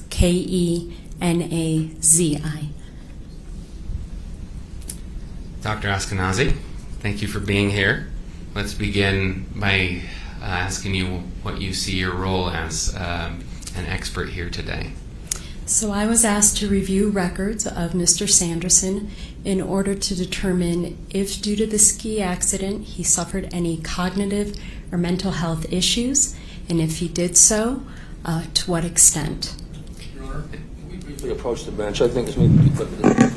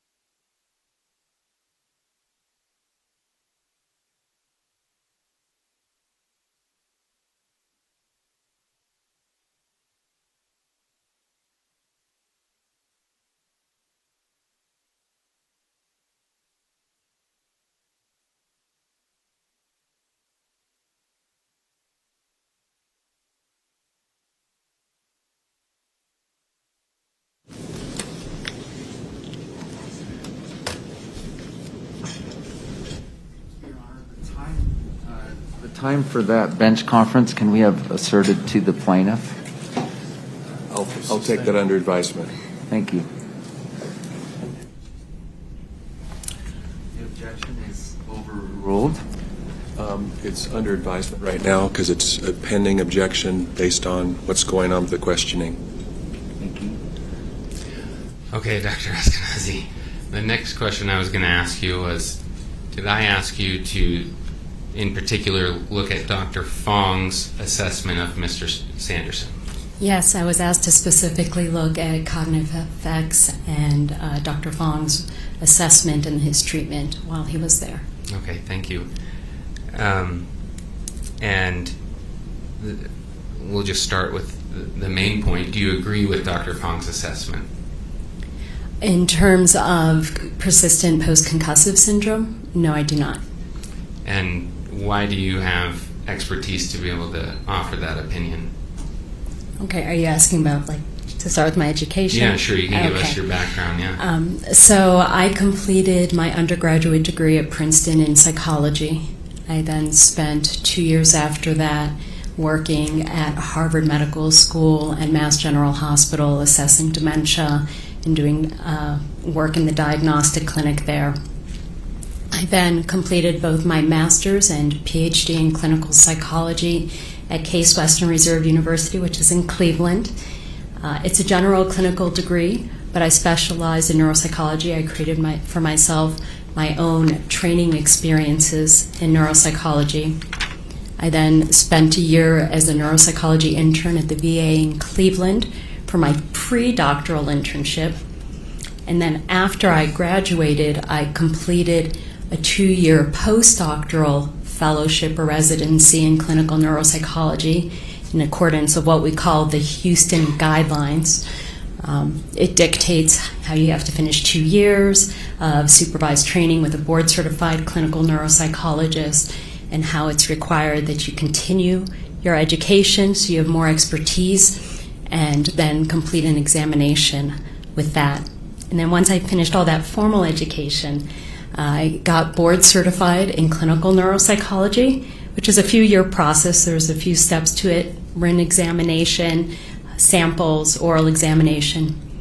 And then I respecialized in forensic psychology. I did an internship or a postdoctoral fellowship in forensic psychology, and I also got board certified in forensic psychology. I'm currently one of 6 people in the country with those dual certifications.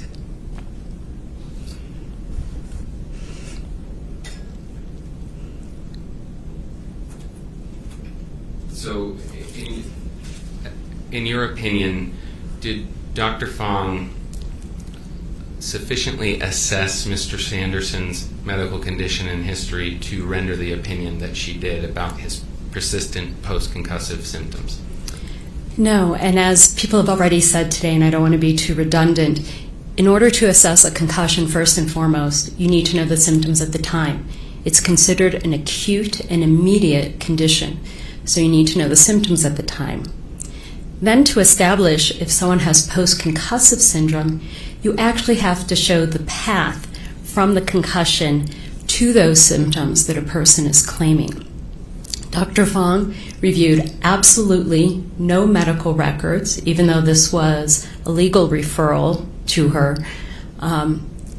She took at face value his report that he'd been having certain symptoms for 1.5 years straight, which we know through the medical records that is not true at all. He had some symptoms at the beginning, completely resolved, and then actually his records after that show full resolution with multiple, of course, neuropsychological testings during that time. And are you familiar with Dr. Fong's testimony that, as I believe it, if I'm remembering it correctly, that the defense experts, which would include you, don't recognize post-concussive, persistent post-concussive symptoms? So post-concussive syndrome is a well-known condition, but the thing is, its symptoms overlaps with multiple other conditions, and that's why you have to connect it back to the acute concussion. Now, the term persistent post-concussive syndrome is one that's considered in the neuropsychology community to be one that's under research. There's no real evidence that after 3 months a person continues to have symptoms from a concussion or a mild traumatic brain injury. So that's still under investigation if those symptoms are truly persistent. So Dr. Fong, as you said, did not review prior records, but did you review prior records? I reviewed the records from around the time. I reviewed 15 years of medical records beforehand, and as many of the medical records given to me afterwards, as well as some of the reports associated with the accident. And you have your own opinions about that prior medical history and how it might relate to Dr. Fong's diagnosis, is that right? Yes, that's correct, especially because when you're talking about any acute condition, you need to know what are the changes from before to after to say, well, this acute condition caused those changes possibly. And as I understand it, you've created some slides that go over some of those opinions, is that correct? Yes, so I created slides that summarize the records I reviewed and the information I thought that was relevant to form my opinions. And to respond to Dr. Fong? Yes. And so with that, Your Honor, I move to admit or to publish to the jury as a demonstrative exhibit, Defense Exhibit 105 is A through another letter. I got to go to the end here. A through V, as in vehicle. V? Victor? Yeah, Victor, yeah. Okay. Any objection to Defense Exhibit 105A Yes, through V on for demonstrative purposes that have any objections other than those that have already been voiced? I haven't voiced any objections to it, but it's not in her report, and it's undisclosed.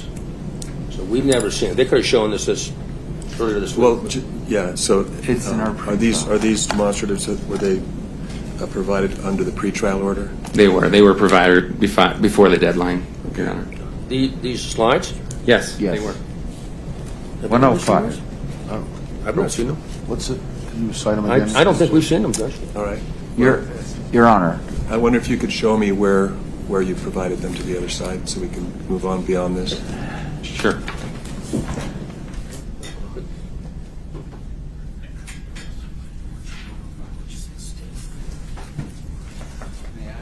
Yes.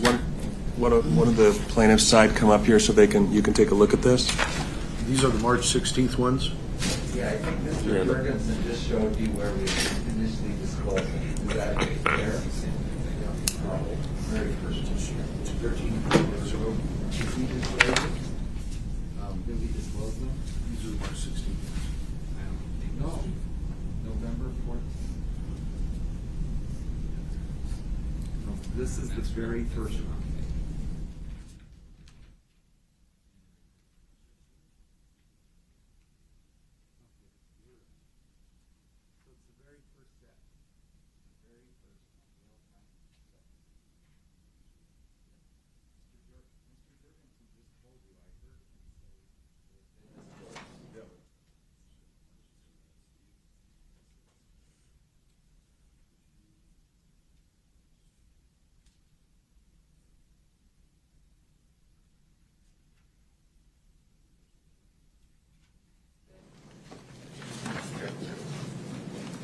Judge, I see these in the document, but they were disclosed, I think, late. Incorrect. But Why they don't were you never identified. take a look at what just came over there because. They were never identified as coming from her. Just Doctor. Well, let me ask you this, Mr. Sykes. Do you want to take trial time up to nail this down? well, give me 10 seconds then. Next one, Your Honor. The defense binder. I got it. December 31st. Okay, we'll let it go. Okay. Go ahead. Okay. They are received for demonstrative purposes only to help this witness illustrate her testimony. And Your Honor, can I have that delay of time attributed to the plaintiff, please? Yes, you may. Okay, Dr. Ashkenazi, I'm going to put your slides up here, and my iPad is not putting them there. Connect.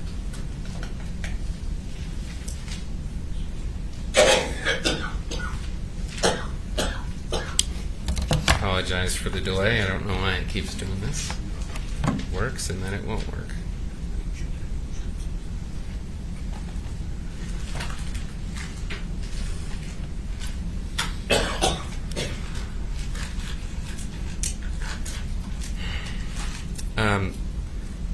Dr. Ashkenazi, while it's coming up, so we don't waste time. Oh, there it is. Are these the slides that we were just discussing? Yes, they are. Okay, great.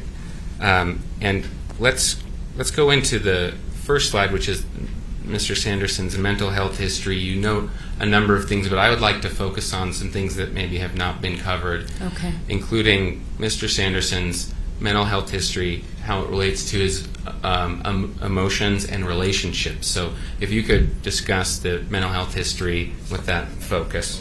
Judge, this is duplicative of Dr. Eastwald, and we just discussed that at the bench. Overruled? Some minor overlap, but it doesn't seem significant. Okay.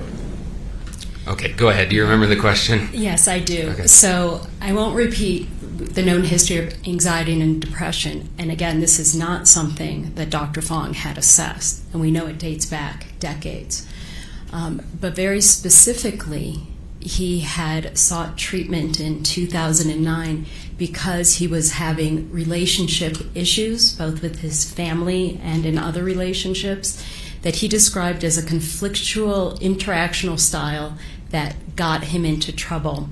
He described that he is someone who likes to be in control, and he gets frustrated when he's not. And these were in the treatment records as to why he was seeking out treatment at that time. Got it. Did you note in his history any significant anger issues? It has been brought to my attention that there was an issue that he punched someone at some point who he believed was in a relationship with his wife. There was also a restraining order. So the first one was beforehand, and the second one was in the last few years, a restraining order against him.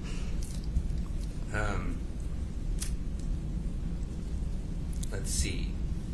I think Dr. Eastwood covered a couple things there, so we'll move on to. Whoops, sorry.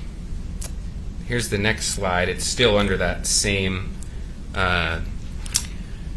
banner of prior medical history, meaning before the accident, correct? Yes, that's correct. And here you kind of talk about medications, which has not really been discussed, I don't believe, in too much detail. What was significant to you in the past, again, the pre-accident history in terms of Mr. Sanderson's medications? Okay. So we've already talked about that he's long been on medicines for depression, anxiety, and insomnia. But multiple times over the years before this incident, he tried to get off the medications. And every time he tried to get off them, his symptoms would always rebound. He'd have greater depression, greater anxiety, couldn't sleep. And so it was a bit of a cycle that he would get off and then need to get back on it again. And were these all being treated at the time of the accident? So they were being treated, but what's interesting, in his last visit with his primary care physician right before the accident, the one that occurred on February 2nd, 2006, he actually informed his doctor that he had taken himself off his Wellbutrin, which was his antidepressant and the medicine that was also helping control some of his anxiety.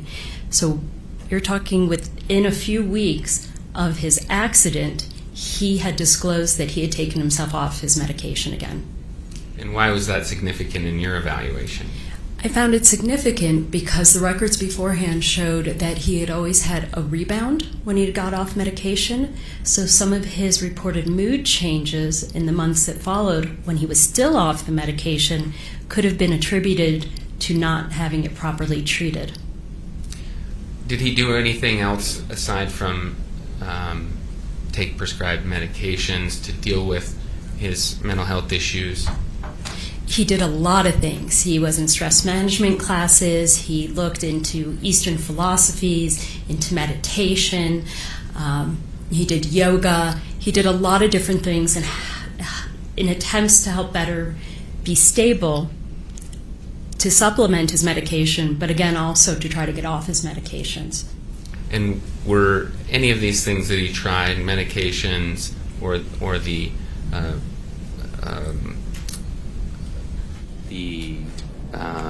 what would be the word, the non-medication treatment, was any of that successful? So I'd refer to that as adjunct therapies to the medication as well. So they were successful, but none of them permanently. So he always has cycled. So he'll be stable for a while, and sometimes even on medication, he destabilizes, and he tends to do it when there are family issues or relationship issues, or he has suffered an acute medical issue. So why is that history significant to the assessment post-accident? In other words, what is significant about this history for your opinions relating to his concussion? So you want to know what or how a person was functioning before any major event. You want to know, did the major event cause the changes, or would these be expected as sort of the normal cycle of that individual? And what can you attribute to what? I see. And these issues that you noted pre-accident, did they continue post-accident?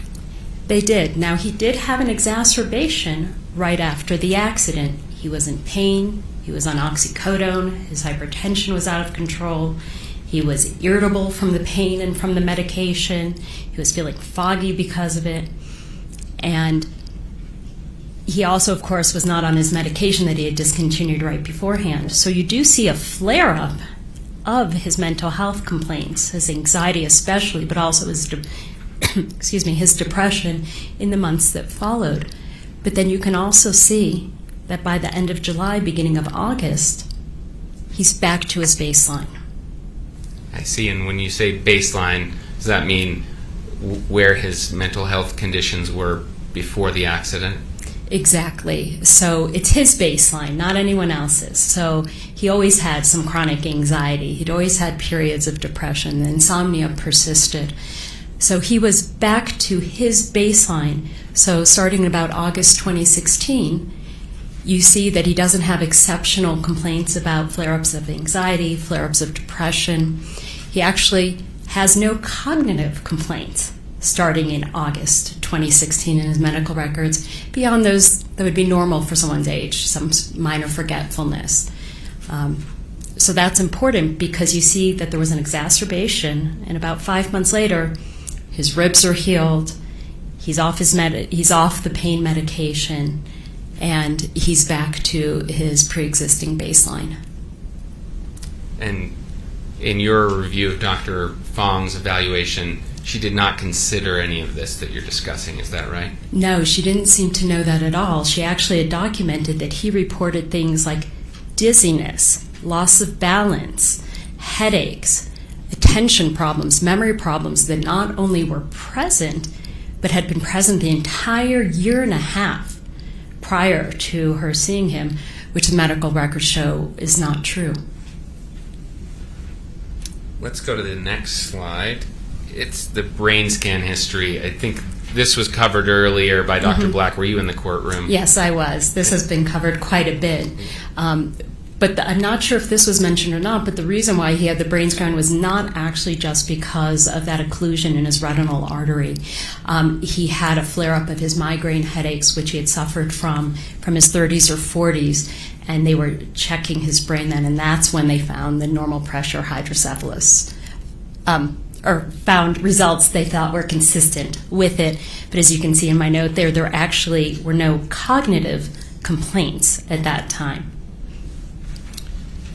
Okay, so here's the next slide relating to the skiing incident of February 26, 2016.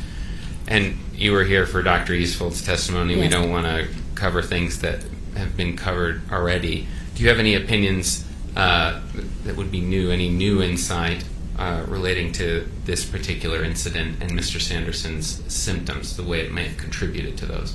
I absolutely agree with everything that Dr. Eastfold said about this. I had also read a little bit more about his claim of amnesia, of not recalling what happened before, and not having formed those memories of what happened before, it was actually much later that he started telling stories of what he recalled. But that was not there initially. He said he did not know what happened that led to that accident. And then, of course, she had also mentioned, we talk about the oxycodone. He started drinking more. He was in pain, and his blood pressure was unstable right afterwards. So those are all things that occurred immediately afterwards as well. You mentioned the telling of this accident story, and I'm wondering if you might comment on the term confabulation, whether it's connected. It has come up in prior testimony. Is that something that you know about? So confabulation is a bit different. In a technical term in neuropsychology, we talk about confabulation as people making things up to fill in gaps. You often see it in dementia or, other type of neurological disorders where they can't remember it. It doesn't seem to be a real confabulation. I don't know if there really was amnesia or he really did recall things. But I'm not going to opine because there's no real source of him to confabulate. That's not something you'd see associated with a concussion. I see. Are there any other maybe related notable patterns that you see in Mr. Sanderson? For example, maybe embellishment? Yes, so he's very interesting because sometimes he embellishes his medical issues and sometimes he completely denies them or minimizes them. They're very extreme. The one issue that really comes to mind is when he cut his calf with a box opener. He was opening a box and he ended up cutting his calf and he needed stitches for it. And he went to the ER and he got stitches. He had some concern in the week that followed that he had maybe deep vein thrombosis or compartment syndrome. He went back to the ER. They said, no, you're fine. 5 years later, he tells his doctor that when he cut himself, he cut his femoral artery and almost bled to death. And that he's been having symptoms since that time, even though this is the very first time in 5 years he's ever mentioned it to his doctor he's been seeing over the course of 5 years. So what does that tell you about... This goes far beyond Dr. Fong. We just saw at the bench, just duplicative testimony. Overruled? So what does an episode or a trait like that tell you about Mr. Sanderson's symptoms after the accident? Does it give you any insight as to what's going on? Well, I think he himself best explained it when he said that he has changed his report of things based on the attention he wants to get at the time. I see. Okay, let's go to the next slide. This is, I guess I haven't been really saying these for the record. This is 105F, in case that's helpful. So again, Dr. Eastfold had talked about the concussion, but Dr. Fong also talks about the concussion, and you're aware of her testimony about it, correct? Yes. And is there anything that we haven't discussed already that you'd like to add in responding to Dr. Fong's opinion about that, the relating the post-accident symptoms to a concussion? So the organization, the leading organization of clinical neuropsychology in the country is the American Academy of Clinical Neuropsychology. And in 2017, they published meta-analysis of research, meaning they looked at a lot of research out there about post-concussion syndrome. And what they found was that symptoms associated with post-concussion syndrome are actually more frequently reported in individuals with mental health diagnoses who've never even had a traumatic brain injury than someone who's had a mild traumatic brain injury with no other conditions. So I think it's important to realize that they're saying that once you hit 3 months, you really cannot use the symptoms that are reported to diagnose post-concussion syndrome. You really have to show the pathway from the concussion to those complaints. And did you see any indication that Dr. Fong was aware of the study that you just mentioned? I mean, this is this was a compilation of many, many studies with thousands of actual individuals associated with that study. I don't believe so. I didn't see her mention it whatsoever, that she seemed to be aware that they had published it was the leading authority in clinical neuropsychology had published this information. Judge, we object to this. This violates your order on disclosure of medical literature is going to be used. We never received this. Has this been disclosed? This particular study, Right. I believe it's mentioned in Dr. Askenazi's report. Okay. Overruled?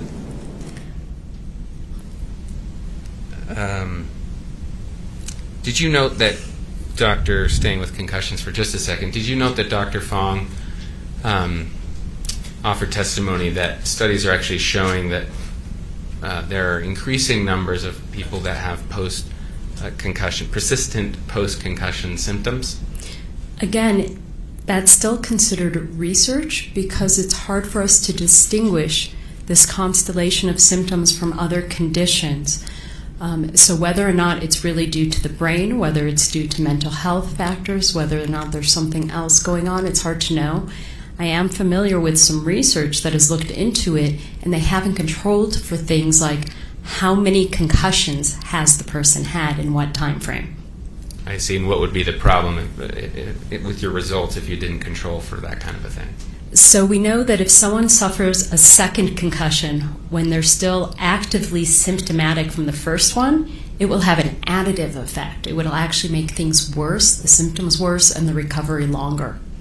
I see. And let's go to the next slide here. This one you titled Complicating Factors, and you discuss, there's various things here, but I want to focus on the increased blood pressure. I don't know that that's been discussed very much. What's notable about the increase of blood pressure in your mind? So a few days after the accident, and he was prescribed the oxycodone the second day, he contacts his doctor and he says, my blood pressure is really high. I believe he had assessed it at home at something like 196/104, which is exceptionally high and could be really contributing to symptoms. He followed up with her the next day, then he went in and saw her the next week. And it's important because it can be contributing to the symptoms of feeling foggy or unwell or not like yourself. That's pretty high blood pressure. So was that blood pressure contributing to symptoms Mr. Sanderson believed were connected to the concussion in your mind? It appeared so, yes. Okay, so let's go to the next slide. Uh-oh. It's not letting me undo this.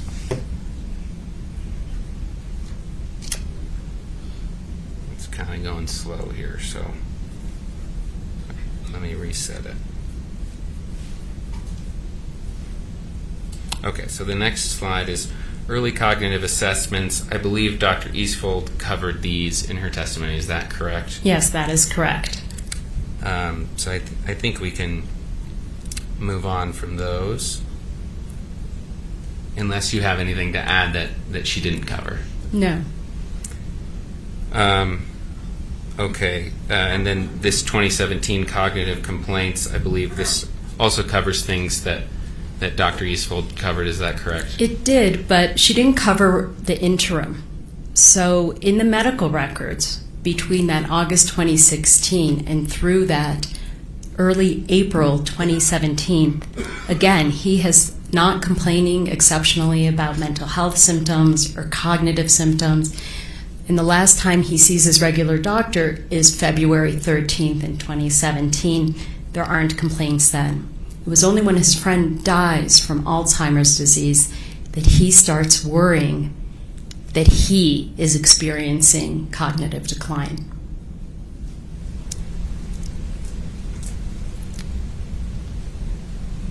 So I think in the interest of time, let's we're on 105J. I apologize, just we don't have very much time, so I'm trying to figure out what to focus on here. I think most of this was covered by Dr. Eastfold. Could you actually go back to that last one?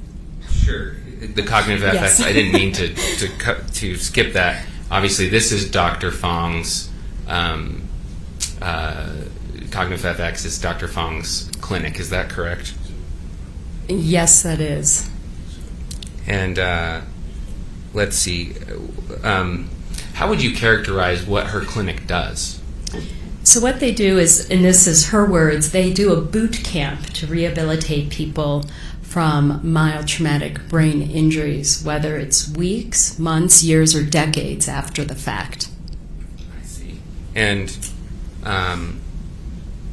what are the criticisms you have of their approach? And let's not talk about the imaging because that hasn't been addressed. So the thing is, what is offered there is not unusual in terms of rehabilitation for traumatic brain injuries. But moderate to severe traumatic brain injuries, none of these treatments have really been established in mild traumatic brain injury.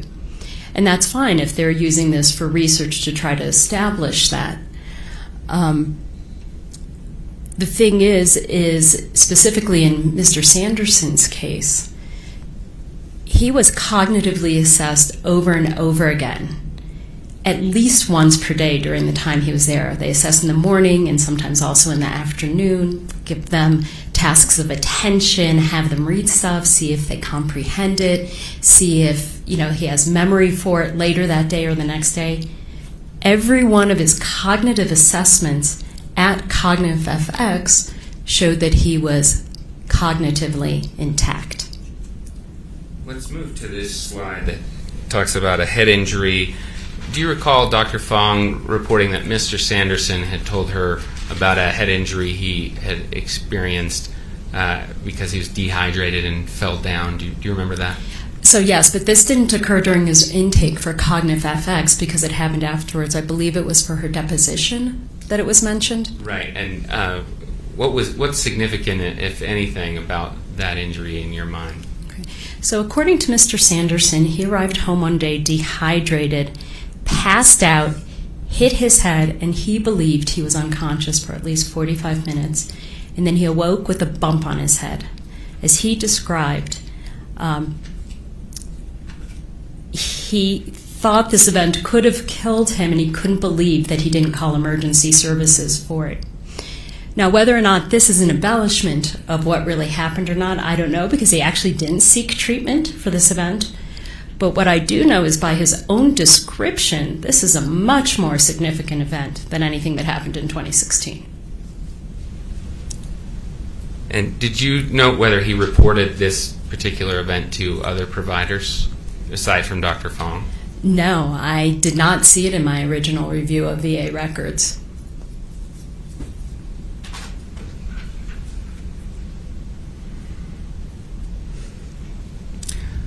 There's been some talk about Mr. Sanderson's heart and heart conditions. Do you know anything about his heart conditions? I know a bit. I know he has a history of heart palpitations. And are those related to your opinions in any way? It's not related to the opinions about his medical condition, but it's important to know his sort of decision-making strategies associated with it. Because after Dr. Goldstein recommended he either try a psychostimulant for attention problems or something for early onset or early signs of dementia, he chose to go the psychostimulant route, and he asked to get on a medicine like Adderall or Concerta. And both his cardiologist and psychiatrist told him he should not, given his heart conditions. And he researched and he communicated with him all the reasons why he thought should be taking this, and even the specific medication he thought he should or should not be taking. And he eventually did go on the medication, assuming full risk, because both of his doctors had told him they did not agree with that. So does that do those events tell you anything about Mr. Sanderson's post-accident symptoms, the things he's connected back to the accident? I don't know if it's connected back to the accident, but again, it shows sort of this pattern of how he approaches his medical conditions and how he deals with them. And how is that? It can be extreme at times. I mean, sometimes he overreports it, sometimes he denies it. We know before his accident, he delayed getting treatment for potential cancer for years. He got referred over and over and over again to have follow-up, and he didn't because he didn't want to deal with it. I see. And you've talked about Dr. Fong receiving a self-report from Mr. Sanderson. Do you have any opinions about whether Mr. Sanderson has a pattern of being an unreliable reporter of his own medical condition? So my concern is he's reporting symptoms to her in a way that it made it sound like it had continued through time. But he had complained once about gait difficulty. He was assessed, and it was normal. He had complained about attention and memory, but it was tested, and it was normal.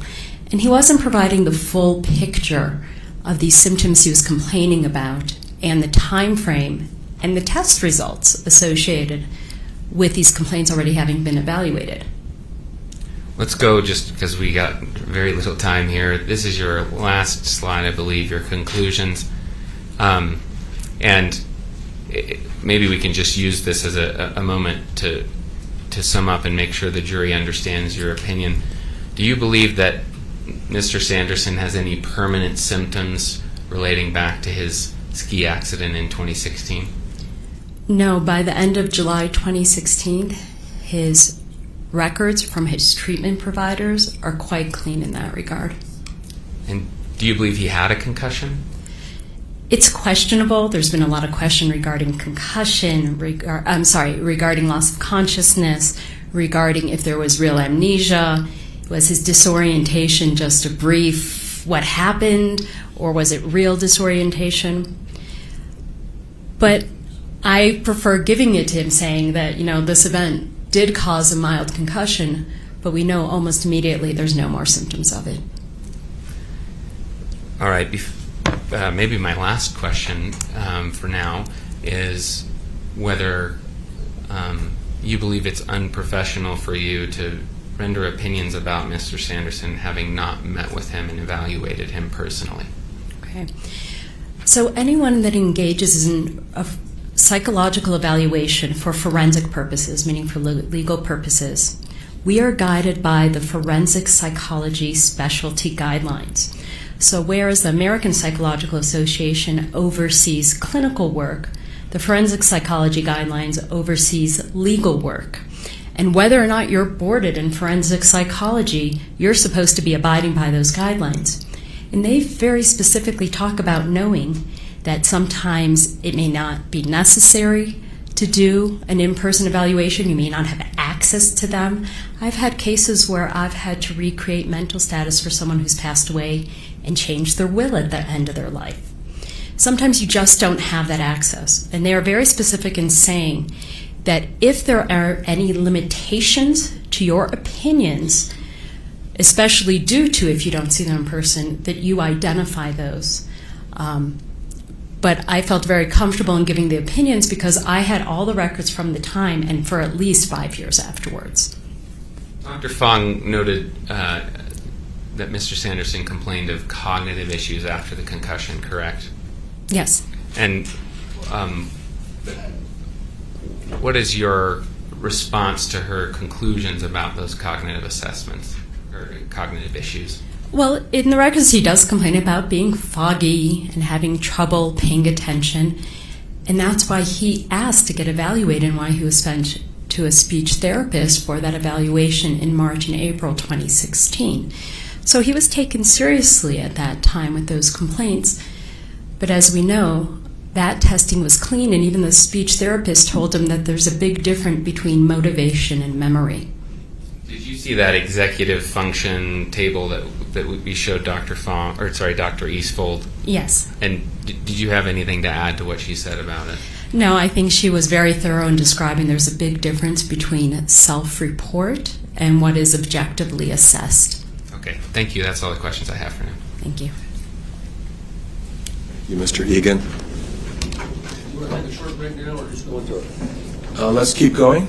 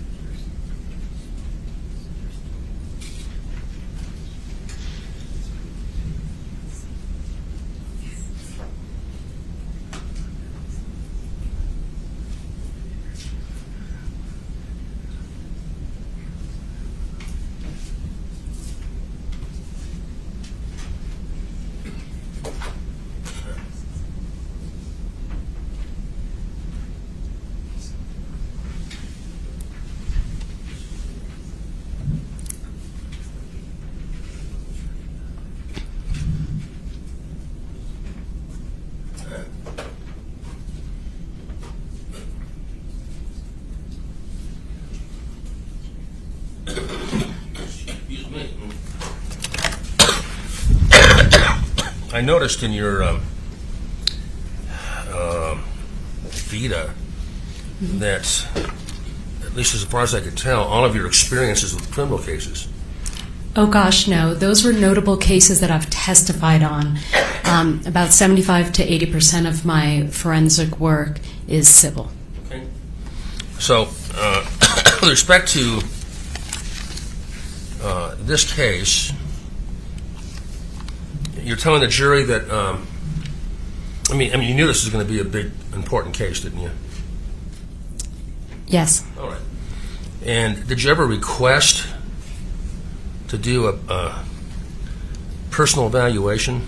So we discussed this possibility because I was originally asked to do a records review. And I let them know that if after reviewing the records I felt a need to see him in person in order to render any opinions regarding the questions that were being asked, that I would very specifically request it. Isn't it generally for someone like yourself, a professional, independent professional, isn't it better to have a clinical interview and do testing yourself? In a case like this, when you're talking about an incident that's more than 5 years old, no, because the longer you get away from an incident, the more distorted the memories get for that incident. Okay. So, because at 7 years old, you didn't think you needed to do an evaluation and actually have a clinical meeting with him. So I was actually concerned if he was starting to develop dementia based on his complaints. But again, I'm seeing testing in 2020 and even scans in 2021. Dr. Bohm did a mental status examination. All of it showed intact cognitive functioning. So if I was concerned that he had a newer onset dementia or cognitive difficulties, I would have requested it. So, in this case, you're saying no exam, but no harm, no foul. Is that basically it? Yes, because we're specifically talking about an acute mild traumatic brain injury years ago and the time after that. Okay. Now, I think you're the only expert we had from the defense. I do apologize. This cold has been dogging me for a while.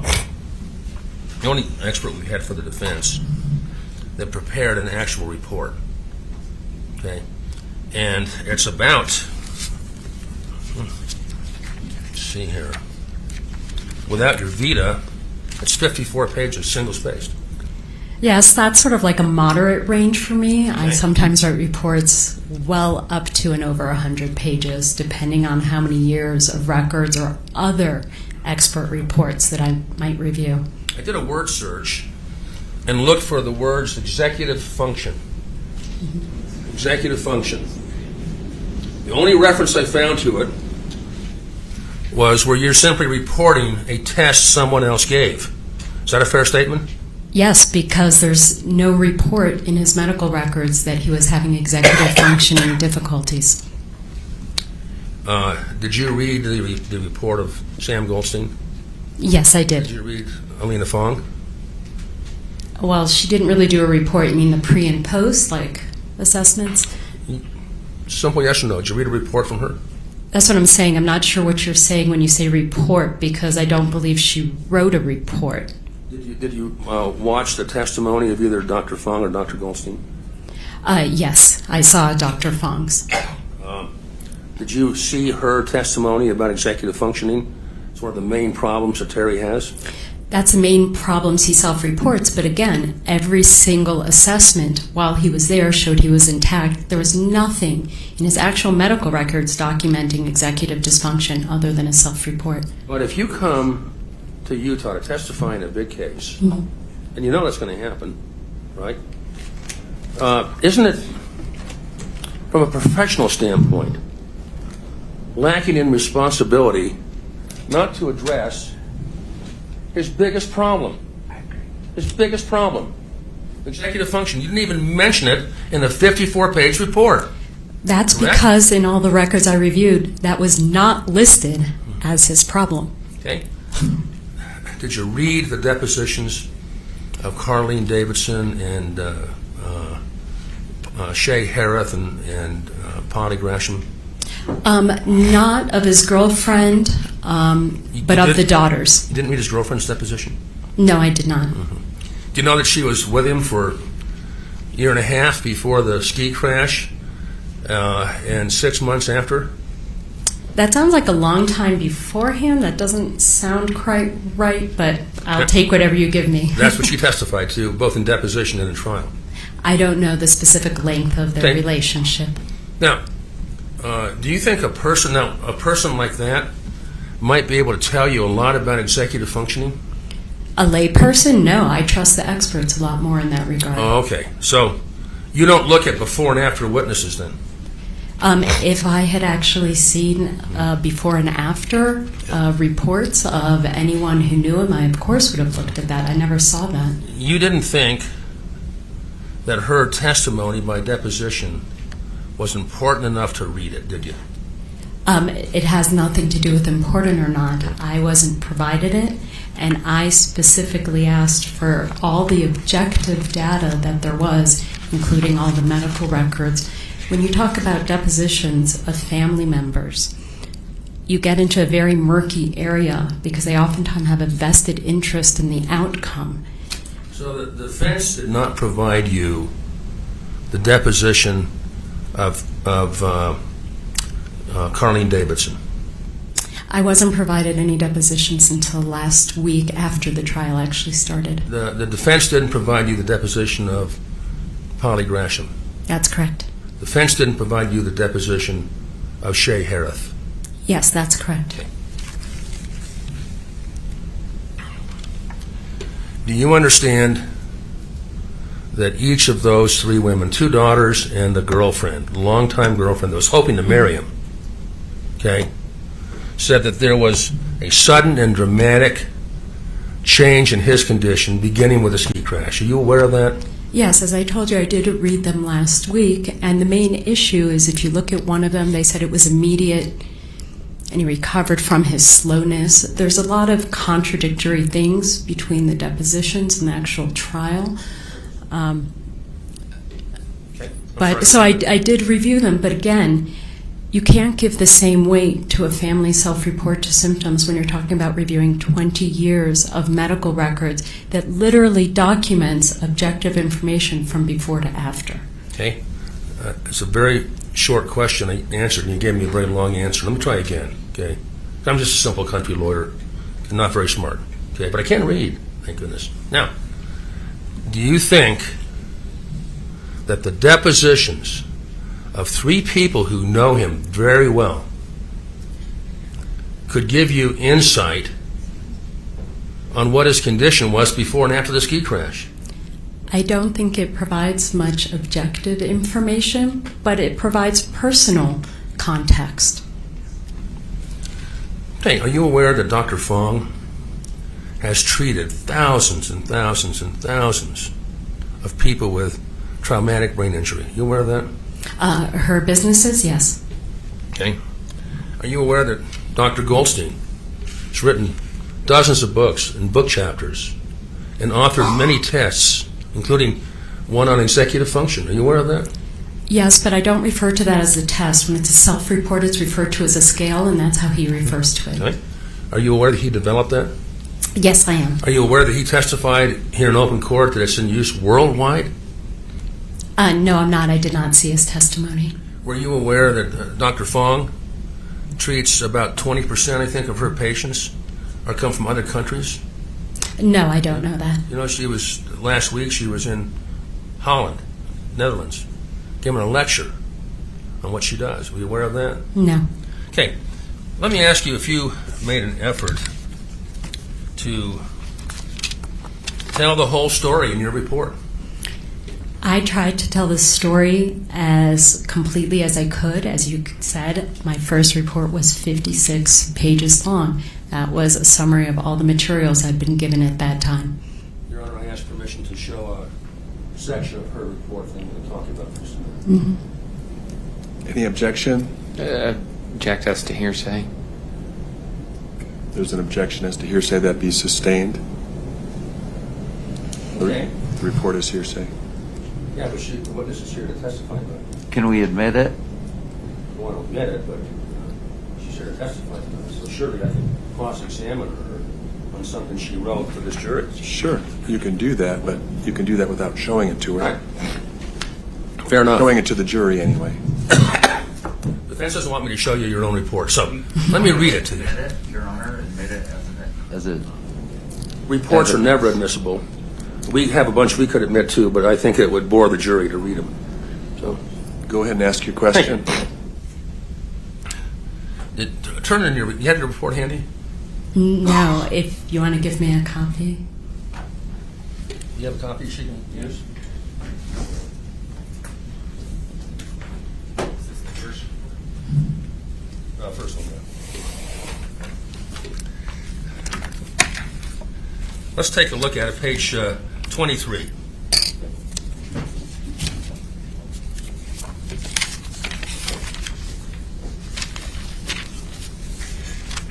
Now, Your Honor, I can show her an admitted exhibit, right? Sure. All right. For the record, which exhibit are you looking at? This is 27, excuse me, 27. Plaintiff's 27? Yep. Okay. It is. Let's take a look here. Now, I'm going to take my trusty red pencil made by Pentax, and I'm going to put a little bracket out here so you can follow along. Now, this is, by the way,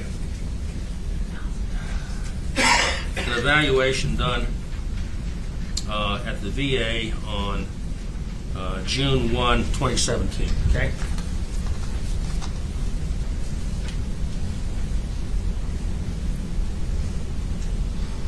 All right. Now, on your report, page 23, did you say the following? Although he did not meet... I'm sorry, could you show me, tell page me where... 20, page 23. Okay, where? Second paragraph down. Okay, thank you. Although he did not meet the full criteria for major depressive disorder, he did not have some features and symptoms of depression.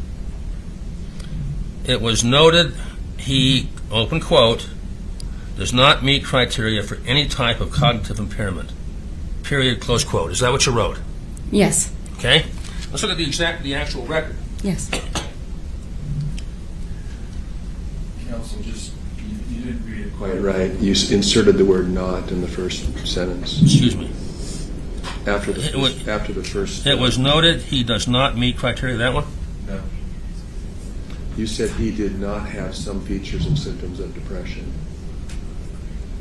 Okay, I'm sorry. Let me start over. Thanks for catching that. I just want the record. Yeah. Well, so all the Although he did not. all the markings are yours, Bob. Is that right? Yes. Although he did not meet full criteria for major depressive disorder, he did have some features and symptoms of depression. Okay? it was noted he, open quote, does not meet criteria for any type of cognitive impairment, period, close quote. Yes, correct. Is that what you wrote? Yes. And then the next sentence says, buprofen was increased to 300 milligrams a day. So that's the next sentence, right? Yes. All right. However, the actual record you were quoting from says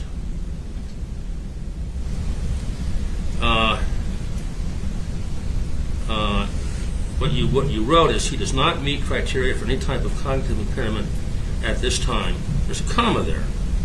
However, as patient clearly a high-functioning individual, I think this is missing, at baseline, this may be masking, compensating for any deficits. Now, you left that out, didn't you? Well, yes, that portion No, I doesn't didn't ask make you any why. sense to me. I just said, did you leave that out? Yes, I don't write word for word everything in the record in my report. And the language that you left out, however, as patient is clearly I think means is, high-functioning individual at baseline, this may be masking, compensating for any deficits. That language that you left out, intentionally, that language says, does it not, that the fact that he is a high baseline, high-functioning individual is going to mask his cognitive deficits. And you left that out, didn't you? Yes, because that didn't make sense to me, and I can explain that. No further questions. Thank you.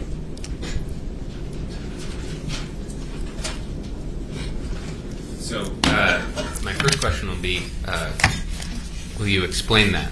Okay. So, first of all, you can't, what we say in neuropsychology, you can't fake good. Unless someone's given you the tests and you're cheating, you can't perform higher than you can on any sort of test. And when he was tested by Dr. Mattson, he was performing at a high level of abilities, average to above average functioning. That's exactly what you would expect with someone who was a B student all their lives, went to optometry school, was basically a high-functioning, high-average person their entire life. His testing was 100% consistent with his test results, so I didn't understand what it would mean that he could be masking deficits, because he wasn't showing deficits, and you can't fake good. Did you watch any testimony of Mr. Sanderson's daughters during this trial? Yes, I did. And did watching their testimony change any of your opinions? Not from a clinical sense. I'm not going to address any of the family issues, but it's clear that the daughters who testified in court were not very knowledgeable about their father's mental health history. I'm going to just put up on the screen here again.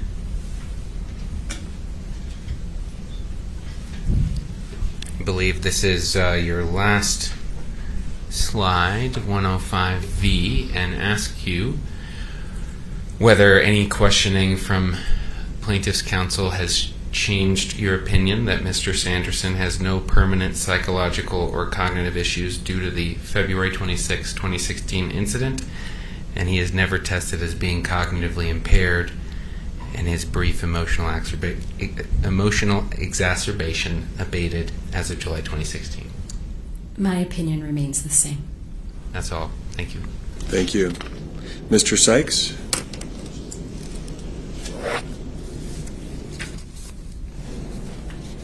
No questions. All right. You may step down. Thank you. Your Honor. We will take our final recess.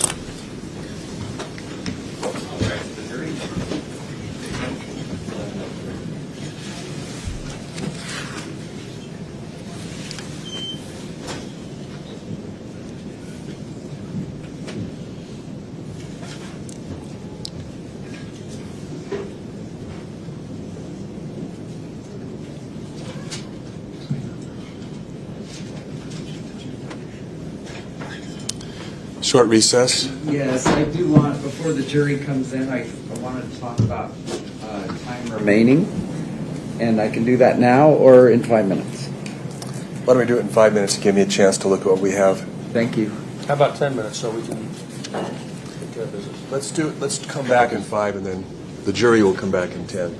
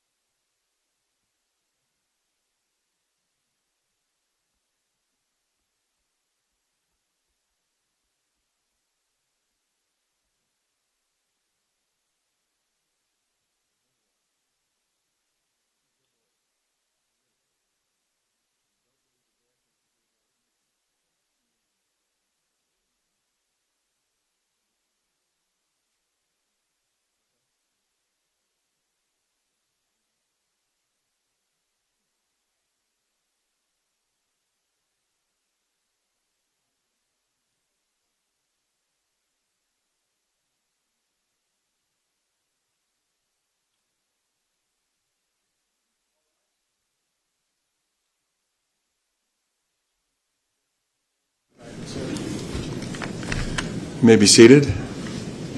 Judge, would it be possible to let us take our coats off again? I mean, Sure. I'm the only one, but Yes, yes, you may. So did you get the printout here? Yes. Okay.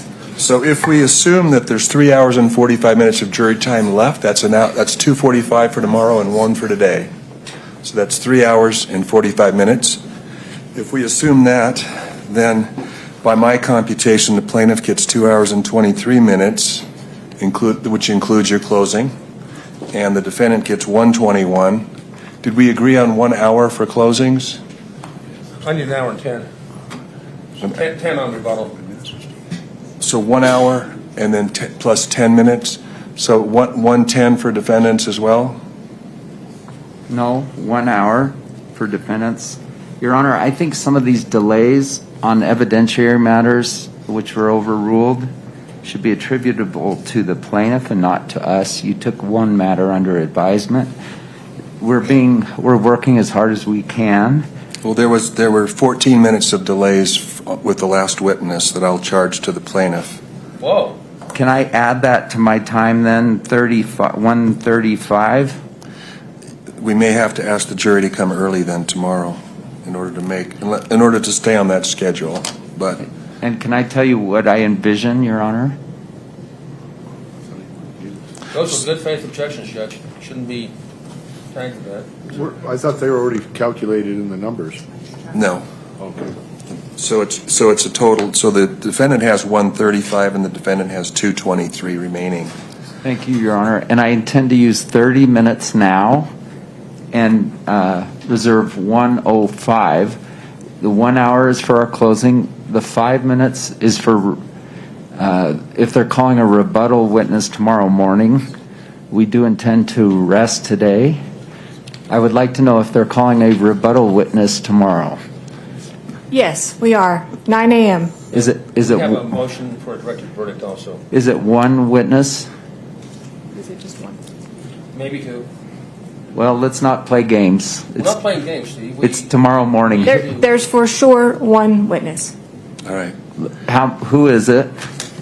So you're dividing your closing between the two of you, liability and damages? I'm going to take 45 minutes, and Mr. Egan's going to take 15 minutes. Okay. And have you decided how you're going to split your closings? Not yet. Okay. Mr. Bueller will be involved. Okay.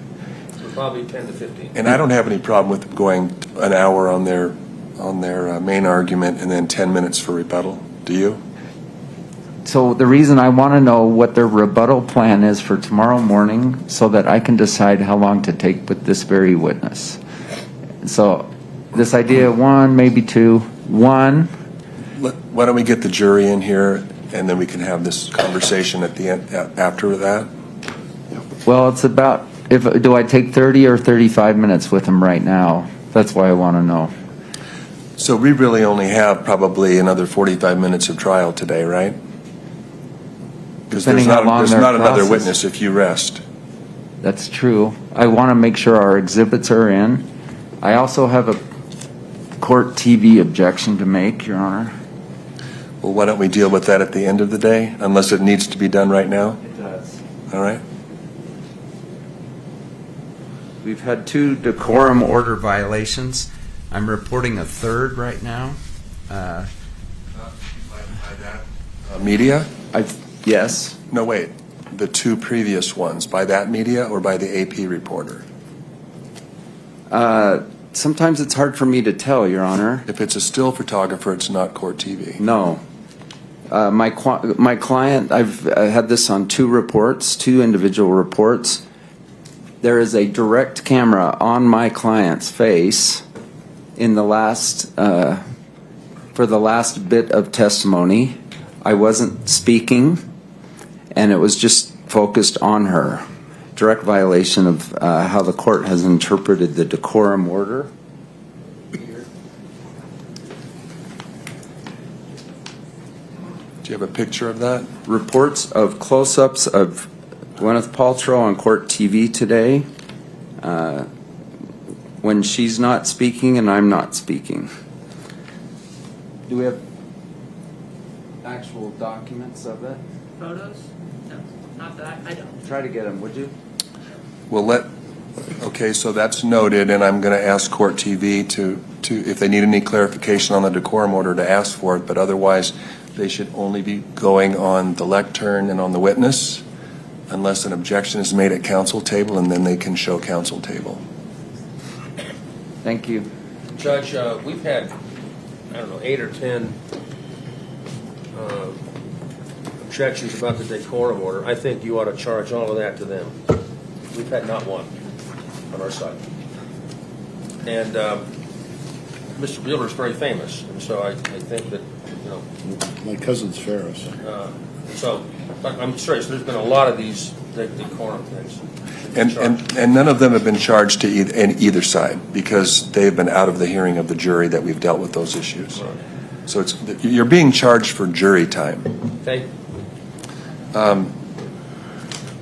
So we'll take the last witness right now, and you're going to take about 30 minutes. Correct. Is that right? Yes. And then we'll.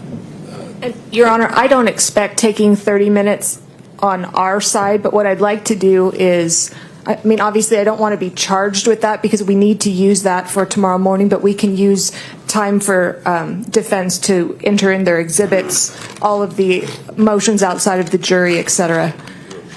Okay, well, let's get the jury in here now, and then we'll deal with whatever issues that we have. Can I predict one more thing? We're going to start showing exhibits from Defense Exhibit 111. Why don't you get the jury lined up? Defense Exhibit 111, starting at page 47. I don't want objections on foundation of these. I went through every single one of them on his deposition. He recognized it. He didn't dispute the date. And if I'm being charged for times, I don't want objections as to foundation on any of those documents. Page 47? Correct. And going on for about 30 pictures. There's about 162 pages in Exhibit 111. I'm going to stop at 87. So 47 to 87. So those 40 pages, any objection to receiving those? 1 through 80, what was it? 47 to 87. 47 to 87.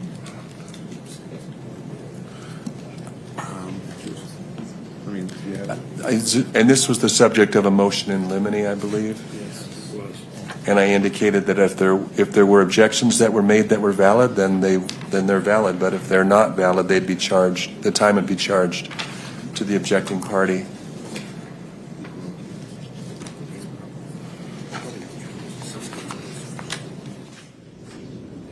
Your Honor, as long as we note that many of these, the counsel ascribed these documents to being produced by my client, and they're obviously not, because he's in the photo.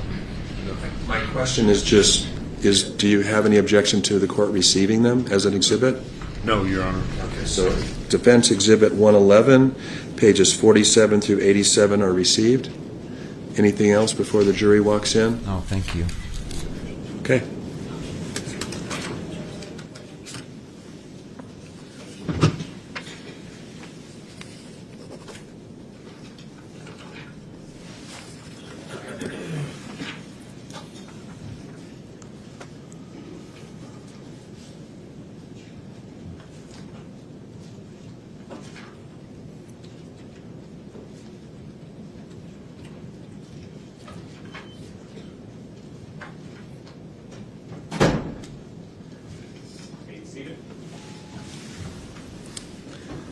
Mr. Owens, you may proceed.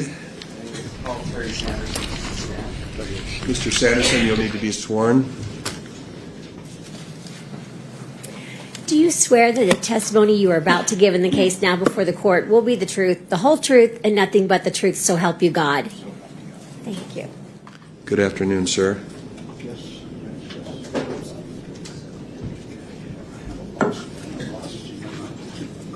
Okay.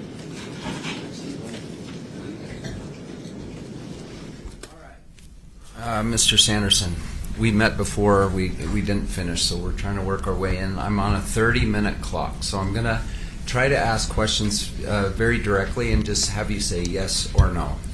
If I can, I will. Did you, upon filing your lawsuit in a press conference, compare my client to King Kong coming out of the jungle? Yes or no? That was not my intention. Did you do that? Did I make up those words, or are those your words to the press? I'm not sure, but probably sounds familiar. Do you dispute it? I dispute my intentions, that's all. King Kong coming out of the jungle. Press conference. Pardon? Press conference. I was pretty... Did you say those words about my client? I meant to say King Kong just chased someone out of the jungle. That's what I meant. Did you refer to her as Godzilla to your daughter? I did not. I don't remember that. She testified to that. I don't remember that. It's gone. Sorry. You told everyone it was a hit and run, right? Wrote to your own hometown newspaper and said, she hit and ran me. I did say that. And that's been dismissed by this court. You understand that? Yes, I guess so. Yes. I want to talk, please bring that up. This is D110. And do you see it on your screen, sir? 104. Yes, page 400. Can you maybe enlarge the first half? Post-incident travel by Dr. Sanderson, Mr. Sanderson. Did you go to Peru? Yes. After the collision. All of these are after the collision, okay? Yes. Visit Machu Picchu? Costa Rica, yes. Walk the Golden Trail? Yes. Machu Picchu is in Peru. Yes. Floated down the Amazon? Yes, I guess so. Costa Rica. Did you do a zip line? Same trip, yes. Did you go to Europe? Visit Netherlands, Germany, Switzerland, Italy, France, Belgium? With my daughter, Jenny, yes. Bottom half, James, please. Did you go to the Netherlands 3 times? I don't remember. Well, if you're disputing it, then we pull it out of your deposition. I don't remember. I have no reason to dispute it or agree. Okay, Morocco twice. True? Likely, very likely. Canary Islands. I need to know if you're disputing these things. I can't dispute it, no. Thailand. Did you go to Thailand after the collision? Yes. Did you visit at least the states of Washington, Oregon, Montana, and Idaho after the collision? Probably, yes. Let's go to the 11147. You're a Facebooker, right? At least you were at the time. You posted a lot on social media. Relative to other people, it did seem like I did. Very little. All of these pictures are from your personal Facebook after the collision. Okay. Let's go to number 47. And is there a way to enlarge it, James?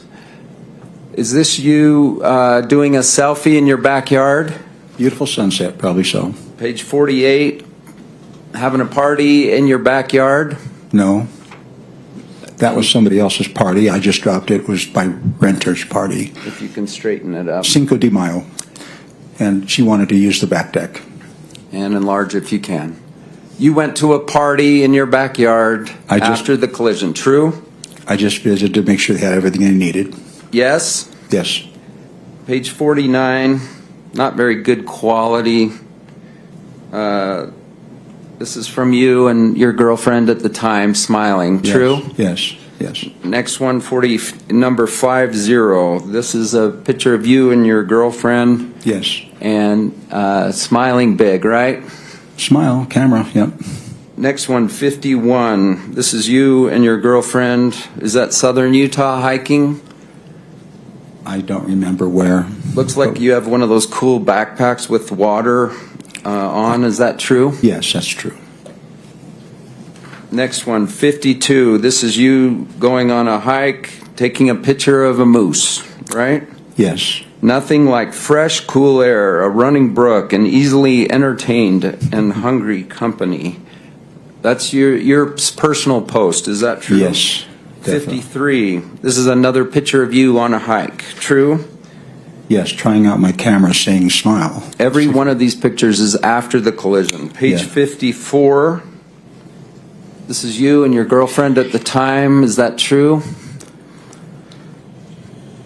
Yes. You look pretty happy. You agree? Yes. Page 55. This is you and your girlfriend.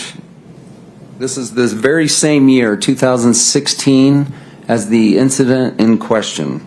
This is you and your girlfriend on your Facebook, all smiles. True? Yes, true. 56. Let's look at another picture.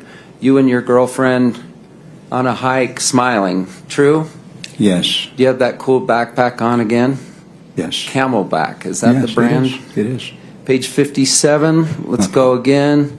Is this you, same year of the accident, hiking? Yes. It looks pretty steep. Trying to get back in shape, yeah. Page 58. Is this you kayaking after the collision? Just now, we're 7 months after the collision. Absolutely not. Is that a kayak above you? I don't know what it is. Sir, I asked you about this in your deposition. Is this you kayaking? No, absolutely not. Oh, boy. I was trying on helmets to protect my head. Did you go kayaking after the collision? I don't remember that, but this is not it. This was in a local It's a whole different question. Let's ignore the picture. Thank you. Did you kayak after the collision? No, I don't think so. All right, let's try to find it. You went scuba diving, right? What year? After, I don't even care what year. After the collision. I did go sometime after, yeah. You went to an auto show in Germany. Does this sound right? With my daughter, yes. Went to a shooting range. Does this sound right? Yes. BMX bike show, right? Maybe, not sure. Scuba diving 4 different occasions. Is that true? Probably on the same week, on the same trip, probably. Went on a boat ride of several canals in the Netherlands. True? Yes. You rode bikes? Yes. Did bus tours? Yes. Boat tours? Yes. Auto show we talked about. Explored older towns in Central Europe. True? True, with my daughter. It was wonderful. Morocco. Is there a word called Marrakech? Yeah, yes. What is that again? It's a city. All right. You visited there twice? I did, Zakia. Explored Jewish markets there? Yes. Cultural sites, the Dior Museum. Is that cool? Yes, I did.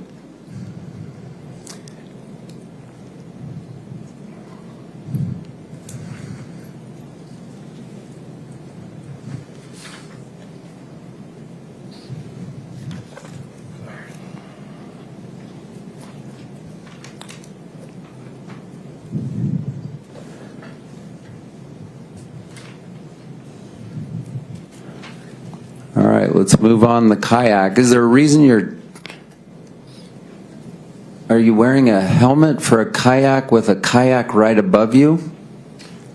You know, I'm in a sporting goods store on the west side that has everything in it, and there was a mirror right there, and I was trying on helmets for protection, not for kayaks, just for general protection. Maybe for skiing at that time. I was looking, they didn't have anything I wanted. All right. I was looking for a MIPS helmet. Let's go to 59. You went to a rock concert. Is that true? After the collision? I probably did. Same year. Let's go to 60. I think this is when I tried working for the green team recycling again. That's after the collision? Yes, that's the team. I tried it. That's you on the first row on the right with the big smile. True? Yes, that's me. Let's go to 61. Oh, and Carlene's there. 61. Is this your girlfriend at the time in a cool looking waterfall? It is. Let's go to 62. Is this you after the collision up in the ski resorts, or what is this? Yeah, about a year later. I think I was just walking up in the hills above my house. Okay, page 63. Is this you skiing after the collision? It could be. I did go with Robin one time to try it out. I tried it by myself twice. Okay, 60. Well, I'm asserting that this is you skiing after the collision. Do you dispute it? It was that following year. I don't dispute it. Okay, 64. Is this out? Are you out with your drinking buddies? Yes. Did you have an installed breathalyzer in your car? Yes or no? I had a personal one that you just hold in your hand. Page 65. Is this you and your notes? Is this you and your? Yes, being proud of my daughters, being strong daughters, because we're in an exhibit that was about strong women. Page 66, and you went to that exhibit, right? I did. Is this you? This is a post highly recommending the escape room for fun, family engagement, and problem solving. Yes? Especially if you go with teenagers, it's a ball. Okay, but you're actually contributing to figuring out how to get out of a kind of a scary, mysterious room. You just put the kids in charge. They figured out. It's amazing. 67. Is this you? Wheels up at Salt Lake, bound for Europe, the year after the collision. That's the empty seat next to me that Robin was supposed to sit in and told me she didn't like me anymore, that my personality changed. Did you go to Europe and did you post this? Wheels up, bound for Europe. I posted it. It doesn't say, I'm really sad that my girlfriend won't come with me. It doesn't say that. It's Nope. Okay. I Page just 60, wasn't sure that would happen. 68, Switzerland. Lots of wondrous sights in my travels through Europe, right? Yes. My daughter took Robin's place. I got 69, the Frankfurt International Auto Show, year after the collision. Yes. The Mercedes exhibit, page 70. Another beautiful day in paradise with your girlfriend. Is this your post after the collision? Feeling happy, it says at the very top. Did you post this? I believe I did. 71. You're on some kind of tour boat in the Netherlands or something. Does this sound right? I don't remember where, but yes. Page 72. Is this you and your girlfriend in the Netherlands? That was a new friend, yes. Page 73. Is this you on a bike ride looking fit and happy? Yes? Yes. Page 74. Is this you at the Siam Park with some friends? Just the two, just Sakia and her son, Shaquille. And what country is Siam Park in? I think it's Canary Islands, just off Morocco. Page 75, you and your buddies.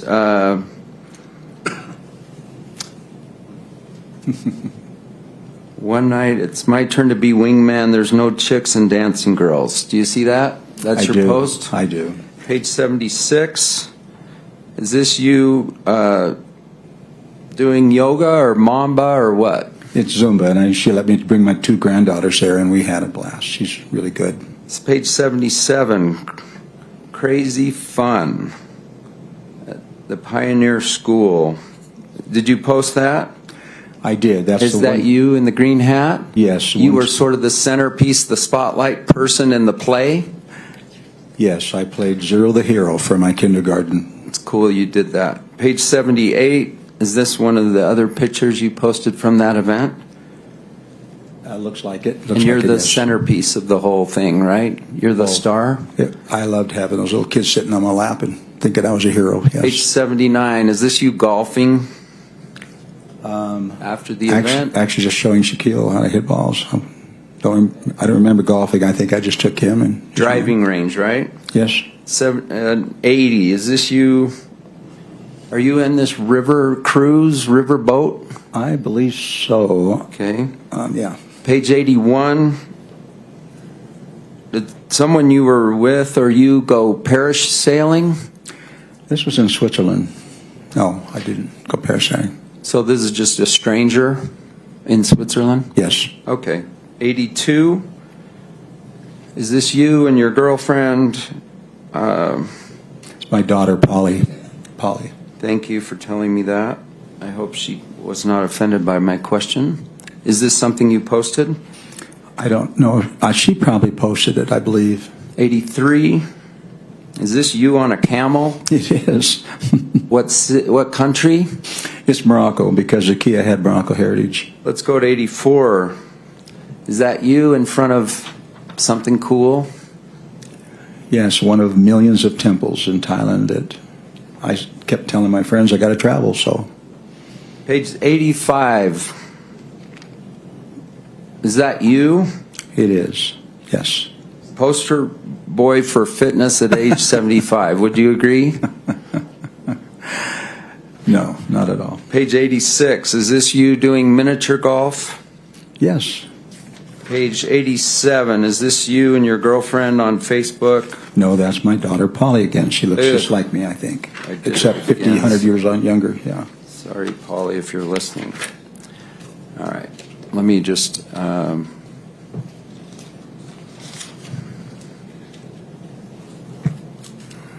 I have more pictures.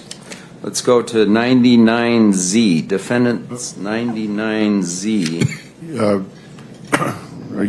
Those, I don't think those have been admitted yet. Move to admit. Which ones? 99Z through as many as I can get through in the next 5 to 7 minutes. Some water? Sure. It's on the desk. Could you bring some water for the witness? It's on the desk. Oh.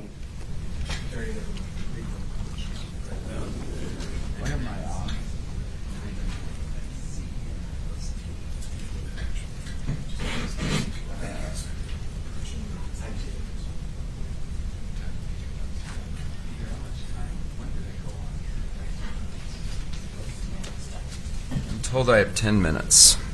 So we're going to go through some more pictures. Move to admit 99Z through 99GGG.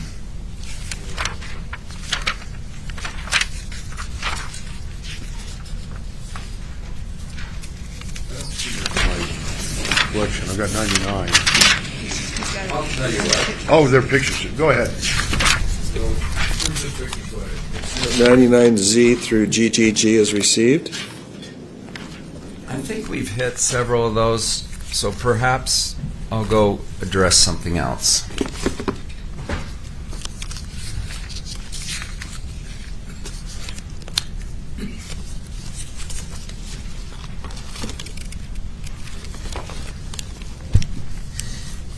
Did you say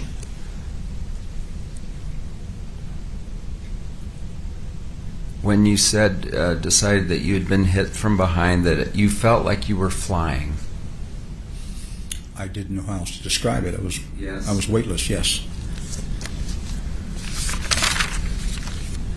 You told me about 3 near-death experiences after the collision. True? I did, yes. One was where you knocked yourself out, and you were out a long time because the whatever had melted had actually warped the wood floor. Do you remember this? I did, yes. Did you seek medical care for that? No, wasn't tuned in. Did you think you were out at least 45 minutes?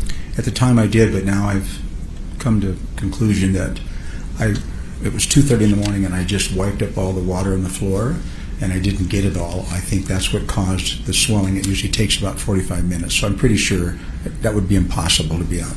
Did you think it was important for you to maybe go see a doctor and having hit your head and being out for a long period enough that the water warped the wood floor? At the time I thought that, but I was not making good decisions, and that sort of near-death experience happened twice again. Another near-death experience was you were cutting a cardboard box and cut your leg. Is that true? With the box cutter, yes. Through the femoral artery. Looked like a murder scene.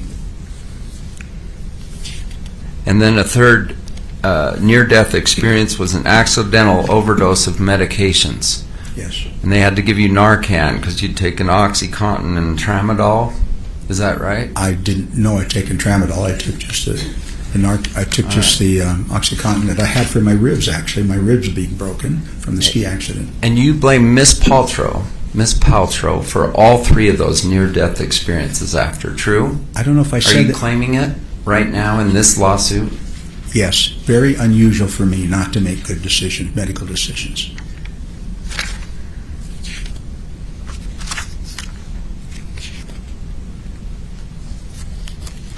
think I'll reserve my remaining time for redirect. Thank you, Your Honor.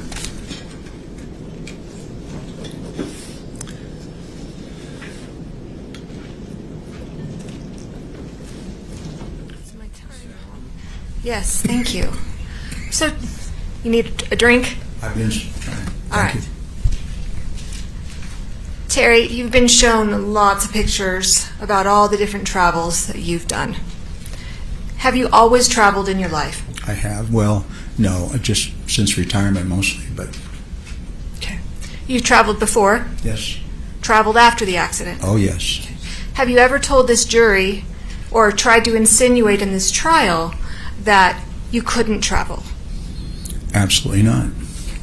Why did you travel? After the ski accident, why did you travel? It was part of the healing process. I was told by several neurologists and cognitive therapists, get back to your routine. The sooner you can do that, the better you'll be, and that's been proven in some research. Now, all these pictures, they look really great. I mean, you're smiling, you're happy. Reflexive. Did you struggle on those trips? Yes, I really did. I couldn't go by myself anymore. And I found that out the hard way when Robin decided that she didn't like me anymore after 5 years. I asked my daughter to go along, and she didn't get there until the next morning. Bought her a flight, and she came over, and what did I do? Stepped off the curb. Now, which daughter was that? Jenny B.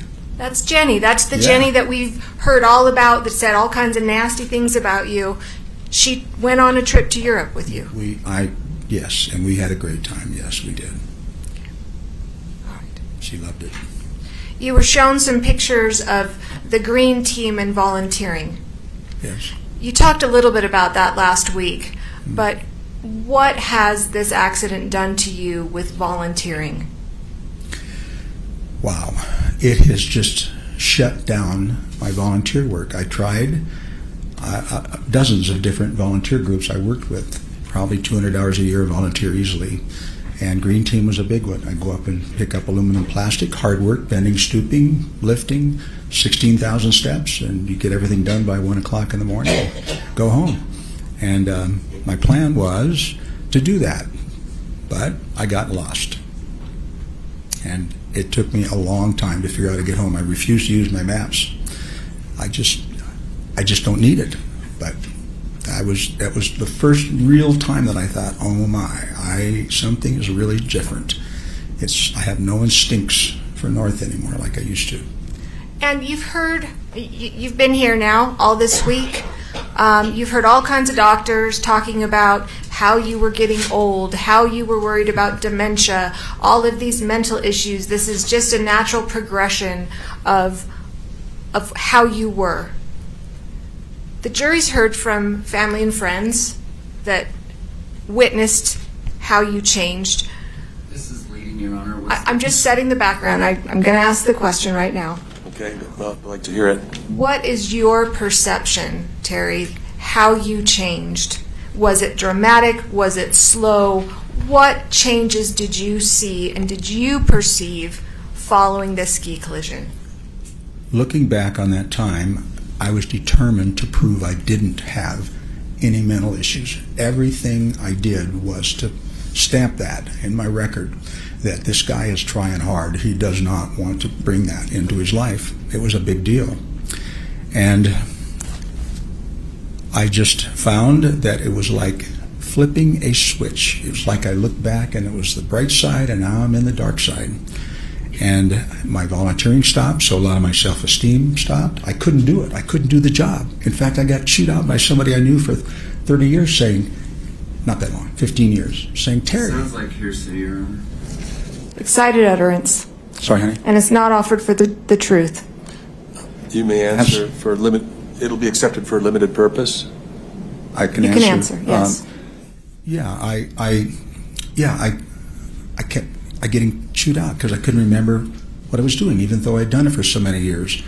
And I tried it again a second time, maybe 2 years later, and I got chewed out again by a lady I'd known for quite a while. I said, something's different about me. So And Terry, how did that make you feel? It's always nice, and you know that, if you walk into a room and it says, hey, come on over here, it's Terry, you know? But when they just say, oh, it's Terry, there's something different. There's people don't see me the same way, and I don't feel the same, and it's very disappointing, to short answer, very discouraging.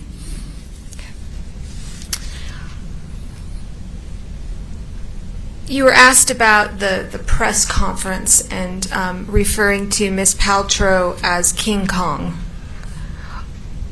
Were you referring to her as King Kong or the noise that you heard? That's leading, Your Honor. What did King Kong refer to? King Kong? Sustained.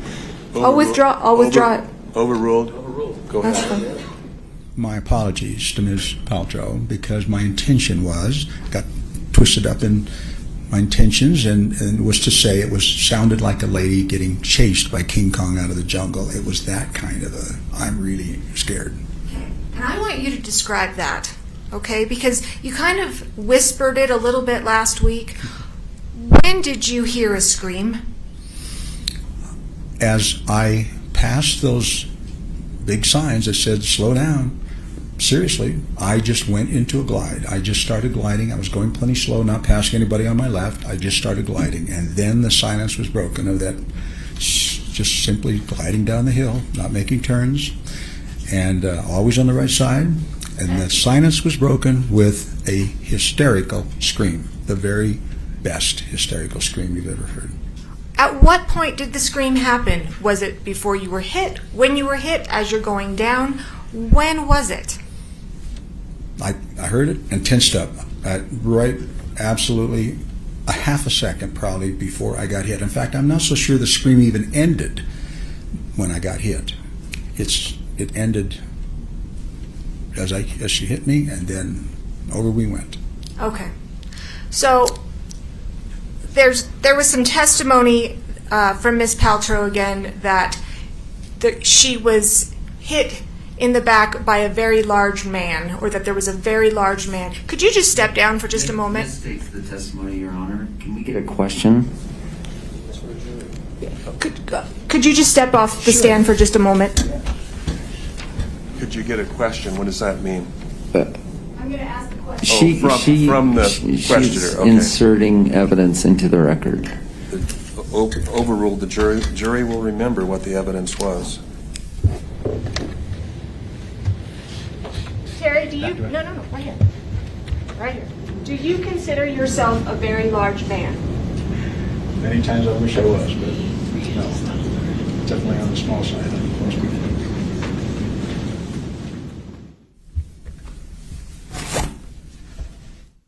There's a reason I asked Ms. Paltrow why she was 5'10", or how tall she was last week. Inserting commentary. Let's have questions. Ms. Paltrow testified she was Overruled. It's just prefatory. Go ahead. Thank you. Ms. Paltrow testified she was 5'10" last week. How tall are you, Terry? 5'5". Thank you. The accident that day, the ski accident that day, Yes. were there a lot of people on the run? Was it crowded or was it deserted? Most runs that I've seen, it was, compared to most runs, it was very crowded. I would say moderately to high full is what it seemed like. Lots of people. And were you skiing back and forth on the run, or did you stick to the right side? That's another fact that's been changed. I was on the right side, exactly like I said. Saw all the people congealed in the middle and just went diagonal straight over to the right side and stayed inside of that 5-yard boundary where nobody was. One lone person coming out once in a while that I was wary of that was down a ways. Mm-hmm. And that's when the scream happened, and that's when you were hit. Absolutely, and there was no one in front of me. And how did you land, to your recollection? Downhill, of course. I'm going downhill, so our heads are downhill. So I saw down the hill and crashed there. And I didn't remember doing this, but I did put my hands out to catch myself. That was instinctual, saved my face. But we landed, and I remember lurching off the right foot as I got hit, I thought I got to use whatever I can, and I pushed deliberately a little bit to the right because I did not want anyone in the crowd to get tangled up in us as they were going by. And I did see, just before I hit the ground, I just remember seeing a skier on the left go by. I was safe. Mr. Owens asked you, hit and run. You said it was a hit and run. Why did you say it was a hit and run? I always considered a hit and run was something when you ran into something or somebody and then you just left the scene. And as far as I'm concerned, there was no one there when I woke up. No one except an angry man, as I said, and then I saw Craig. And is that how you felt, that it was a hit and run? That's how I felt, that I was, yes, that was like if you get knocked down and knocked out and nobody's around afterwards that did it, that's a hit and run. Okay. Thank you for clarifying. You've been here for a number of days. You've heard all the doctors testify. Your entire life has now been broadcast to the world. I feel like I've been fleshed out, and anyone up here I think would feel the same way. Very painful. In fact, I think you just told me back there, well, I could never go on another dating site again. It's true. Everyone knows too much. Do you regret bringing this lawsuit?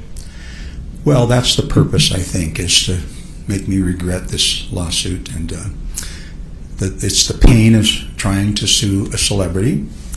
It's just very difficult. I will tell everyone that. You're going to get exposed. Your Honor, we're not talking about this case now. He's talking about the world.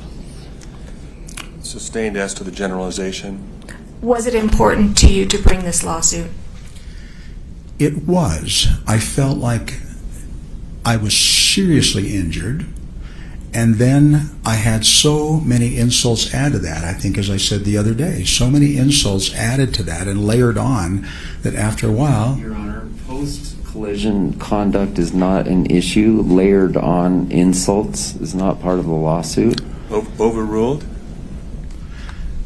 Yeah, I'm classifying it as an insult, but it's absolutely ignoring me, ignorance. And that's what it felt like. It's like, what is going on here? This is obviously an issue that someone needs to be accountable for. And if they're never accountable, what are they going to do? They're going to do it again. Now we have the molesting of young children on an island. Your Honor, denial. This is ridiculous testimony. He's talking about... Sustained as to relevance, the last part, the jury should disregard. That's all I have, Terry.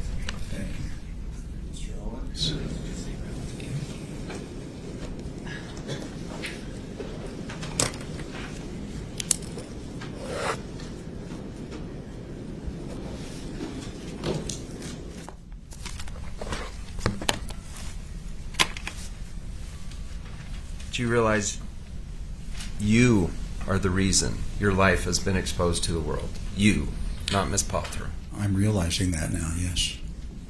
Painful. Do you remember, you've said you've shrunk and lost weight since the incident, right? Well, I gained, I ballooned. Now, when we stand you up, you've lost like 15 pounds and shrunk 3 inches, right? Yes or no? I had no idea. I guess yes. I was just a few days ago. You said I was 175 to 80 and 5'8". Remember? I said that not here. Oh, you know what? In this very trial. Overruled. I know why I said that.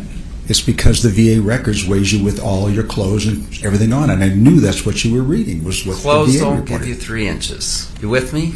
Heels do. Did you have heels on? No, not at all. All right. You even called yourself pudgy at the time, that you were pudgy. Do you remember that word? What Do you time? dispute using the pudgy? What time frame? The time when I deposed you, you said you were pudgy. Okay. That's kind of a fun term, yeah. Do you dispute it? I don't. What does that word mean? I never thought about it. Just sort of got a little more roundish, I guess. Haven't defined that before. Did I hear you say you didn't like to be ignored? Don't ignore me? Are those the words you used? Just now? Just 2 minutes ago. I probably did say that. Let's go to page 170 of your deposition and ask that it be published and brought up. do you have your transcript right there? I do. I think so. I think that's what this is. Your Honor, may I do that? You can just read it. It hasn't worked in the past, and now. So under 32, you can use the deposition. You can certainly read it into the record, but we don't need to. all right. show it. Let's go to page 170. And I'll assist you if you want me to. I don't even know where 170. I don't see. I mean, Can I have approach exhibits. or- Oh, it's another whole other. Can I close exhibits? Yeah, close that up and then I think it's the three piles of paper there. One of those. Which one? Counsel, if you could just get him to the page, that'd be great. Do you want me not to approach? No. I said if you want to get him to the page, that would be great. Yes, Thank you. that's what I want to do. Thank you. I wouldn't have known which ones to look at.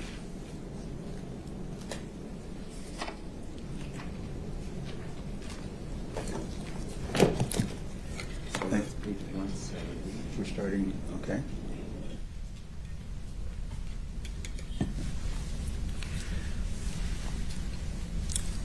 And you see, I'm going to start reading at line 12. You skip the good stuff. This lady is on my left. Well, let's go back for a little. Remember, I said I want to know what's going on in the 10 seconds before the impact. Do you remember? I do remember that, but is it written here? I don't know. Yes, that's my question on page 169. And then on 170, you said, and then I remember there's this lady on my left that was kind of tentative. So I deliberately, in fact, I think I said passing on your right. Pretty sure I did. I usually do. Passing on your right. And then, it was just easy. It was just as easy, smooth glide. And there were not a whole lot of people. And I'm not, I don't want to be interrupted right now, please. Page 170. And when I got to that point, I could see the bottom of the hill. I could see that the trees came in a little bit from the right, it seems like, and then the whole slope was opened up. There were a few occasional people out there, but I could see all the way to the bottom. There were nobody. And then this, and nobody could have passed on my left except the gal I had just passed. So that gal I was really conscious of, because I still worried about her. And so as I went past her, I went inches per second past her. I just remember it took forever for me to get past her. And there were skis. And when they disappeared out of my vision, that's the time I heard this. So, that's the time I heard this saw, indicating scream, and then bang, it happened. It was about a second and a half, and it just hit me right in the back. All right. So do you recall that in the seconds before the collision, you were worried about the person to your left? Do you recall that? I gave her plenty of space because she seemed like I moved way to the right before the off-piste, yes. But you were with inches of her.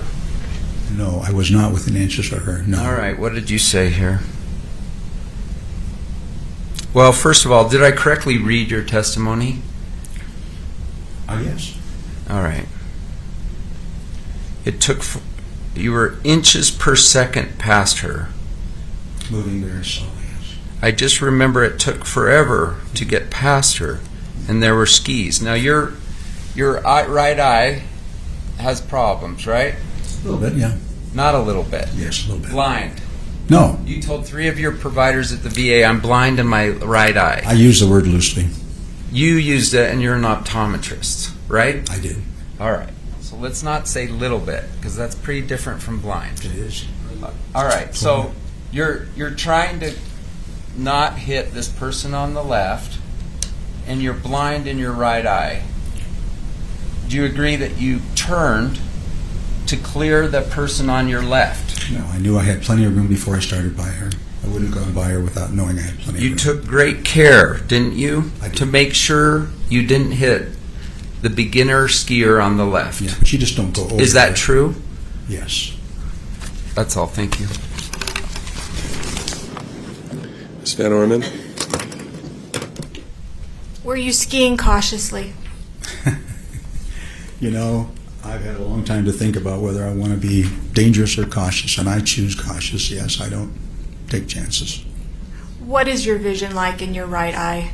My vision, I will compare it to a flat light day.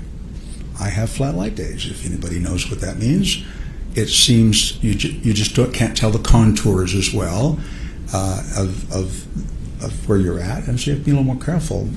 Make sure you get in the right spot at the right time. And so I get a lot of practice skiing flat light days. That's what it amounts to, I think. It's how I describe it. Any trouble skiing with your right eye? Never any trouble. And unrestricted skiing. They don't handicap me on the ski slope or driver's license. I'm unlimited. I do fine. That's all I have. Thank you. No more questions, Your Honor. Okay, thank you, Mr. Sanderson. Thank you. Any more witnesses, Mr. Owens? No, Your Honor. Okay. Given our court limitations on time, the defense rests. We reserve the right, maybe as soon as the jury's gone, to admit into evidence each of our exhibits. Okay. As long as we have a good understanding of our ability to do that. So we'll reserve your formal resting until after we deal with the exhibits. Thank you. Members of the jury, we're going to recess now until 9 o'clock tomorrow morning. You're probably wondering what's going to happen next. And so now the defense will be resting today. The plaintiff has indicated that they may have a short amount of testimony to put on tomorrow morning. And then right after that, we will do the jury instructions, and then the attorneys will have an opportunity to sum the evidence up for you, expecting that should all be done in the morning tomorrow and start deliberations after that. It may bleed into the afternoon depending on how things go. You never can tell these things exactly, but that's what we're shooting for. So have a good evening. Remember, still following my admonition not to try to learn anything about the case, not to do any of your own investigation, and avoid any press reports about this. And please don't discuss the case with anyone. If they try to discuss it with you, just tell them you can't. The judge has ordered you not to. So thank you.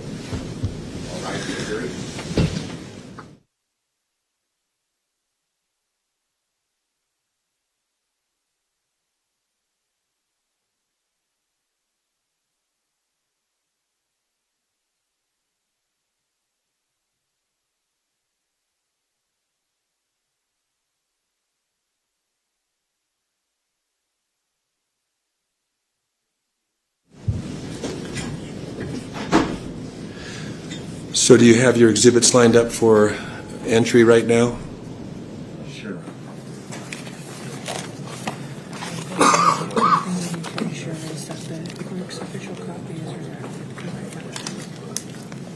The easiest thing to do might be to stand in front of you with the official one that's going to go to the jury, because there are a lot of different things floating around. If you want, we can do that so we don't take your Honor's time.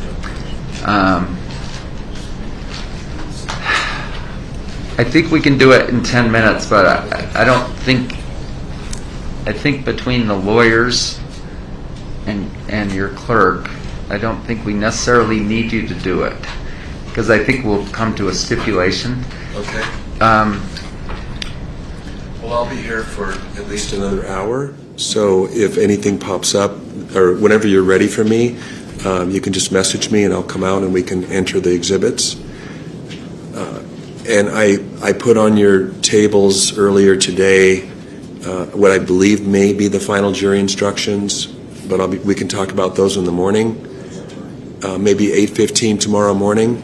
And, Your Honor, may I have a suggestion as well? I think maybe everybody can kind of work together, get all of their exhibits in, whatnot. Maybe at 8:15 the defense can rest, and then we would like just a few minutes to make some motions. Right. So if we're all here at 8:15, that'd be a great time to do that. Okay, why don't we do that? And so as I mentioned, Ms. Van Norman, I put jury instructions on both tables, a couple of copies. So I'd like to get your take on whether those look final to you. And then what we don't have is a final verdict form. And I don't know, I wanted to get your take on it. Do you want to go with a special verdict form? Do you want to each present your own verdict forms for your side of the case? Do you want to have a general verdict with special interrogatories? How do you want to approach? I don't see where the parties have talked much about the form of the verdict. So We've talked. We're only off by, I think, 2 questions. Okay. I think I would love a copy of what Your Honor has. I don't have anything. I have what you have. And then Okay. beyond that, I usually start with the Muji one that's on the website. Right. The counterclaim, I guess one issue on the special verdict form, for instance, is can we fill in just $1 instead of you must find damages? That's one of the issues. I think that makes sense. Your Honor, they can do that in their closing argument. Yeah. But just to avoid an error of some kind and an argument and objections if they do something different, why not fill it in if it's a stipulated amount of damage? Well, there's this. That's fine. Okay. We're just inviting error otherwise. I think that's appropriate, and then it would just be a yes or no on that. Right. Your Honor, spoliation, we sent in just 3 hours ago, a proposed spoliation one. We reworded it. Peter, I should say Peter and give him credit. You guys have that? Reworded We haven't it. had a chance to look at it. It's 3 hours. Did they get it, Peter? Yeah, I sent it to you and all the parties. Could we handle that briefly tomorrow? I think? Yeah, absolutely. And, yeah. I think we Okay, can so do it. special verdict form. I don't know that we can do more and you come up with what you like best and then Yeah. give it to us and then we talk. I'm looking for the parties to provide me with whatever form you want the verdict to be in. We like the Muji one, I think. That's what we used. But your verdict form, first of all, it didn't track. If you look at the bottom, or if you look just after the first part of the verdict form where it talks about Terry Sanderson's two questions about Gwyneth Paltrow, the instructions don't track. And then the other thing is it has nothing about the counterclaim. And I'm not sure how, so we're dealing with comparative fault, and it's not really clear how that's going to work with the counterclaim on your form. So I think it's close. I mean, I prefer the language that you guys have because that's what's from the website form. I understand, I'm willing to use other language if you want to, but I guess I'm looking to you to put together the verdict form. Yeah, we prefer that. Defense counsel may have other ideas. I think he's looking to both parties Yeah, we'll talk. to cooperate. We'll cooperate with them. Right. Okay. And then we can address it tomorrow when we appear at 8:15 after the motions. You get us all here, or just the court people? Anyone who wants to argue, be here. I don't like arguing. Or object. I'm just a country boy. You like that. I walk past him in the hall, I object. But he's just a simple country lawyer. Did we just say that at the same time? So, Your Honor, we did file both parties. I want to make sure you have what both parties submitted. Do you? Pre-trial. For the verdict form? Yes. I do. Okay, you have that. Yes. I'm going to be working on closing, so is this a burden to place on you for you to put together your favorite? I spent some time with it, and I couldn't put the two together. I admit that I could spend more time on it, but you've got some, I guess, more junior lawyers that could probably figure it out between the two sides. Yes, I'm not trying to add a burden. Okay, James, can you be in charge of our special verdict form tonight? And Okay. if you want to email it as soon as you guys agree on something, then maybe I can have a heads up before we meet tomorrow. Okay. I mean, the only other alternative, Mr. Owens, is, I guess, to recess after the evidence and to take the time to get it hammered out. And we'll have to do that if we can't agree before tomorrow. So. Could we both get a final count too on time? I Yes, think both sides would like that. Excellent point. You were going to ask about that? If you'll give me just a minute here, I'll get Forgot that to. put together.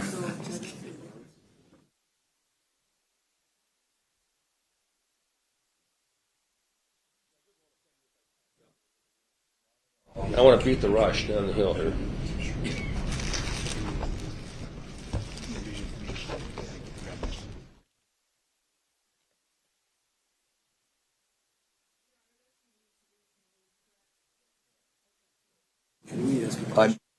Wants to get a copy of the time.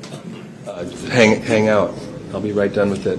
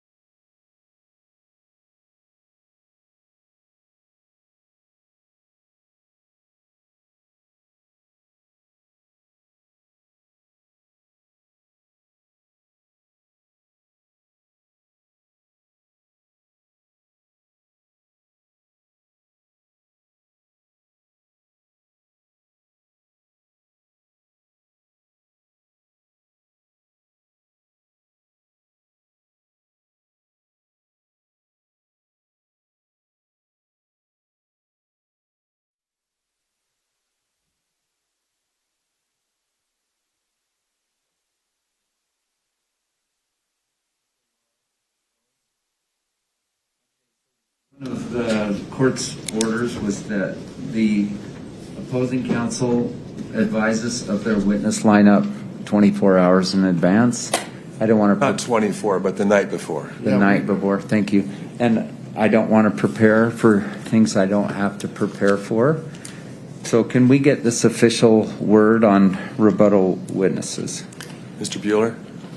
Yes, Your Honor. As we told counsel like 10 minutes ago, Richard Boehm, MD, possibly Greg Skordas, and possibly Craig Ramon. All right. But the longest one would be Boehm, maybe 15 minutes. 15 minutes. Skordas, maybe 10 minutes, and Craig Ramon, 5 minutes. So a half hour for all three is our plan. Okay. And does your time permitting allow you 30, I think we have 1 minutes? hour less than you, 1 hour and 2 minutes. Or we have 1 hour, 2 minutes more to spare. Right. 1 hour, 2 minutes. How much time do I have, Your Honor, left? Well, if we only use 2 hours and 45 minutes tomorrow morning, you have 51 minutes, and the plaintiffs have 1 hour and 53 minutes, and that includes the 14 minutes that I added to you, to the defendants. Obviously, I'm going to give you an hour for closing, and you'll need some cross-examination of the plaintiff's witnesses tomorrow. I guess I expect you to keep it very quick and directly to the point. Okay, so... Could I have those numbers again? I'm sorry, I didn't have the pen ready. You had it right. It's 153 for you guys, for the plaintiffs, and 51 for the defense is what's remaining, assuming a 245 tomorrow. And that's kind of why I was wondering if the jury should come early to give a little more time to wrap things up in a logical way. If the jury, I don't mind you giving close. I mean, you're going to be placed in a position of giving closing arguments to the jury at lunchtime or near lunchtime. I don't know how you like that, but that's kind of where we're going to be probably. Maybe they'll be done. Maybe we'll be done by 12. Maybe we'll be done by 1. Somewhere in that range, I think. Jury instructions come after or before closing. And approximately how long do you think those will take? It's been a while for me. Based on what I have, I don't think more than 15 minutes. Okay. So if we have an hour of testimony from both sides tomorrow at 9. Yeah. Witnesses at 10. If we can do jury instructions right after that, and then the two hour plus closings, it'll be 12:30 or so. And that means it would go to the jury around 12:30. Yeah. Very good. Thank you. So I want to know. Thank you. By the way, I appreciate all this, and I think it's healthy for us to be kind of rushed in this way. So we actually somehow calculated that we had like an hour and 5 minutes left, but I'm not going to dispute that. If you're saying we get our full hour closing and like a very reasonable amount. Terse cross-examination of whatever 3 witnesses or less that they put up. And I'm thinking 5 minutes or less on the cross-examinations.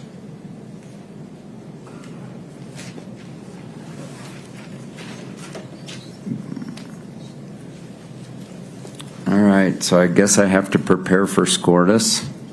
I mean, I'd like to know if you've made the decision to not call Skordas.